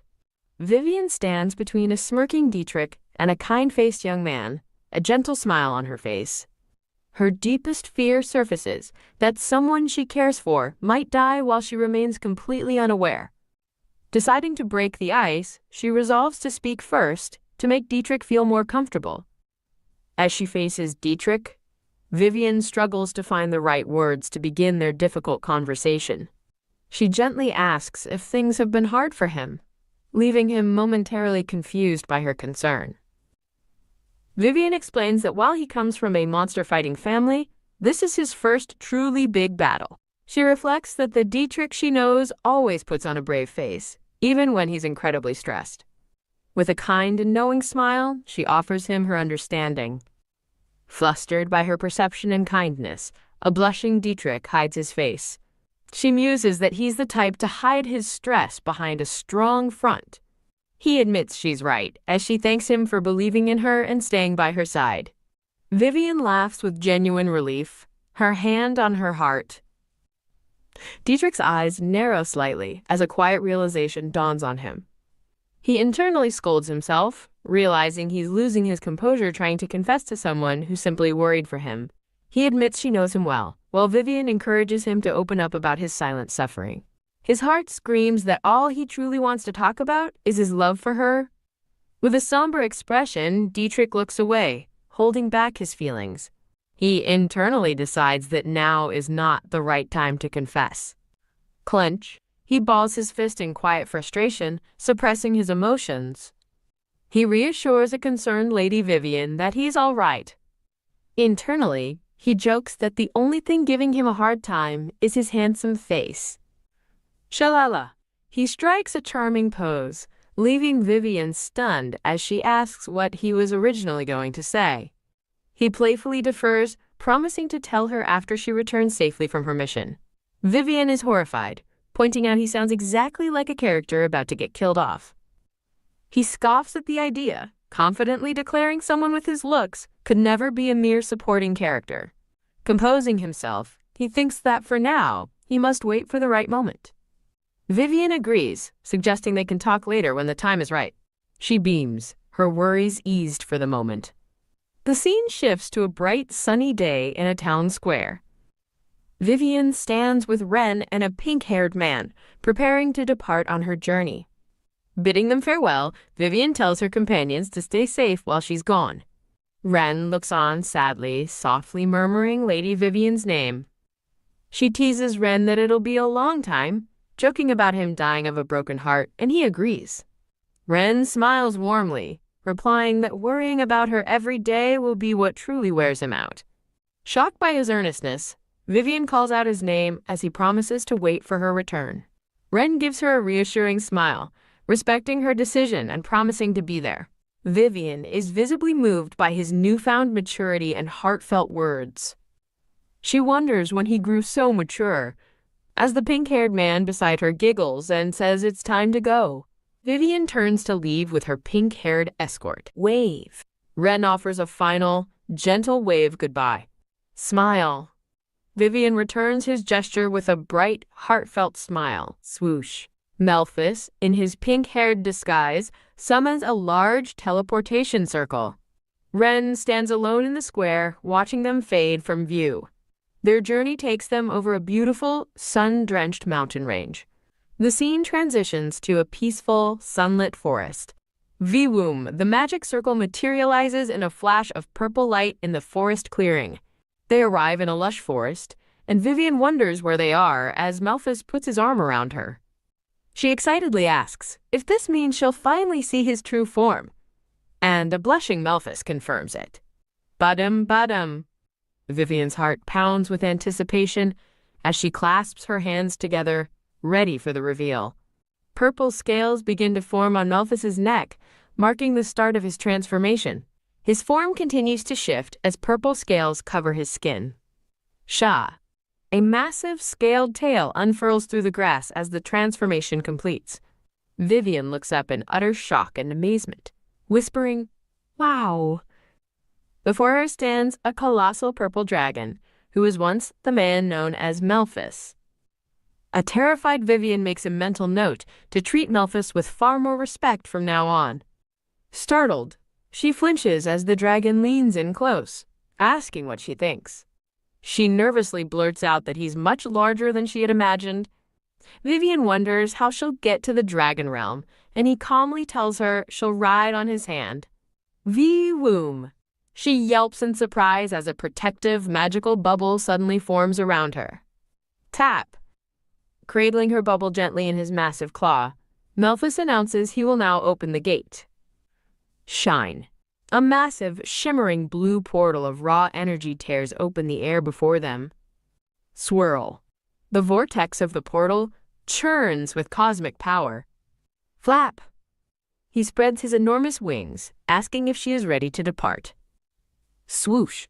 He carries her through the shimmering gate, leaving the human world behind. The portal vanishes, leaving the sunlit cliffside peaceful and empty once more. They journey through a brilliant, sparkling void between dimensions. Malphus soars gracefully through the breathtaking cosmic expanse. Floating safely in her bubble, Vivian gazes at the wondrous sights in awe. He explains their destination. They're going to meet the Dragon Lord, who knows everything about this realm. Vivian grows anxious, questioning if it's truly okay for a mere human to meet such an important being. Malphus delivers a grim warning. Any other species found in the dragon realm is immediately shot to death. She recoils in terror, her mind reeling from the thought of being executed on sight. He reveals there is one way to guarantee her safety, and she nervously asks what it could be. Malphus pauses thoughtfully, considering the only available option. In a stunning turn, he asks Vivian if she will be his lover. Vivian is left completely speechless, stunned into silence by his shocking proposal. Trapped by his outrageous demand, she kneels before him, utterly bewildered. Chill! A shiver of fear runs down her spine as she asks what he's talking about. He reveals the simple, yet shocking solution. They just need to pretend to be in love. He cheekily adds that if she doesn't want to pretend, she's welcome to fall in love with him for real, leaving her speechless. She asks if he's teasing her on purpose, and he admits that he is, enjoying the expression she makes. Smile. He grins, confessing that he does it because he finds her adorable. Flustered by his relentless flirting, she inwardly wonders what has gotten into him today. He asks what she means, and she clarifies she's asking about the plan to meet the Dragon Lord. She asks if the Dragon Lord doesn't kill a dragon's mate, and Malphus confirms this, explaining the sacred vow of an imprint. An aside explains that an imprint halves a dragon's lifespan and binds the pair in life and death. No!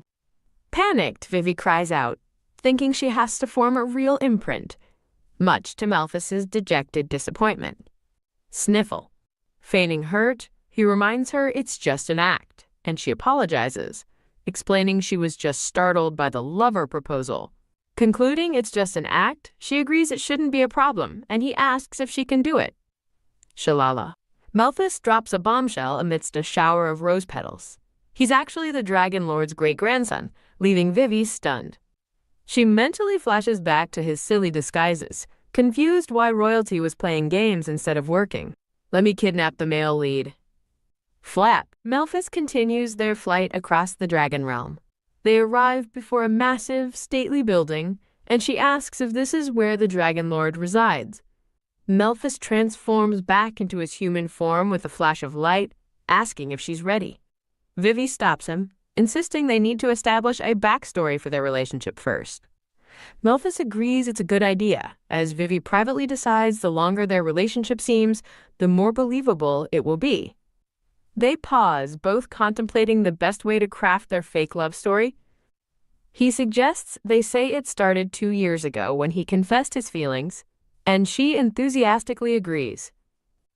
He points out they still need a believable story of how they fell for each other. Tap. A light bulb appears above her head as Vivi has a sudden flash of inspiration. She smiles confidently, declaring that part will be easy. A vision of Ren's gentle, blushing smile flashes in her mind. Gasp. Vivi panics, wondering why she is suddenly thinking of Ren while trying to create a fake backstory with Melphis. FWIP. She internally scolds herself to snap out of it and focus on the current situation with Melphis. Melphis asks if she thought of something, but she awkwardly denies it, claiming she's just unsure what story to use. She asks for his suggestion, and Melphis looks thoughtful before starting to speak. Melphis explains that when dragons transform, their original form vanishes, making them unrecognizable even to other dragons who have never seen their alternate form. He sadly elaborates that this applies even to close friends or family members. He reveals that she was never supposed to have recognized him, yet somehow she did. She asks if that's the reason he fell for her, and he confirms it with a gentle blushing smile. His genuine confession leaves her utterly shocked and speechless. After a moment of awkward silence, a flustered Vivi struggles to find words. Ta-da! He strikes a pose and asks if his story was believable, making Vivi realize he was just acting. Playing along, she agrees with a smile that his performance was certainly convincing enough for anyone to believe. He gives her a pleased, charming smile in return. Now that their story is set, Vivi asks if they should go inside, and Melphis agrees, telling her to stay behind him for safety. They walk through an imposing stone hall, passing under a massive dragon skull mounted on the wall. Standing before a colossal circular door, Vivi is stunned by its immense size. Creak! The great door swings open, and they peer nervously into the brightly lit chamber beyond. Step. As they enter, Vivi looks up in awe, wondering how there can be a sky inside the temple. Shah.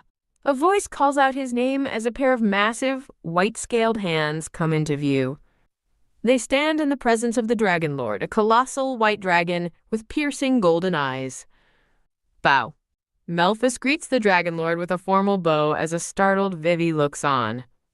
Melphis introduces Vivi as his mate, and she begins to stammer a greeting to the massive dragon looking down on them.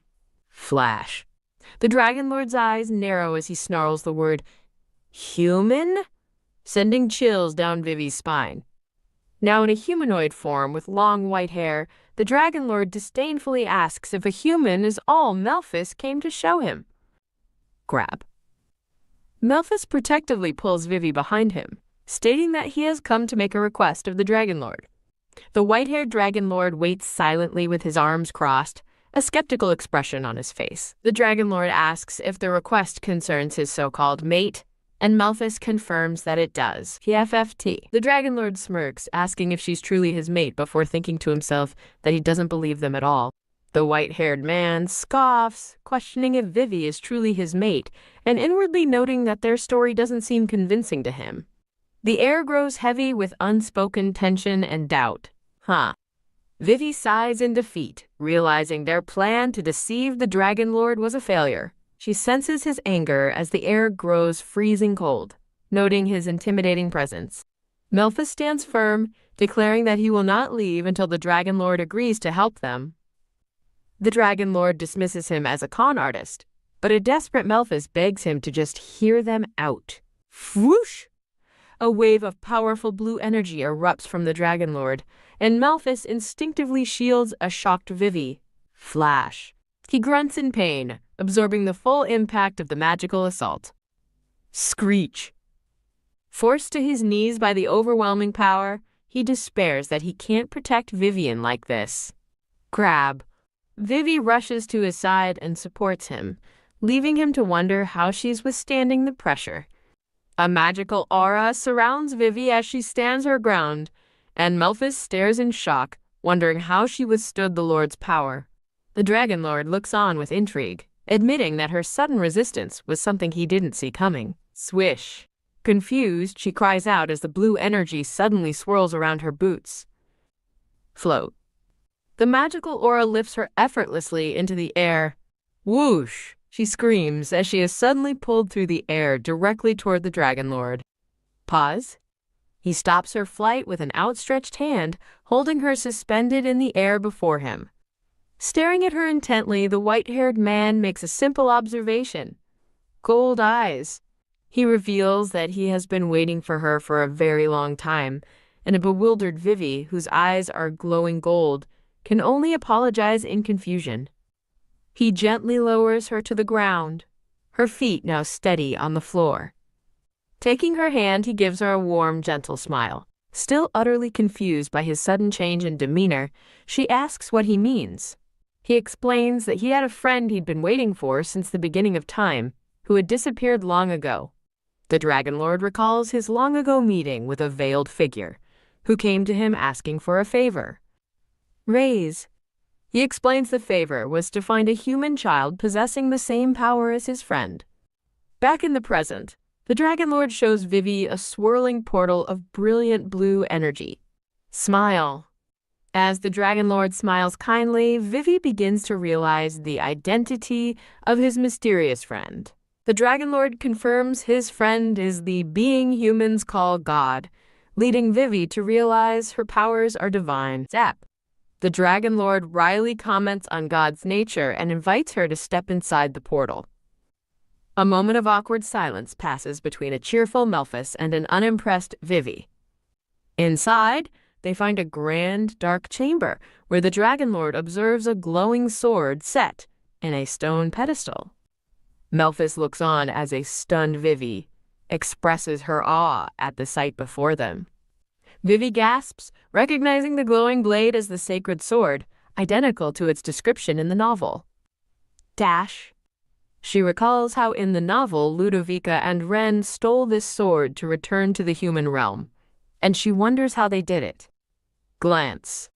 Sensing something is wrong, Vivi grows uneasy, prompting a concerned Melphis to ask, "What's the matter?" Melphis explains that the flow of mana in the chamber is off, noting he's never been to a place so empty in the Dragon Realm. When she asks what he means by empty, he clarifies there is no mana at all, though he doubts that explanation helps her. Ta-da! He tries an analogy, comparing the lack of mana to a room with no oxygen, leaving Vivi utterly confused. With a serious expression, Vivi realizes that Melphis is overlooking a critical detail. She understands the only energy in the room comes from the sacred sword, confirming it's the artifact she's been seeking. Dazed. She feels an unshakable certainty about the sword's identity and its importance. Step, as she walks toward the glowing sword. As if in a trance, a confused Melphis watches her go. Rushing to her side, a worried Melphis calls out to Vivian, asking if she's all right. Step. The Dragon Lord intervenes, telling Melphis not to bother her while urging Vivian to snap out of her trance. Reach. Ignoring their calls, she continues to reach for the hilt of the sacred sword. Flash. A brilliant light erupts the moment her hand touches the glowing weapon. Flop. The light fades, and Vivian collapses, caught by a frantic Melphis. The Dragon Lord calmly reassures a panicked Melphis that she's fine, but Melphis demands to know what's happening. The Dragon Lord smiles, suggesting that she has gone to meet his friend, God, in person. Bathed in a soft glow, Vivian lies unconscious in Melphis's arms as he watches over her. The scene shifts to a dark night, where a crow watches over a stately mansion from a tree branch. A lone, cloaked figure stands on a cobblestone path under the starry night sky. Tap. The figure lowers her hood, revealing an exhausted-looking Vivian in the pale moonlight. Clatter. In another scene, a man with glasses offers a pile of gold coins, promising to pay anything to have him brought to him. The cloaked Vivian listens to the offer with a hardened expression, silently considering his request. Yes, sir. The scene shows a beaten young man, likely Ren, collapsed on the ground and whispering an apology. Suddenly, Vivian finds herself surrounded by an erupting torrent of red, fiery energy. Drip. Horrified, she looks down to see her hands covered in blood, realizing she's been hurt. Thud! With a jolt, the real Vivian awakens from the violent vision, gasping in shock. Spring. She sits up, distressed, realizing she just experienced a memory from the original Vivian's life in the novel. Still reeling from the bloody scene, she wonders why she was suddenly forced to witness that traumatic memory. Bathed in a divine golden light, she looks up in confusion, sensing she is no longer alone. Turn. She turns her head toward the source of the brilliant, overwhelming light. Before her stands the veiled, white-robed figure, radiating a divine, starlit aura. Looking at the being, she realizes its divine energy is the same as the power resting within her. Overwhelmed by the radiant presence, she hesitantly asks the figure if it is God. Grin. Beneath the veil, the divine being offers a knowing, silent grin in response. Ugh. A flash of pain overwhelms her, and her vision shifts to a fiery, demonic realm. As the hellish landscape comes into focus, she wonders if she is now seeing the demon realm. The vision reveals a sprawling city of dark, Gothic architecture under a blood-red sky. Flinch. A voice echoes in her mind, revealing a vision of events that will occur 200 years from now. She realizes that if the novel's plot unfolds as written, the horrific vision she saw is the fate of the human realm. Dagger. As Vivian stumbles through a strange golden realm, she wonders if this is what happens after the novel ends. The vision shows her a white-haired man named Belial being stabbed, and she recalls that in the original story, he dies. Fade. As the vision disappears, Vivian is left in shock. Shah. Her vision is then filled by the sight of a massive winged beast descending upon the fiery ruined city. Thump. A smug, cloaked figure appears before a terrified Vivian realizes Belial is being resurrected, wondering how it's possible when he was killed by the sacred sword. The voice of God reveals a vision of a blonde, armored envoy, explaining this figure wielded God's power. In another vision of a blonde woman and a red-haired man, God explains that because they were merely envoys, they couldn't destroy Belial permanently. The veiled divine being explains that it couldn't interfere by giving them more power, as it was the main character's destiny to face the threat. God recalls trying to give its divine power to supporting characters, but their mortal bodies couldn't withstand the immense energy, and they all collapsed. The divine being extends its hand, floating through a vast cosmic expanse. God explains that it then searched for a new vessel, a dead soul who had read the entire novel. The vision shows the soul of a modern girl being placed into the body of the original Vivian. The voice of God continues, explaining that this new soul would be able to comprehend the entire truth of the world. Back in the present, the divine being tells Vivian that her recovered memories prove she's in the right place and hopes she'll guide the story to a happy end. Flash? Vivian reaches out, her hand touching the glowing hand of the divine being. The divine figure turns and fades away into the cosmic light. The scene shifts, showing the dark silhouettes of leaves against a white background. Vivian slowly awakens in a bed, groggily wondering where she is. Pop? A startled Melphus rushes to her side, calling her name now that she's awake. He frantically checks on her, babbling with concern, while a dazed Vivian can only manage a confused TSK. The Dragon Lord appears, chiding Melphus for his impatience and telling him he was supposed to wait quietly. He asks if she saw the memories, and Vivian, leaning on a concerned Melphus, confirms that she saw everything God left for her. Vivian realizes her true purpose was to fight a villain named Siegfried, and that she'd been foolishly trying to alter the story. Looking at the sacred sword, she feels relieved to finally understand the path she is meant to follow. Melphus asks if they're now going to take the sword and return to the human realm. The Dragon Lord calmly states that she probably won't be able to take the sword. Vivian understands he is right, realizing the sword's seal won't break until a specific point in time. Rise. A surprised Malphus asks how she knows that, and she explains she learned it from the memories God showed her. After failing to pull the sword, she sighs, realizing they must wait a week, while her inner voice panics that a week here is 6 months in the human realm. Malphus gently tells Vivian to return to her world without the sword. Confused, she asks what he means, and he urges her to go back to help her friends. He smiles warmly, promising to bring the sword to her himself once the seal is broken. Vivian looks up at him, touched and surprised by his selfless offer. Droop. He insists there's no time to waste and that he will stay to find a way to break the seal faster, leaving Vivian speechless. He tells her the only thanks he needs is for her to smile, catching her completely off guard. He playfully pushes up his own cheeks into a grin to show her what he means. A flustered Vivian looks away, a faint blush on her cheeks.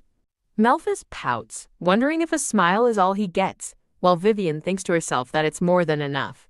The Dragon Lord announces he will create a warp to send her back, right away.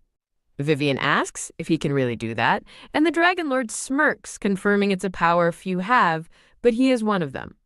As he instructs her to close her eyes and picture her destination, a beaming Vivian thanks him profusely. She then turns to Malphus, sincerely thanking him for helping her find the sacred sword. Clasp. Taking his hand, she promises she will repay his kindness one day. A blushing Malphus looks down, clearly moved by her words. Ahem. The Dragon Lord impatiently clears his throat, asking if she has decided where to go, and she eagerly confirms she has. Glow. A magical transportation circle illuminates beneath Vivian's feet as she prepares to depart. Malphus calls out a heartfelt goodbye, asking her to stay safe until they can meet again. Shimmer. With a radiant smile, she waves and promises that she will be waiting for him. As Vivian disappears in a flash of light, Malphus and the Dragon Lord are left standing alone in the chamber.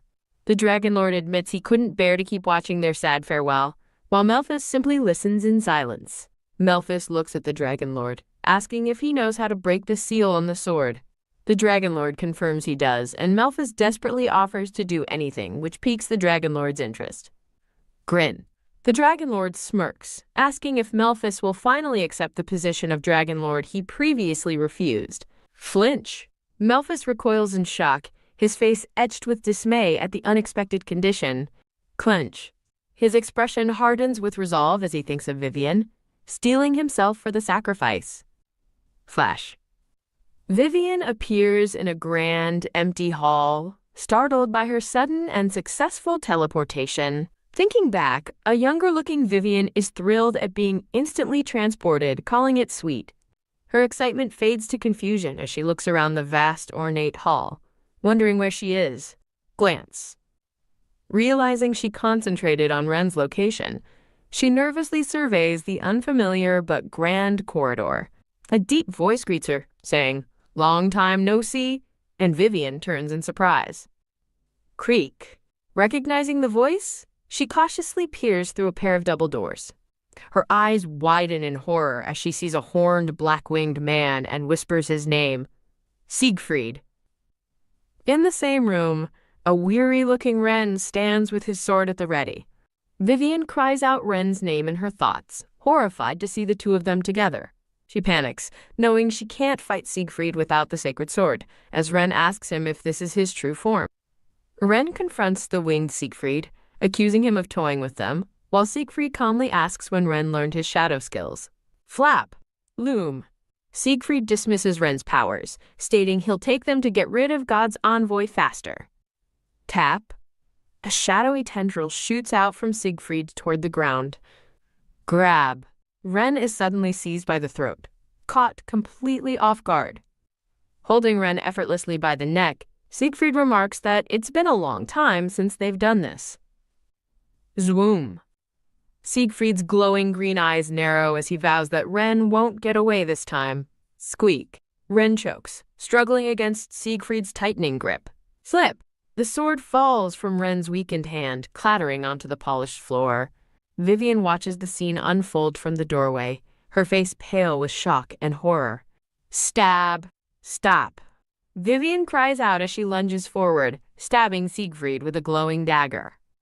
Startled, Siegfried stares at the wound, questioning where a dagger with divine power came from. Shink! Vivian shoves the dagger deeper into Siegfried's chest. Vwum! Enraged, Siegfried glares at her, furious that she dared to use divine power against him. Holding a glowing artifact, Vivian stands her ground, demanding that Siegfried release Ren. Go low. Right this instant, she yells, as a brilliant golden light erupts from her, startling Siegfried. Blast! The room is consumed by a blinding flash of divine energy. Thud. Ren collapses to the ground, and a frantic Vivian shouts his name as she rushes to his side. Shake. Cradling his head in her lap, she desperately tries to wake the unconscious Ren. Wobble. Vivian suddenly feels a wave of dizziness, groaning as she clutches her head in pain. Growl.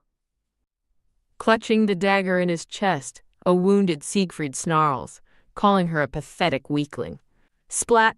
He yanks the glowing dagger from his chest. Flap.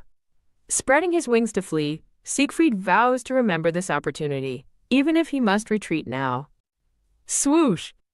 As he turns to leave, Vivian seizes Ren's fallen sword. Stab! She plunges the sword deep into Siegfried's back.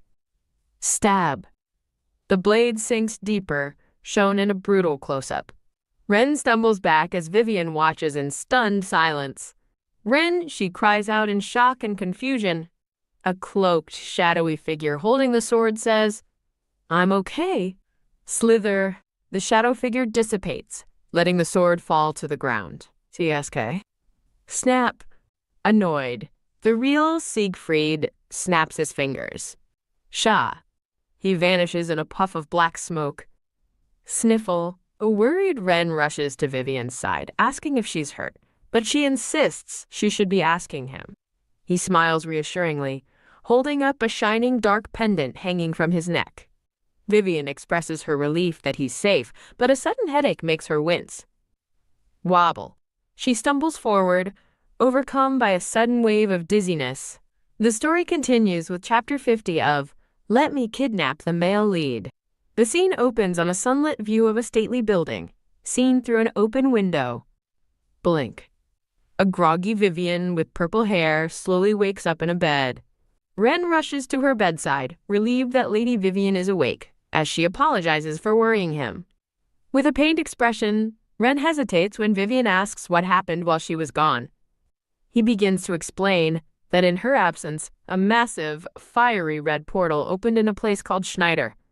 Ren continues, stating that from the portal emerged demons that spread across the empire. He recounts that he was in charge of Schneider and sensed powerful mana coming from inside its castle. The flashback shows the dark, foreboding castle as Ren explains that he went inside to investigate. He recalls his confrontation, where Siegfried, in his demon form, held him, ready to kill him. Ren finishes his story, remembering how Vivian appeared at the last second to save him. Back in the present, Vivian corrects herself that Belial, not Siegfried, ran away and asks about the portal's status. Ren gravely informs her that the portal is still open, and worse, the Empire has announced its decision to abandon Schneider. Vivian sits up in shock, unable to believe what she's just heard. Ignoring Ren's plea for her to rest, Vivian tries to get out of bed, insisting there's no time. Clack. As Ren sits, Vivian declares she must help Dietrich and Ludovica until the sacred sword arrives. A month passes, and the scene shifts to a town district with a canal. Vivian is shown hard at work at a large desk, buried in administrative documents. Russell. As she sorts through papers, she thinks how all other domains are secure, leaving only the problem of Schneider. Ren approaches from behind, asking what it will take to finally close the demonic portal. He urges Lady Vivian to rest, since most domains are stabilized, but she simply welcomes him back from his duties. Flip! Feeling guilty that Ren can't rest because of her, Vivian decides to read the newspaper and end her day. Ren stands quietly behind her, watching her read with a concerned and thoughtful expression. He wonders what happened to her in the Dragon Realm, noticing the immense pressure she carries to save the world. Vivian looks up with a grave expression, telling a surprised Ren that she believes Belial has recovered. With a manic laugh, she points to the newspaper, exclaiming that he's proceeding with his wedding, which prompts a worried Ren to ask if she's okay. Clench. She clenches her fist, confidently stating she's fine, because now the story is finally following the novel's plot again. The newspaper shows a photo of a red-haired woman and a blonde man. As Vivian thinks she's relieved, Belial is still posing as Siegfried. Vivian plots, knowing the wedding will occupy Belial, giving them time if everything follows the novel. The plan is simple. Belial will be killed by the sacred sword, so they just need to hold out until it arrives. She worries, however, that his wife, Leonie, might be an unpredictable variable in the plan. Hug. Suddenly, Ren embraces a startled Vivian from behind. She looks up at him in confusion, quietly questioning his actions. Ren gently rests his head on her shoulder, closing his eyes for a moment. He tells her she's been working non-stop for a month, while she peeks up, asking why he's doing this now. Blushing, he softly tells her it's time for her to rest, even just a little. Blush. His gentle concern leaves Vivian flustered and blushing deeply. She reflects with guilt that he has been working just as hard, and she hasn't properly thanked him. Pat. Vivian reaches up and gently pats his head in a gesture of comfort. She sincerely thanks him for all his hard work over the past month, telling him he did well. Vivian gives him a radiant, appreciative smile. Blush. Clearly moved by her gratitude, Ren blushes. The two share a warm, comforting hug in the library, finding solace in each other. The scene transitions to a large, moonlit estate at night. Inside, the red-haired Leonie sits on her bed, deep in thought. Clasp. She clasps her hands, steeling her resolve as she thinks about becoming part of the imperial family tonight.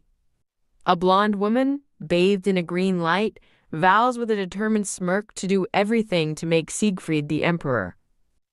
Creak. Back in the room, the red-haired Leonie is startled by the sound of her door opening. Spring. Her expression brightens as she stands up, happily greeting the person who has arrived. The man who looks like Siegfried enters, addressing her as Lady Leonie, before correcting himself to use her first name now that they are married. The white-haired man, Siegfried, smiles and tells a blushing Leonie how happy he is that she is his wife. His expression turns sinister as he reveals she's a scapegoat to eliminate the Schmidt family, leaving a horrified Leonie to question his meaning. Reach. He menacingly cups her face, asking if she knows what happens to those who harm the imperial family as she flinches away. His eyes glowing ominously, he confirms the punishment is execution for the perpetrator and their entire family. He coldly poses a hypothetical question. What if she were to attack him in front of other people? Tremble. Gripping her chin, he listens to her terrified denial that she would ever dare harm him. His face bathed in a malevolent blue aura, he declares with certainty, "Oh, you will. Because I will make you." Struck with terror, she realizes this can't be right, thinking the demons were supposed to be confined to the Schneider domain. A blonde, horned demoness smirks, crediting someone named Veronica for making humans aware of their existence. Stagger. Overwhelmed with fear, Leonie stumbles backward. Trapped in a swirl of dark energy, her mind screams that she needs to get out of here. Slam. Behind her, the door is shut as the winged Siegfried stands guard, blocking her escape. As Leonie flees down the corridor in terror, Siegfried thinks to himself that she runs just like her sister. Tap, tap.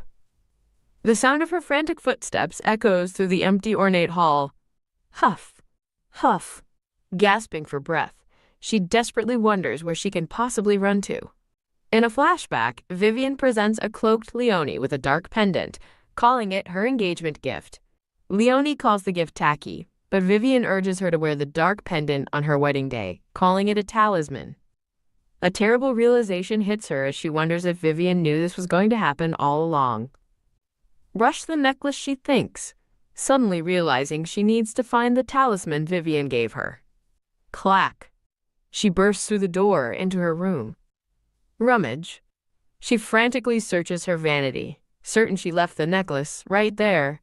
Her jewelry box is in disarray, but the pendant is gone as she frantically wonders where it could be. Her expression hardens with dawning, furious realization. Turn. She whips around, startled by a presence behind her. The winged Siegfried dangles the missing pendant, remarking that Vivian Schmidt must have cared a lot about her to give her such an artifact. Give it back, she screams in desperation. Smirk. I can't, he says with a cruel, dismissive smile. Crack. With a flash of red energy, the pendant shatters as she cries out in despair. Leonie watches in horror as the broken fragments of her last hope fall to the floor. In another flashback, Vivian begs a younger, brown-haired Leonie not to marry, pleading that she's too young. Vivian turns away, seemingly defeated, and thinks that she's giving Leonie the talisman for her own peace of mind, to avoid future regret. Reach. As a hand reaches for her face, a voice tells her not to worry. The winged Siegfried gently caresses her cheek, claiming he's not so evil as to kill his own wife after only one day. The scene shifts, and 2 days pass under a moonlit sky. A silent and troubled Vivian sits at her desk with a watchful Ren standing behind her. In the secret kidnapping room, a red-haired commander briefs a blonde woman and a brown-haired man at a table. The red-haired commander explains she's gathered them to share urgent news before it becomes public tomorrow. She begins her report. Earlier today at Siegfried's wedding celebration, he was poisoned and nearly died. The blonde woman asks if this means he's still alive, and the commander confirms he's fine, having vomited up the poison. The commander continues, revealing that the culprit was found to be his new wife, Lady Leonie. A close-up shows a defeated and somber Leonie being taken away by the guards. Done. Back in the present, a stunned Vivian can only whisper, "What?" The red-haired commander grimly reports the king's order. Every single member of House Schmidt is to be arrested and executed. Vivian realizes, with dawning horror, that Belial is trying to kill her entire family just to take her out. The news gets worse, as a report came in that 3 dead bodies have been found at Siegfried's palace. It seems he killed his wife, along with the Marquess and Marchioness Schmidt, the red-haired woman concludes, as Ren addresses her as Your Highness. Shake. Ren's expression is grim, and he's visibly shaken by the terrible news. Glance.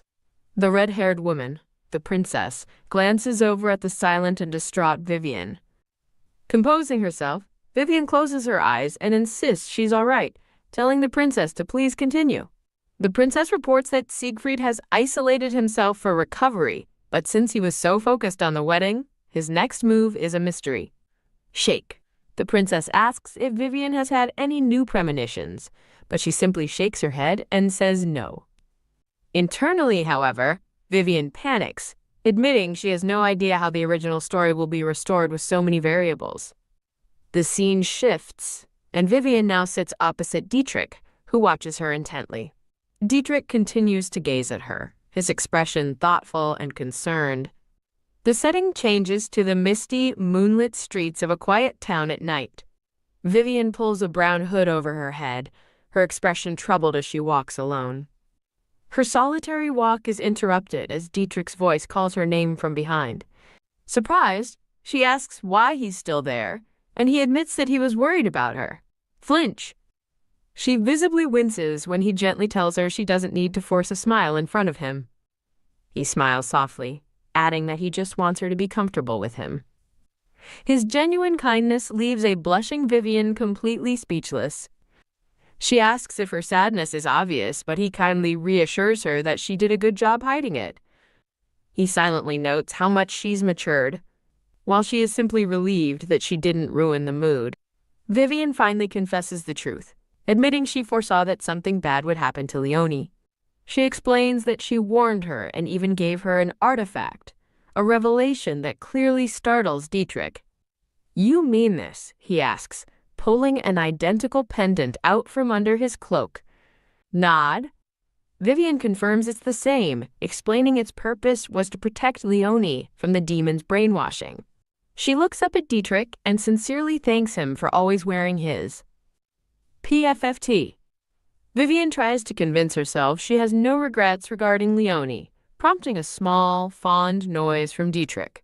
A sepia-toned flashback shows a younger Vivian watching her seemingly happy family from a distance. The memory darkens as she admits to herself that she wonders if she played a part in their deaths. Back in the present, Dietrich firmly holds her shoulders and insists she is not responsible for what happened. As she tries to argue, he cuts her off by reminding her of the day she saved his life. He recalls a past failure of his own, asking hypothetically if she would have blamed him for it. Outraged on his behalf, Vivian immediately insists that it wouldn't have been his fault. He asks why, and she explains it's because he didn't know about the danger of Lima. He turns her own logic against her, asking if she knew exactly what was going to happen to her family. Looking down, Vivian admits she didn't know, saying she never would have let them go if she had. "Now do you see that it wasn't your fault?" he asks gently, and she quietly concedes with a yes. He tells her that her family broke their bond first and that her foresight doesn't mean she bears all responsibility. A grateful smile spreads across Vivian's face as she calls him very kind, causing a surprised Dietrich to blush. Leaning closer, he blushes and confesses, "I'm only this kind to you," causing her to question his meaning. He clears his throat, quickly adding that it's because she saved his parents' lives. She gives him a knowing smile as the thought, "You're right," appears, closing out the chapter. The two stand together on a quiet balcony, bathed in the cool light of the moon. Dietrich announces they've arrived, and Vivian thanks him for his help, wishing him a safe trip home. From a distance, Ren observes that Lady Vivian seems oddly cheerful, as if a weight has been lifted. Simmer. As a pot of stew cooks, Ren wonders what she and Dietrich could have possibly talked about. Lost in thoughts of his own inadequacy, Ren is startled when Vivian finds him and says his name. He puts on a bright smile, teasing her for being late, while she explains she was just cleaning up. His happy expression vanishes as he realizes with shock and dismay that she's lying to him for the first time. Quiver. He internally seethes, blaming that evil jerk Dietrich, but flinches as Vivian excitedly praises the stew he's making. He explains he made her favorite food because she seemed down, and she eagerly exclaims that she'll eat it right away.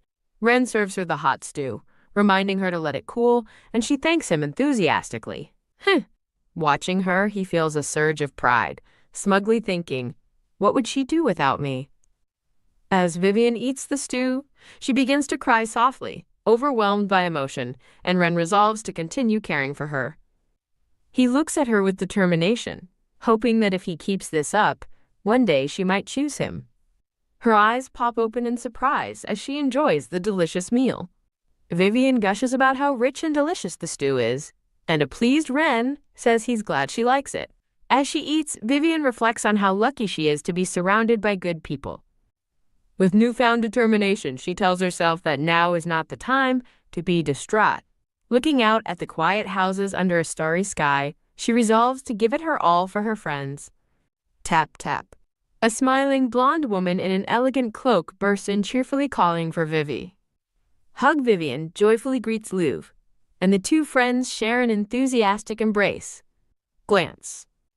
The blonde woman Luvia looks around for that idiot, and Vivian quickly says he's out on an errand. Vivian internally admits she sent Ren away because he and Luvia always butt heads when they meet. Vivian asks how things are in other places, and a pensive Luvia replies that it's been strangely quiet.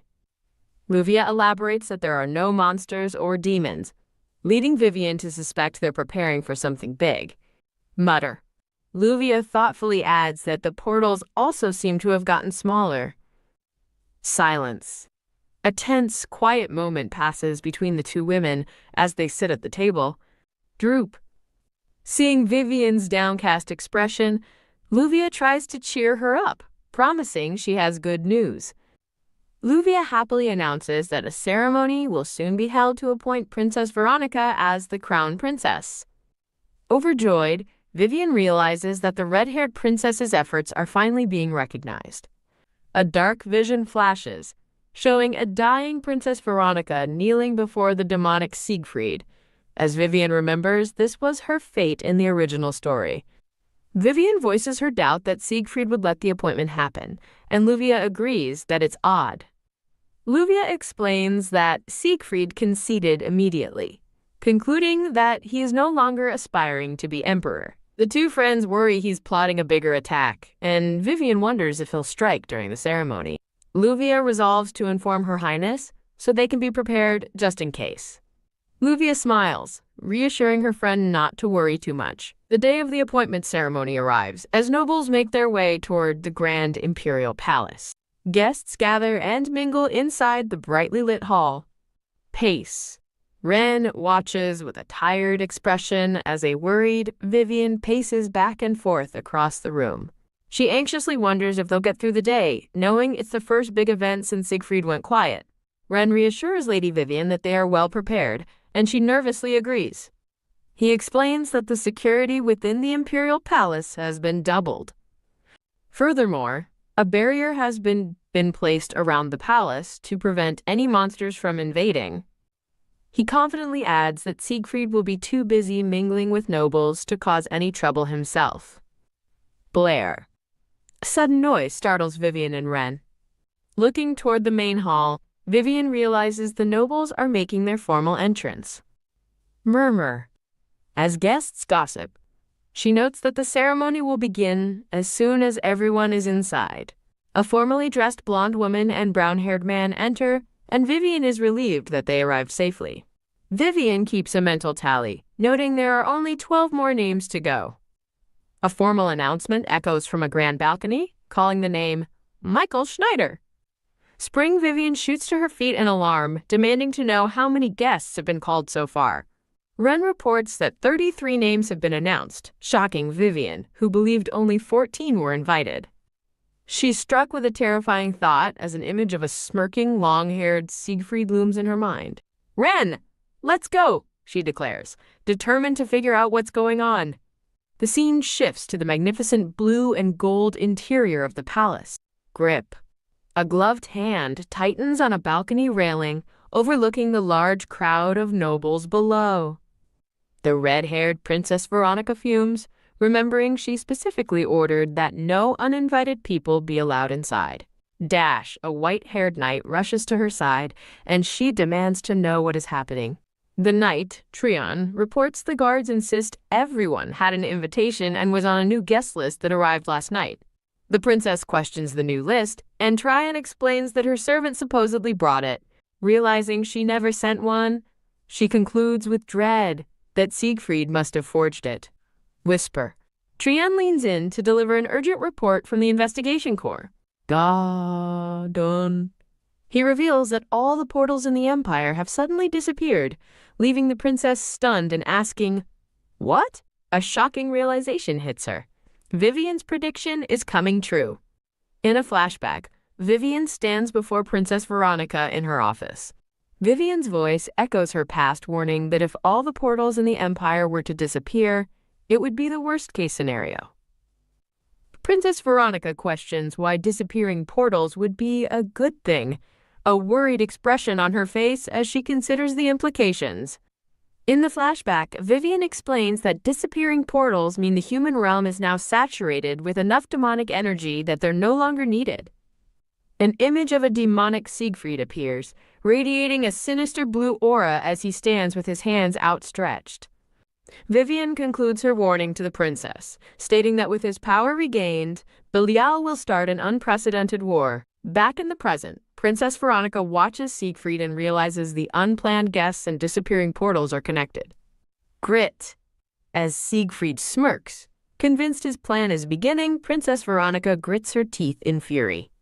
Rush. The white-haired knight Trion grabs the princess as she moves to act, asking where she is going.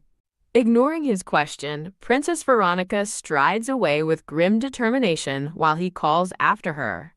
She walks down the hall, declaring her intention to cancel the appointment ceremony immediately. Stomp, stomp. She runs with urgent purpose through the grand palace. Her path is suddenly blocked by a smirking Siegfried. Smile. He smugly suggests that her appearance means she's finally ready to negotiate with him. Princess Veronica glares at him, saying his name with utter contempt. Whisper. Siegfried leans close, surprising her by offering two options. He threatens that if she cancels the ceremony, he will kill everyone present, including His Majesty, causing her to flinch in rage. His second, equally monstrous option is to proceed with the ceremony, and he will kill only one person. Furious, Princess Veronica thinks to herself that he must be joking. Snicker. Siegfried crosses his arms, eagerly awaiting her choice between the two terrible options. Her fist trembles as she realizes this isn't an option at all, but pure blackmail. She demands to know if he wants the throne, but he coldly replies that he doesn't need it anymore. Huh? When she asks why he's doing this, he smiles and says it's because today is a very special day. Blare. A loud trumpet fanfare suddenly announces the beginning of the ceremony. The white-haired emperor makes his grand entrance onto the balcony. Clap. The gathered nobles burst into applause for the emperor. FWIP. Siegfried gestures towards the ceremony, telling the princess she should go up there. Tremble. Seething with helpless rage, Princess Veronica trembles before him. On the balcony, the emperor formally welcomes all the guests to the grand event. He extends his arms, inviting the guest of honor to join him. Yay! The emperor calls out Princess Veronica von Agrion, and the crowd cheers as she stands frozen, her shadow looming over the stairs. Stagger. Numbly, she turns and begins her reluctant walk toward the balcony. Zap. She takes a slow, heavy step forward. As she joins the emperor, he officially declares that the crown princess appointment ceremony will now begin. Peek. She glances nervously to the side, her thoughts fixed on Siegfried. She raises her hand to take the oath, wondering if Siegfried will truly remain still as she is named crown princess. With a determined expression, she formally swears to devote herself to the empire's growth and prosperity. Klappluvia and the other guests applaud her appointment as crown princess. Siegfried suddenly appears beside her, shocking her as he announces he's invited some special guests. Grin. In his demonic form, he smirks and asks everyone to welcome them with applause.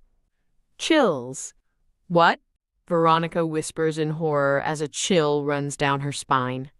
Zoom. A massive, swirling red portal of pure energy erupts in the center of the hall. Siegfried reveals his true form, complete with horns and massive black wings, as he stands before the demonic portal. Rush panic erupts as the nobles scream about a demon in the palace and beg for help. Princess Veronica confronts Siegfried, accusing him of breaking his promise. The demonic Siegfried smirks, playfully recalling his promise to take just one life. Point. He points a single finger toward the panicking crowd, deciding he'll go with a specific target. Blaze, a man in the crowd, is suddenly engulfed in flames, screaming in agony as the other guests watch in terror. Grit. Princess Veronica's face contorts with rage as she snarls, "You bastard." Siegfried lets out a wild, triumphant laugh, declaring that the special day has only just begun. Dash. The brown-haired noble rushes through the pandemonium. He finds Luvia, urging her to hurry and stop the situation, but she tells him to give her a second. Yank.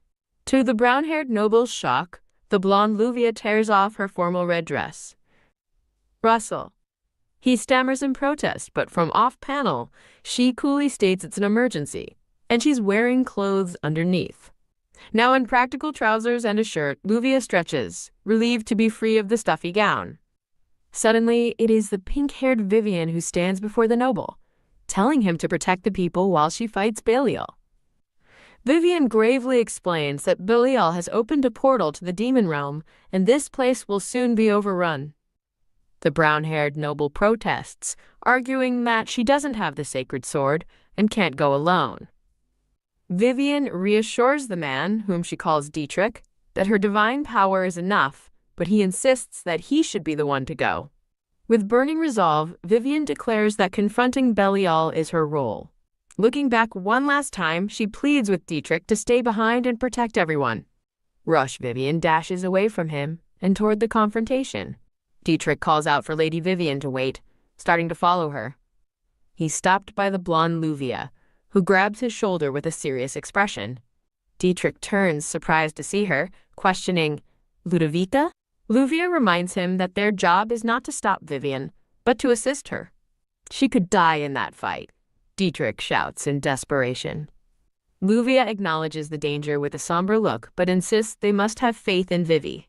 Defeated, Dietrich reluctantly concedes, understanding he can't stop her.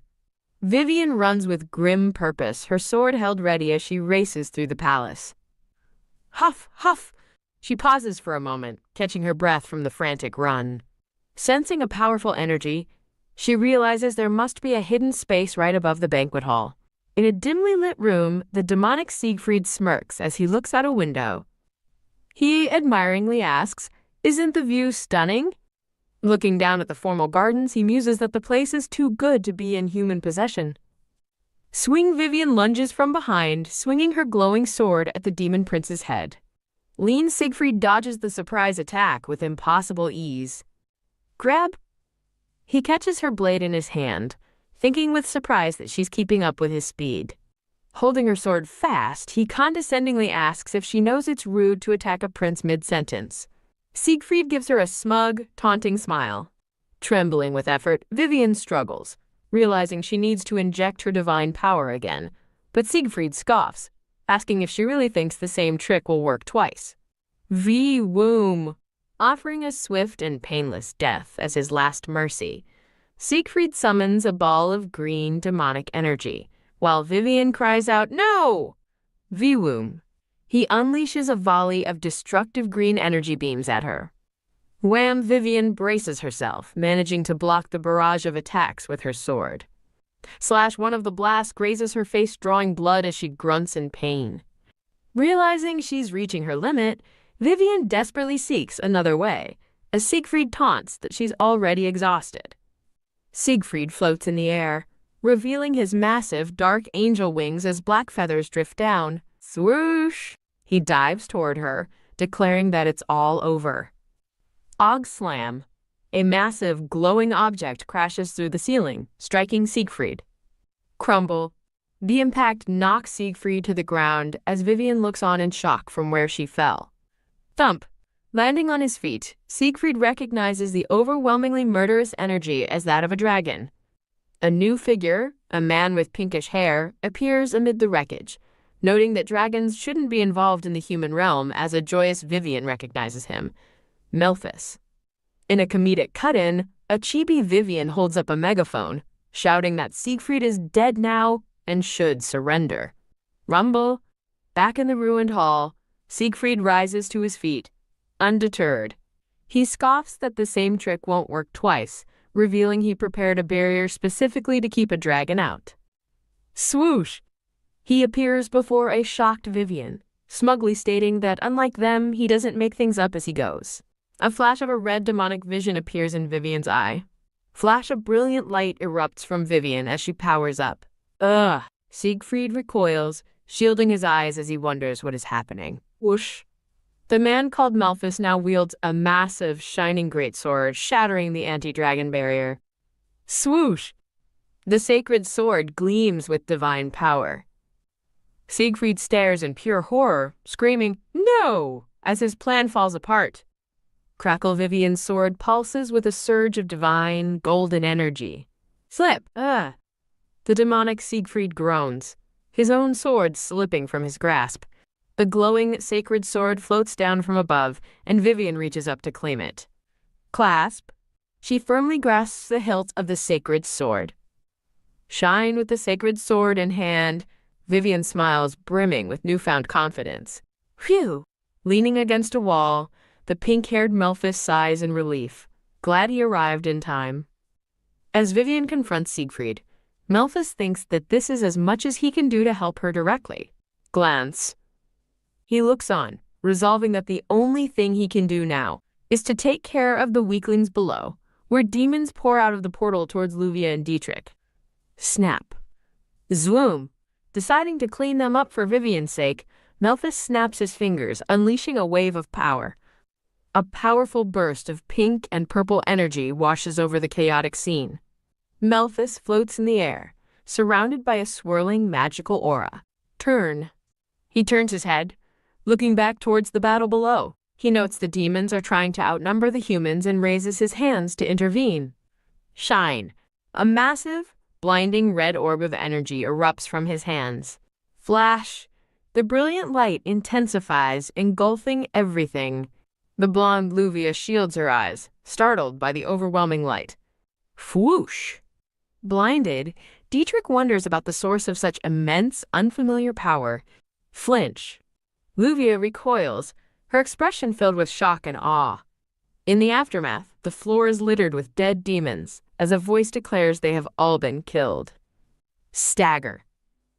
Two palace guards stagger in disbelief, wondering what just happened. Melphis coolly orders a flinching guard to clean up the mess, and the guard hastily agrees. Melphis declares that should be enough, as a stunned Dietrich watches him in silence. Mumble. Dietrich thinks to himself in awe that the power of dragons can wipe out demons in a single second. Luvia angrily stomps up the stairs, confronting Melphis and demanding why he didn't help sooner. Melphis coldly asks if this is his thanks, stating he only intervened for Vivian's sake. He adds that human lives mean nothing to dragons, provoking a furious glare from Luvia. Dietrich suggests Melphis must be there to give Vivian the sacred sword, then asks Luvia what happened to her. Melphis falls silent, his expression turning somber. He recalls seeing Vivian's happy expression with Dietrich, realizing she has feelings for him. In another memory, Vivian looks shocked while speaking to Melphis. Sigh. He sighs, accepting that there is nothing he can do about her feelings. Snap. He snaps his fingers, offering to do something for a curious Dietrich. Flash Dietrich is suddenly engulfed in a blinding pink light. Back in the fight, Vivian stands ready, wielding the brilliantly glowing sacred sword. Siegfried sneers that while her power has grown, the sword will never touch him. Vivian smiles confidently, taunting that he will be the one dodging now. Swoosh! To his shock, she lunges, her blade a streak of light closing in on him. Flap Siegfried grunts, forced to flap his wings to dodge the attack. He curses the dragon's interference, knowing he can't let his guard down until the fight is truly over. Wee-woo! Don't try me, vermin! He roars, summoning another ball of destructive green energy. Pow! He unleashes a barrage of energy beams from above. Vivian expertly deflects the attacks, realizing she must find a way to get close to him. Slice thinking she needs to bring him down, she sees a shadowy attack slice through one of his wings. Wobble? Siegfried falters in midair, hit by the unseen assault as a black feather drifts down. Calyx. How dare you hinder me?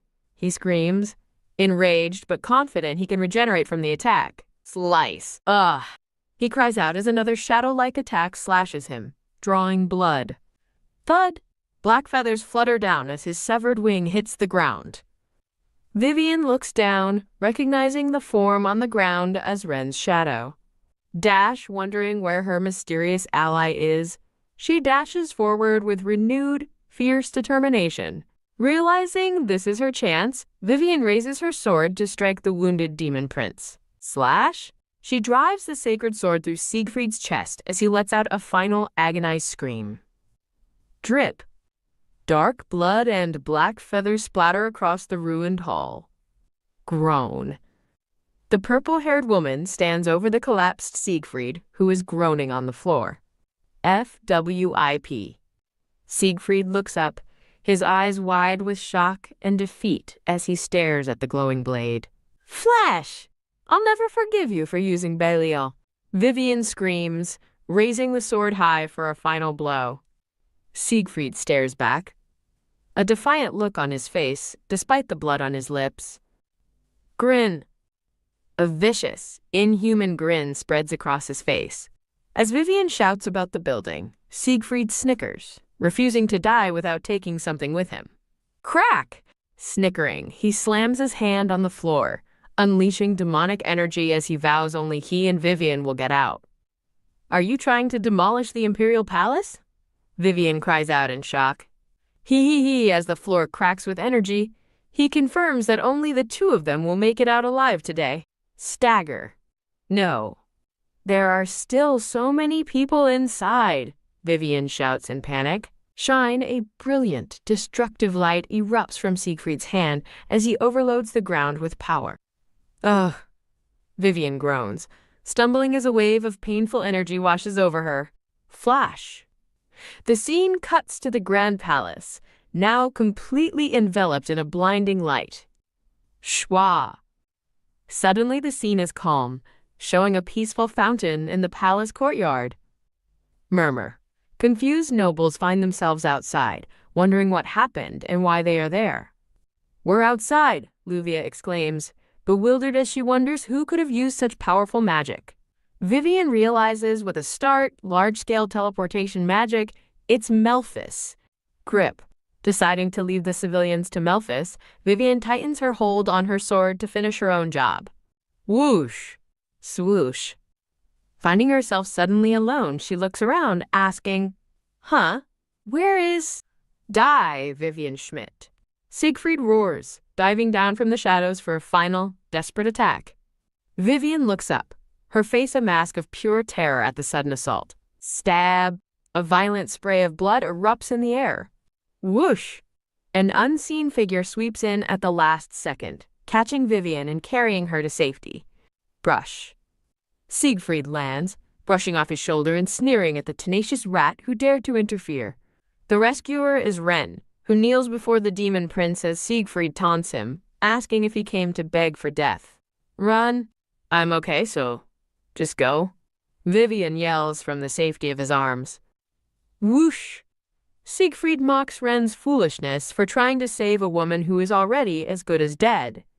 As Ren glares up with grim determination, Siegfried offers to indulge his apparent wish to die first. No! Vivian screams in horror as Ren charges forward. Smash.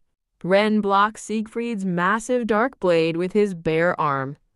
The demonic weapon shatters against Ren's arm, leaving Siegfried momentarily stunned in disbelief. Die, Siegfried screams, his eyes glowing as a dark attack finds its mark. Stab. Ren's counterattack freezes just inches from Siegfried's face.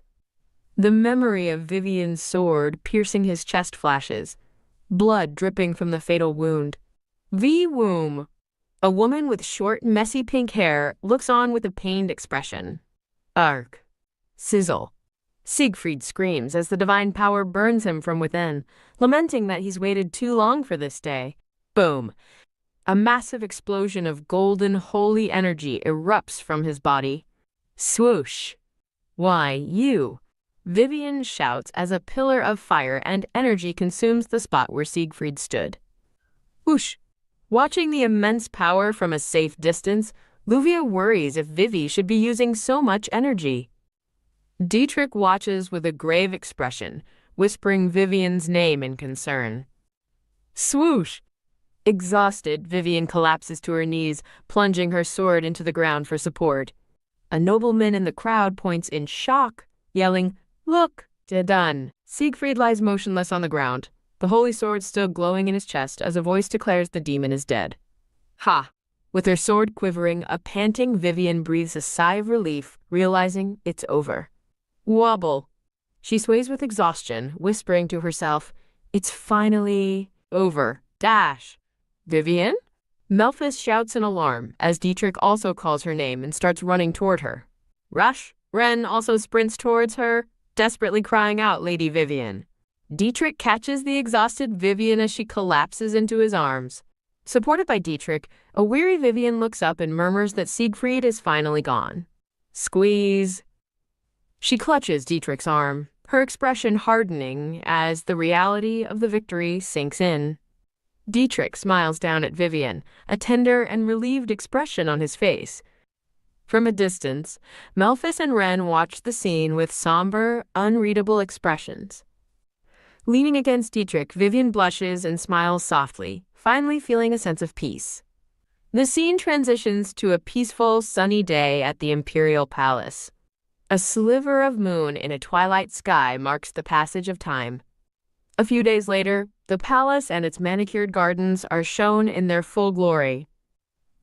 A red-haired woman at a grand desk begins to speak about the person who contributed most to ending the war. She is addressing Vivian, who stands before her looking surprised, with bandages on her face. Vivian shyly denies her contribution, but the red-haired woman insists that everyone saw her defeat the demon. The red-haired woman smiles, confident in her assessment of Vivian's heroism. Utterly bewildered, Vivian asks for clarification, stunned by what she is hearing. Slide. The woman presents documents announcing Vivian's investiture and recommending she move to her new domain. Panicked, Vivian argues the reward is too generous, but the woman simply laughs. Haha. The red-haired woman maintains a kind and knowing smile. Vivian looks deeply troubled, the weight of the news sinking in. She is overwhelmed by the thought of becoming a Grand Duchess and all the responsibilities it entails. A sudden idea strikes her, and she thinks to herself, wait! In a happy memory, a younger Vivian plays on a beach with Ren, joyfully calling for him to chase her. Back in the present, Vivian weeps in despair, realizing her simple dream is now shattered. The red-haired woman asks if she's all right as Vivian collapses to the floor, moaning that she's not. Vivian and Ren, carrying suitcases, arrive at a magnificent white manor. Sparkle. Ren looks up at the estate in awe, remarking on its elegance and size. Vivian drops her suitcase in shock, prompting a concerned Ren to call her name. Vivian yells that the manor is too big, but Ren calmly suggests it's a fitting reward for her achievements. She panics internally, wondering if the Grand Duchess title is purely honorary. Ren asks if she dislikes it, and she stammers that she does but feels conflicted. Vivian pictures a scale where a bigger house equals a heavier burden of responsibility, terrifying her. Trudge. A dejected Ren drags the limp, overwhelmed Vivian toward the manor. A welcoming voice greets them as they arrive, and Vivian looks up, startled. An elderly butler and 2 maids stand at the entrance, ready to receive them. Vivian is shocked as a maid stumbles, wondering what's happening. She flusters when the butler addresses her as Your Grace, and he politely confirms it. Stunned into silence, Vivian stands beside a worried Ren, murmuring, "Oh." Clink. A maid presents a beautiful tea set on a tray. Bow. The butler bows, announcing he will leave them to rest. Quack. The door shuts, leaving Vivian and Ren sitting in awkward silence in the lavish drawing room. Fish. Vivian's soul seems to flee her body as she slumps in exhaustion, and Ren asks if she's okay. She whines that she preferred when it was just the 2 of them, causing Ren to blush happily. Ren clears his throat and explains that her new authority will protect her from those who might exploit her divine power. He assures her the Emperor did this for her safety, and Vivian listens pensively, finally understanding. Vivian expresses her lingering self-doubt, but Ren reassures her that she can always hire help. He smiles warmly, explaining that hiring people is the ultimate form of trust. Drip. Vivian freezes mid-sip, stunned by the unexpected turn in conversation. Flustered by his mention of hiring a spouse, a blushing Vivian stammers her agreement. After composing herself, Vivian changes the subject, looking at him thoughtfully. What are you doing tomorrow, Ren? She asks, catching him off guard. Vivian looks at Ren with a hopeful and slightly shy expression, awaiting his answer. Ren looks away with a flustered expression, murmuring, "Oh." Flinch.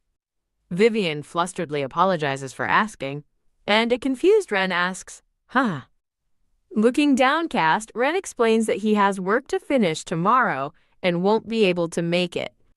Vivian forces a cheerful smile, telling him not to worry and suggesting another time, to which he quietly agrees. A curious Vivian asks what kind of work it is, but Ren smiles evasively, promising to tell her once he's finished. Vivian agrees with a strained smile, a wave of disappointment washing over her as she falls silent. In an internal monologue, Ren looks conflicted, wondering about Vivian's sudden invitation and the picnic he had planned. Clutch. Sitting alone, Vivian clutches her skirt worriedly, thinking that Ren has seemed different since the battle with Belial. As an image of a distant Ren appears in her thoughts, she begins to worry if he has gotten tired of her. Chirp, chirp. On another day, Vivian looks out the window of the grand estate as birds fly by. A blushing Vivian stands by the window, her expression filled with thoughtful resolve. With a determined look, she appears to make a decision. Clench. As a maid approaches, addressing her as Your Grace, Vivian resolves to have a serious conversation with Ren. A comically startled Vivian yelps, exclaiming that the maid scared her. The maid bows respectfully, informing Vivian that Mr. Ren will not be able to join her for dinner. Forcing a smile, Vivian's expression darkens as she asks if he gave any reason. Teary. The maid looks on in alarm as Vivian's face contorts with comical despair. Waha! Vivian bursts into tears, wailing that she can never seem to get a hold of him. The scene transitions to a bright, beautiful day in a city with canals and bridges. Vivian walks through the city streets, determined to enjoy the day by herself. She tries to convince herself that Ren is just busy, recalling all the things she's done by herself lately. Ha ha ha. A laugh catches her attention, and she turns to see a familiar-looking couple nearby. A brown-haired man and a purple-haired woman laugh happily together while sharing a snack. Vivian's smile fades as she watches them, her expression falling into stunned silence. Staring at a grand fountain, she thinks mournfully that she wanted to come here with Ren, believing he felt the same way. A memory of Ren's soft, blushing smile flashes through her mind. A sepia-toned memory shows a tender, intimate moment between her and Ren. Eek! She cringes in embarrassment, remembering how nervous he was on their park date, which she took as a sign of his feelings. Her heart sinks as she concludes that if he truly had feelings for her, he wouldn't be neglecting her now. Overhearing a group of men, Vivian's attention is caught by a rumor about a man who can manipulate shadows. While one man scoffs at the rumor as fraud, another insists it's real, recalling the shadow user from the day the palace collapsed. Tremble. As one of the men wonders what this means for Crown Princess Veronica, Vivian trembles, realizing there were witnesses. Oh, a devastating realization hits Vivian. This is why Ren has been so busy, as a more legitimate successor has appeared. She recalls the original novel's plot, where Ren became a successful ruler, realizing things have changed drastically. Standing beside an imagined Ren, Vivian wonders with a pained expression if he always wanted to be the emperor. Her simple, happy dream of a life with him flashes before her eyes. Clench. Clenching her fist, she rejects the thought, her expression hardening with denial. Clutching her collar, she realizes she'd naively assumed he would always stay with her. Looking up at the bright, uncaring sky, she helplessly wonders what she should do. The scene shifts to the imperial palace at night, on the day of the end-of-war celebration. Vivian sits quietly as two maids attend to her, preparing her for the evening's event. A maid presents a modest green suit, explaining it's a special outfit for Vivian's first formal appearance as Grand Duchess. A blonde maid questions the choice with disdain, while the first maid asks what's wrong. Lift flap. The blonde maid dramatically unfurls a lavish purple dress, insisting that the star of the show must wear a fancy party dress. Vivian finds herself caught between the two bickering maids, as they argue over whether a modest or elegant look is more appropriate. As the maids continue to argue fancy versus modest, Vivian gets a strange sense of déjà vu. She fondly recalls a fun day in the past, when she and Ren had a similar argument over a dress design. In a memory, a man with white and pink-tinged hair sits by her bedside, telling her he's glad she's all right. A bandaged Vivian cheerfully thanks him for bringing the sacred sword so quickly, saying she can now go back without worry. The man with pink-tinged hair smiles sadly, warning her it will be a long while before they can see each other again. The man with pink-tinged hair expresses concern that she looks pale, and a bandaged Vivian replies that she can never hide anything from him. Vivian asks if he's returning to the village because of a problem, but he calmly explains he's just going to help his grandfather. mutter. Vivian muses that as the Lord's grandson, he might inherit the title, while he listens silently. He turns the question back on her, asking if she thinks the position of a lord would suit him.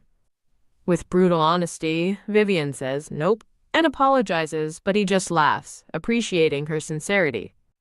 He presents her with a small, round mirror, and she looks at it, asking what it is. He explains it's a communication tool connected to the dragon realm, but warns that due to time differences, his replies will be delayed. With his hands clasped, he looks down with a sorrowful and conflicted expression. Clutch. He takes her hand, pleading for her to keep in touch and promising he'll never ask another favor like this. He holds her hand tightly, a faint blush on his cheeks as he smiles at her gently. He thanks her as she agrees to his request, his expression one of relief. Rattle! As he turns to leave, she calls him Melphus and asks if he's sure everything is okay, which he confirms. Melphus says he must be on his way now, bidding her to take care and be happy. Slump. As he says he will miss her, Vivian slumps forward in comical protest, telling him not to talk as if it's a final goodbye. Vivian gives a bright, determined wave goodbye from her bed. Melphus glances back with a small, sad smile before disappearing through the door. The scene shifts to the present, where a maid fastens an elegant necklace around Vivian's neck. Now in a beautiful white and purple gown, Vivian sits patiently while the blonde maid finishes styling her hair. Vivian asks the blonde maid for a moment alone, and the maid respectfully agrees. Clack. Vivian picks up the hand mirror Melphus gave her from the vanity. V-Woom. The mirror activates, showing her own reflection as she prepares to speak into it. Ahem. She practices talking to her reflection, noting she looks fancier than usual for her title reception. She muses that her victory was only possible because of the sacred sword he brought, a fact unknown to everyone else. She silently wishes that whatever he's taking care of will be finished soon.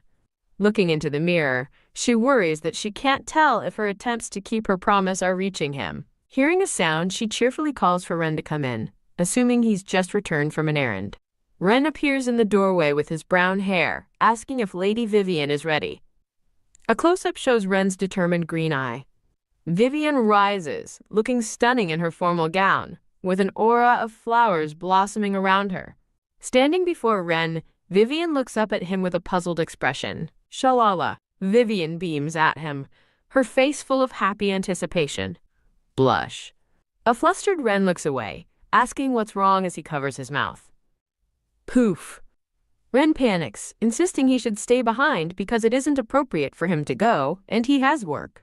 Her smile falters as Vivian wonders if this work is his chance to gain public favor in a bid to become emperor. Ren tells her he's glad he chose the necklace for her, which surprises a stunned Vivian. Vivian touches the necklace, her expression softening as she whispers Ren's name. A maid interrupts to announce the coach is ready, startling Vivian, who quickly says she will be right there. Grab? As she heads out, Vivian grabs Ren's hand to say goodbye, but he stops her, calling her Lady Vivian. Ren gently brings her gloved hand to his lips and kisses it. He looks up at her with a sincere, blushing smile, still holding her hand. Touched. Vivian's expression grows solemn as she realizes that while she was making a fool of herself. Pat. Ren had gone out and personally chosen this necklace for her. As a carriage waits outside the manor, a voice says, "Thank you. I'll be back soon." The scene shifts to a magnificent golden imperial hall with a massive chandelier.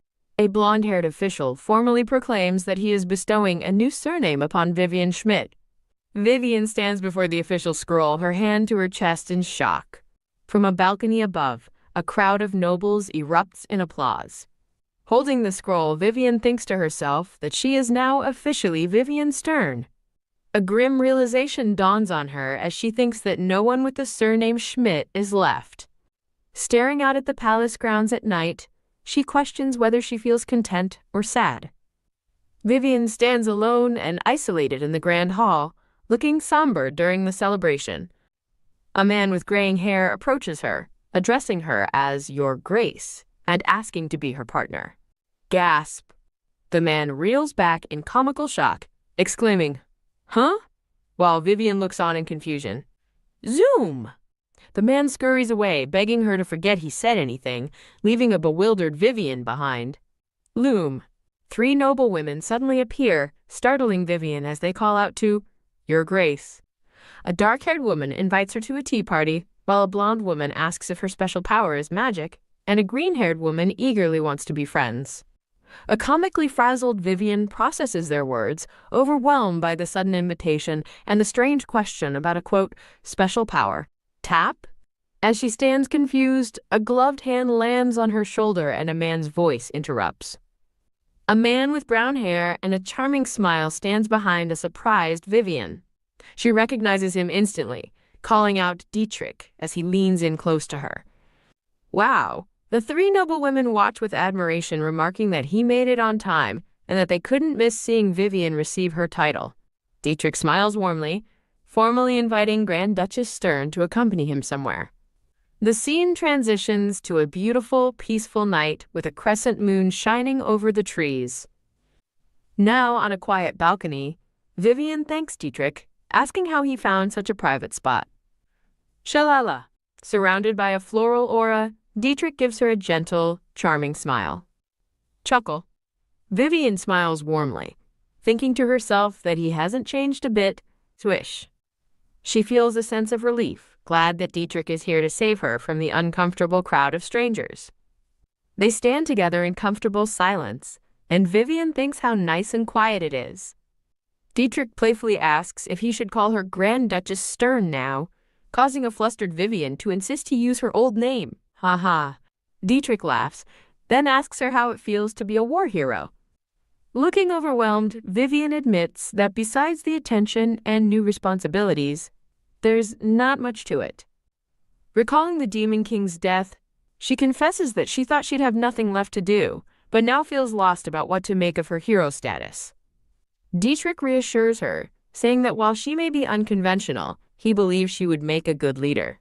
Surprised, Vivian asks if he's just trying to make her feel better, but he reminds her that he doesn't give compliments easily. Ha! A comically drained Vivian slumps over the railing, thanking him for making her laugh again. A memory of Ren's gentle smile flashes in her mind, as she wishes she could have this kind of talk with him, but quickly dismisses the thought. Startled, Dietrich suddenly asks if she's troubled by a romantic problem, leaving Vivian shocked at how he knew. Shrug. He casually explains it was a guess, noting she seemed more serious now than when she was facing the demon. Stutter. A flustered Vivian nervously admits that she has feelings for someone. Push. She defensively pushes him away, exclaiming that he couldn't possibly relate, which leaves a confused Dietrich asking why not. Flap, flap. Fanning her flushed face, Vivian insists there's no way someone like him has ever experienced an unreciprocated crush. Silence. Dietrich falls quiet, his hand covering his mouth in a stunned expression as Vivian peeks at him, puzzled by his reaction. With a look of shock, Dietrich asks if she has an unreciprocated crush. Vivian confirms, then wonders why he looks so troubled when she's the one who's a mess. Dietrich begins to describe his own experience, talking about thinking of someone constantly and feeling hurt when she doesn't notice him. A poignant image shows a determined but pained pink-haired woman gripping a large sword. He continues, confessing to sleepless nights spent hoping for a chance with the woman he loves. Watching him, Vivian is taken aback, thinking she has never seen such a vulnerable expression on Dietrich's face before. Trying to be encouraging, Vivian tells him that the woman he loves must be very happy to be loved by someone so amazing. Dietrich turns away with a faint blush, agreeing with a quiet yes before adding, I hope so. He mentions that the person he likes seems distraught lately, which catches Vivian's attention. Teary. Vivian's eyes fill with tears as she thinks that it didn't work out for Dietrich either, feeling his pain as if it were her own. Flinch. Clenching her fists, she earnestly advises him to confess his feelings, because you never know how someone will react. Dietrich smiles with a hint of strain, telling her that with her charm, there's no one she can't win over. Sigh. He then says he'd like to say the same back to her, causing Vivian to comically protest that she doesn't look like him at all. Her expression falls as she sadly admits she doesn't want to burden the person she likes. Dietrich observes that she'll risk her life for others without a second thought, but hesitates when it comes to her own happiness. He points out that she's considering giving up on her feelings just so she won't be a burden. Looking out at the night sky, he adds that he's sure the person she likes wants her to be happy too. He advises her to make the choice that will bring her happiness, leaving Vivian standing in thoughtful silence. Mulling over Dietrich's words, Vivian resolves to choose happiness, realizing her duty as a hero is over, and she must now start a new chapter for herself. Suddenly, a man with gray hair appears on the balcony, telling her to come to him. The gray-haired man smiles gently, promising that he'll always be waiting for her. Vivian stares back at him, utterly baffled by his sudden and intense declaration. Misinterpreting his serious offer as friendly support, she beams and thanks him, promising to cry on his shoulder if she gets rejected. Whoosh! The gray-haired man watches with a soft smile as a glowing Vivian rushes off. He stands alone, thinking it was strange that Ren would let Vivian attend the event by herself. TSK. His expression sours as he recalls Ren's gift, deriding him as a creep for giving her a necklace used in marriage proposals. Back with Dietrich, Vivian notes that the music is ending. Reach. Vivian reaches for Dietrich's arm, catching him by surprise. With newfound confidence, Vivian cheerfully suggests they go back inside and mingle a bit longer. Puff tea. A blushing Dietrich turns away, trying to hide a laugh at her forwardness. He looks at the moon with a pained expression, thinking that his unrequited feelings are going to hurt for a long time. The scene transitions, showing a peaceful, moonlit night over the trees. Clip, clop. A carriage makes its way down a forested road at night. Riding in the carriage, Vivian feels reassured by her talk with Dietrich, determined to tell Ren her true feelings. Gazing out the window, however, she admits to herself that she has no idea what she is going to say. She imagines herself comically shoving a rose at a shocked Ren, then decides she needs a gentler approach so as not to pressure him. A voice from outside announces their arrival, and Vivian is surprised at how quickly the journey passed. Stepping out of the carriage, Vivian is stunned to see Ren waiting for her, calling out his name in disbelief. She asks him why he's waiting for her out here. Surrounded by a floral aura, Ren smiles warmly and extends his hand to her. Taking her hand, he asks if she enjoyed the banquet as she whispers his name. Sermon? Looking at his kind face, Vivian's heart is certain. She is undoubtedly in love with him. She blushes deeply, overwhelmed by her feelings in his presence. Drip. A drop of blood suddenly appears on her gloved hands, originating from the glowing mark. Ren notices her distress, placing a hand on her shoulder and asking if she's okay. With tears streaming down her face, Vivian struggles to begin her confession. She finally looks him in the eye and tearfully confesses, "I love you," leaving him stunned. She apologizes for burdening him with her feelings while he's trying to become emperor. Vivian turns away, overcome with emotion and regret for the timing of her confession. Ren looks down at her, his expression unreadable as he processes her words. Drip. More tears fall as she laments becoming a wreck during her confession. Wipe. As she moves to wipe her eyes, she stops with a gasp. She looks up in surprise to find Ren gently wiping her tears away. Kiss. Before she can react, he leans in and kisses her, leaving her utterly shocked. Badum.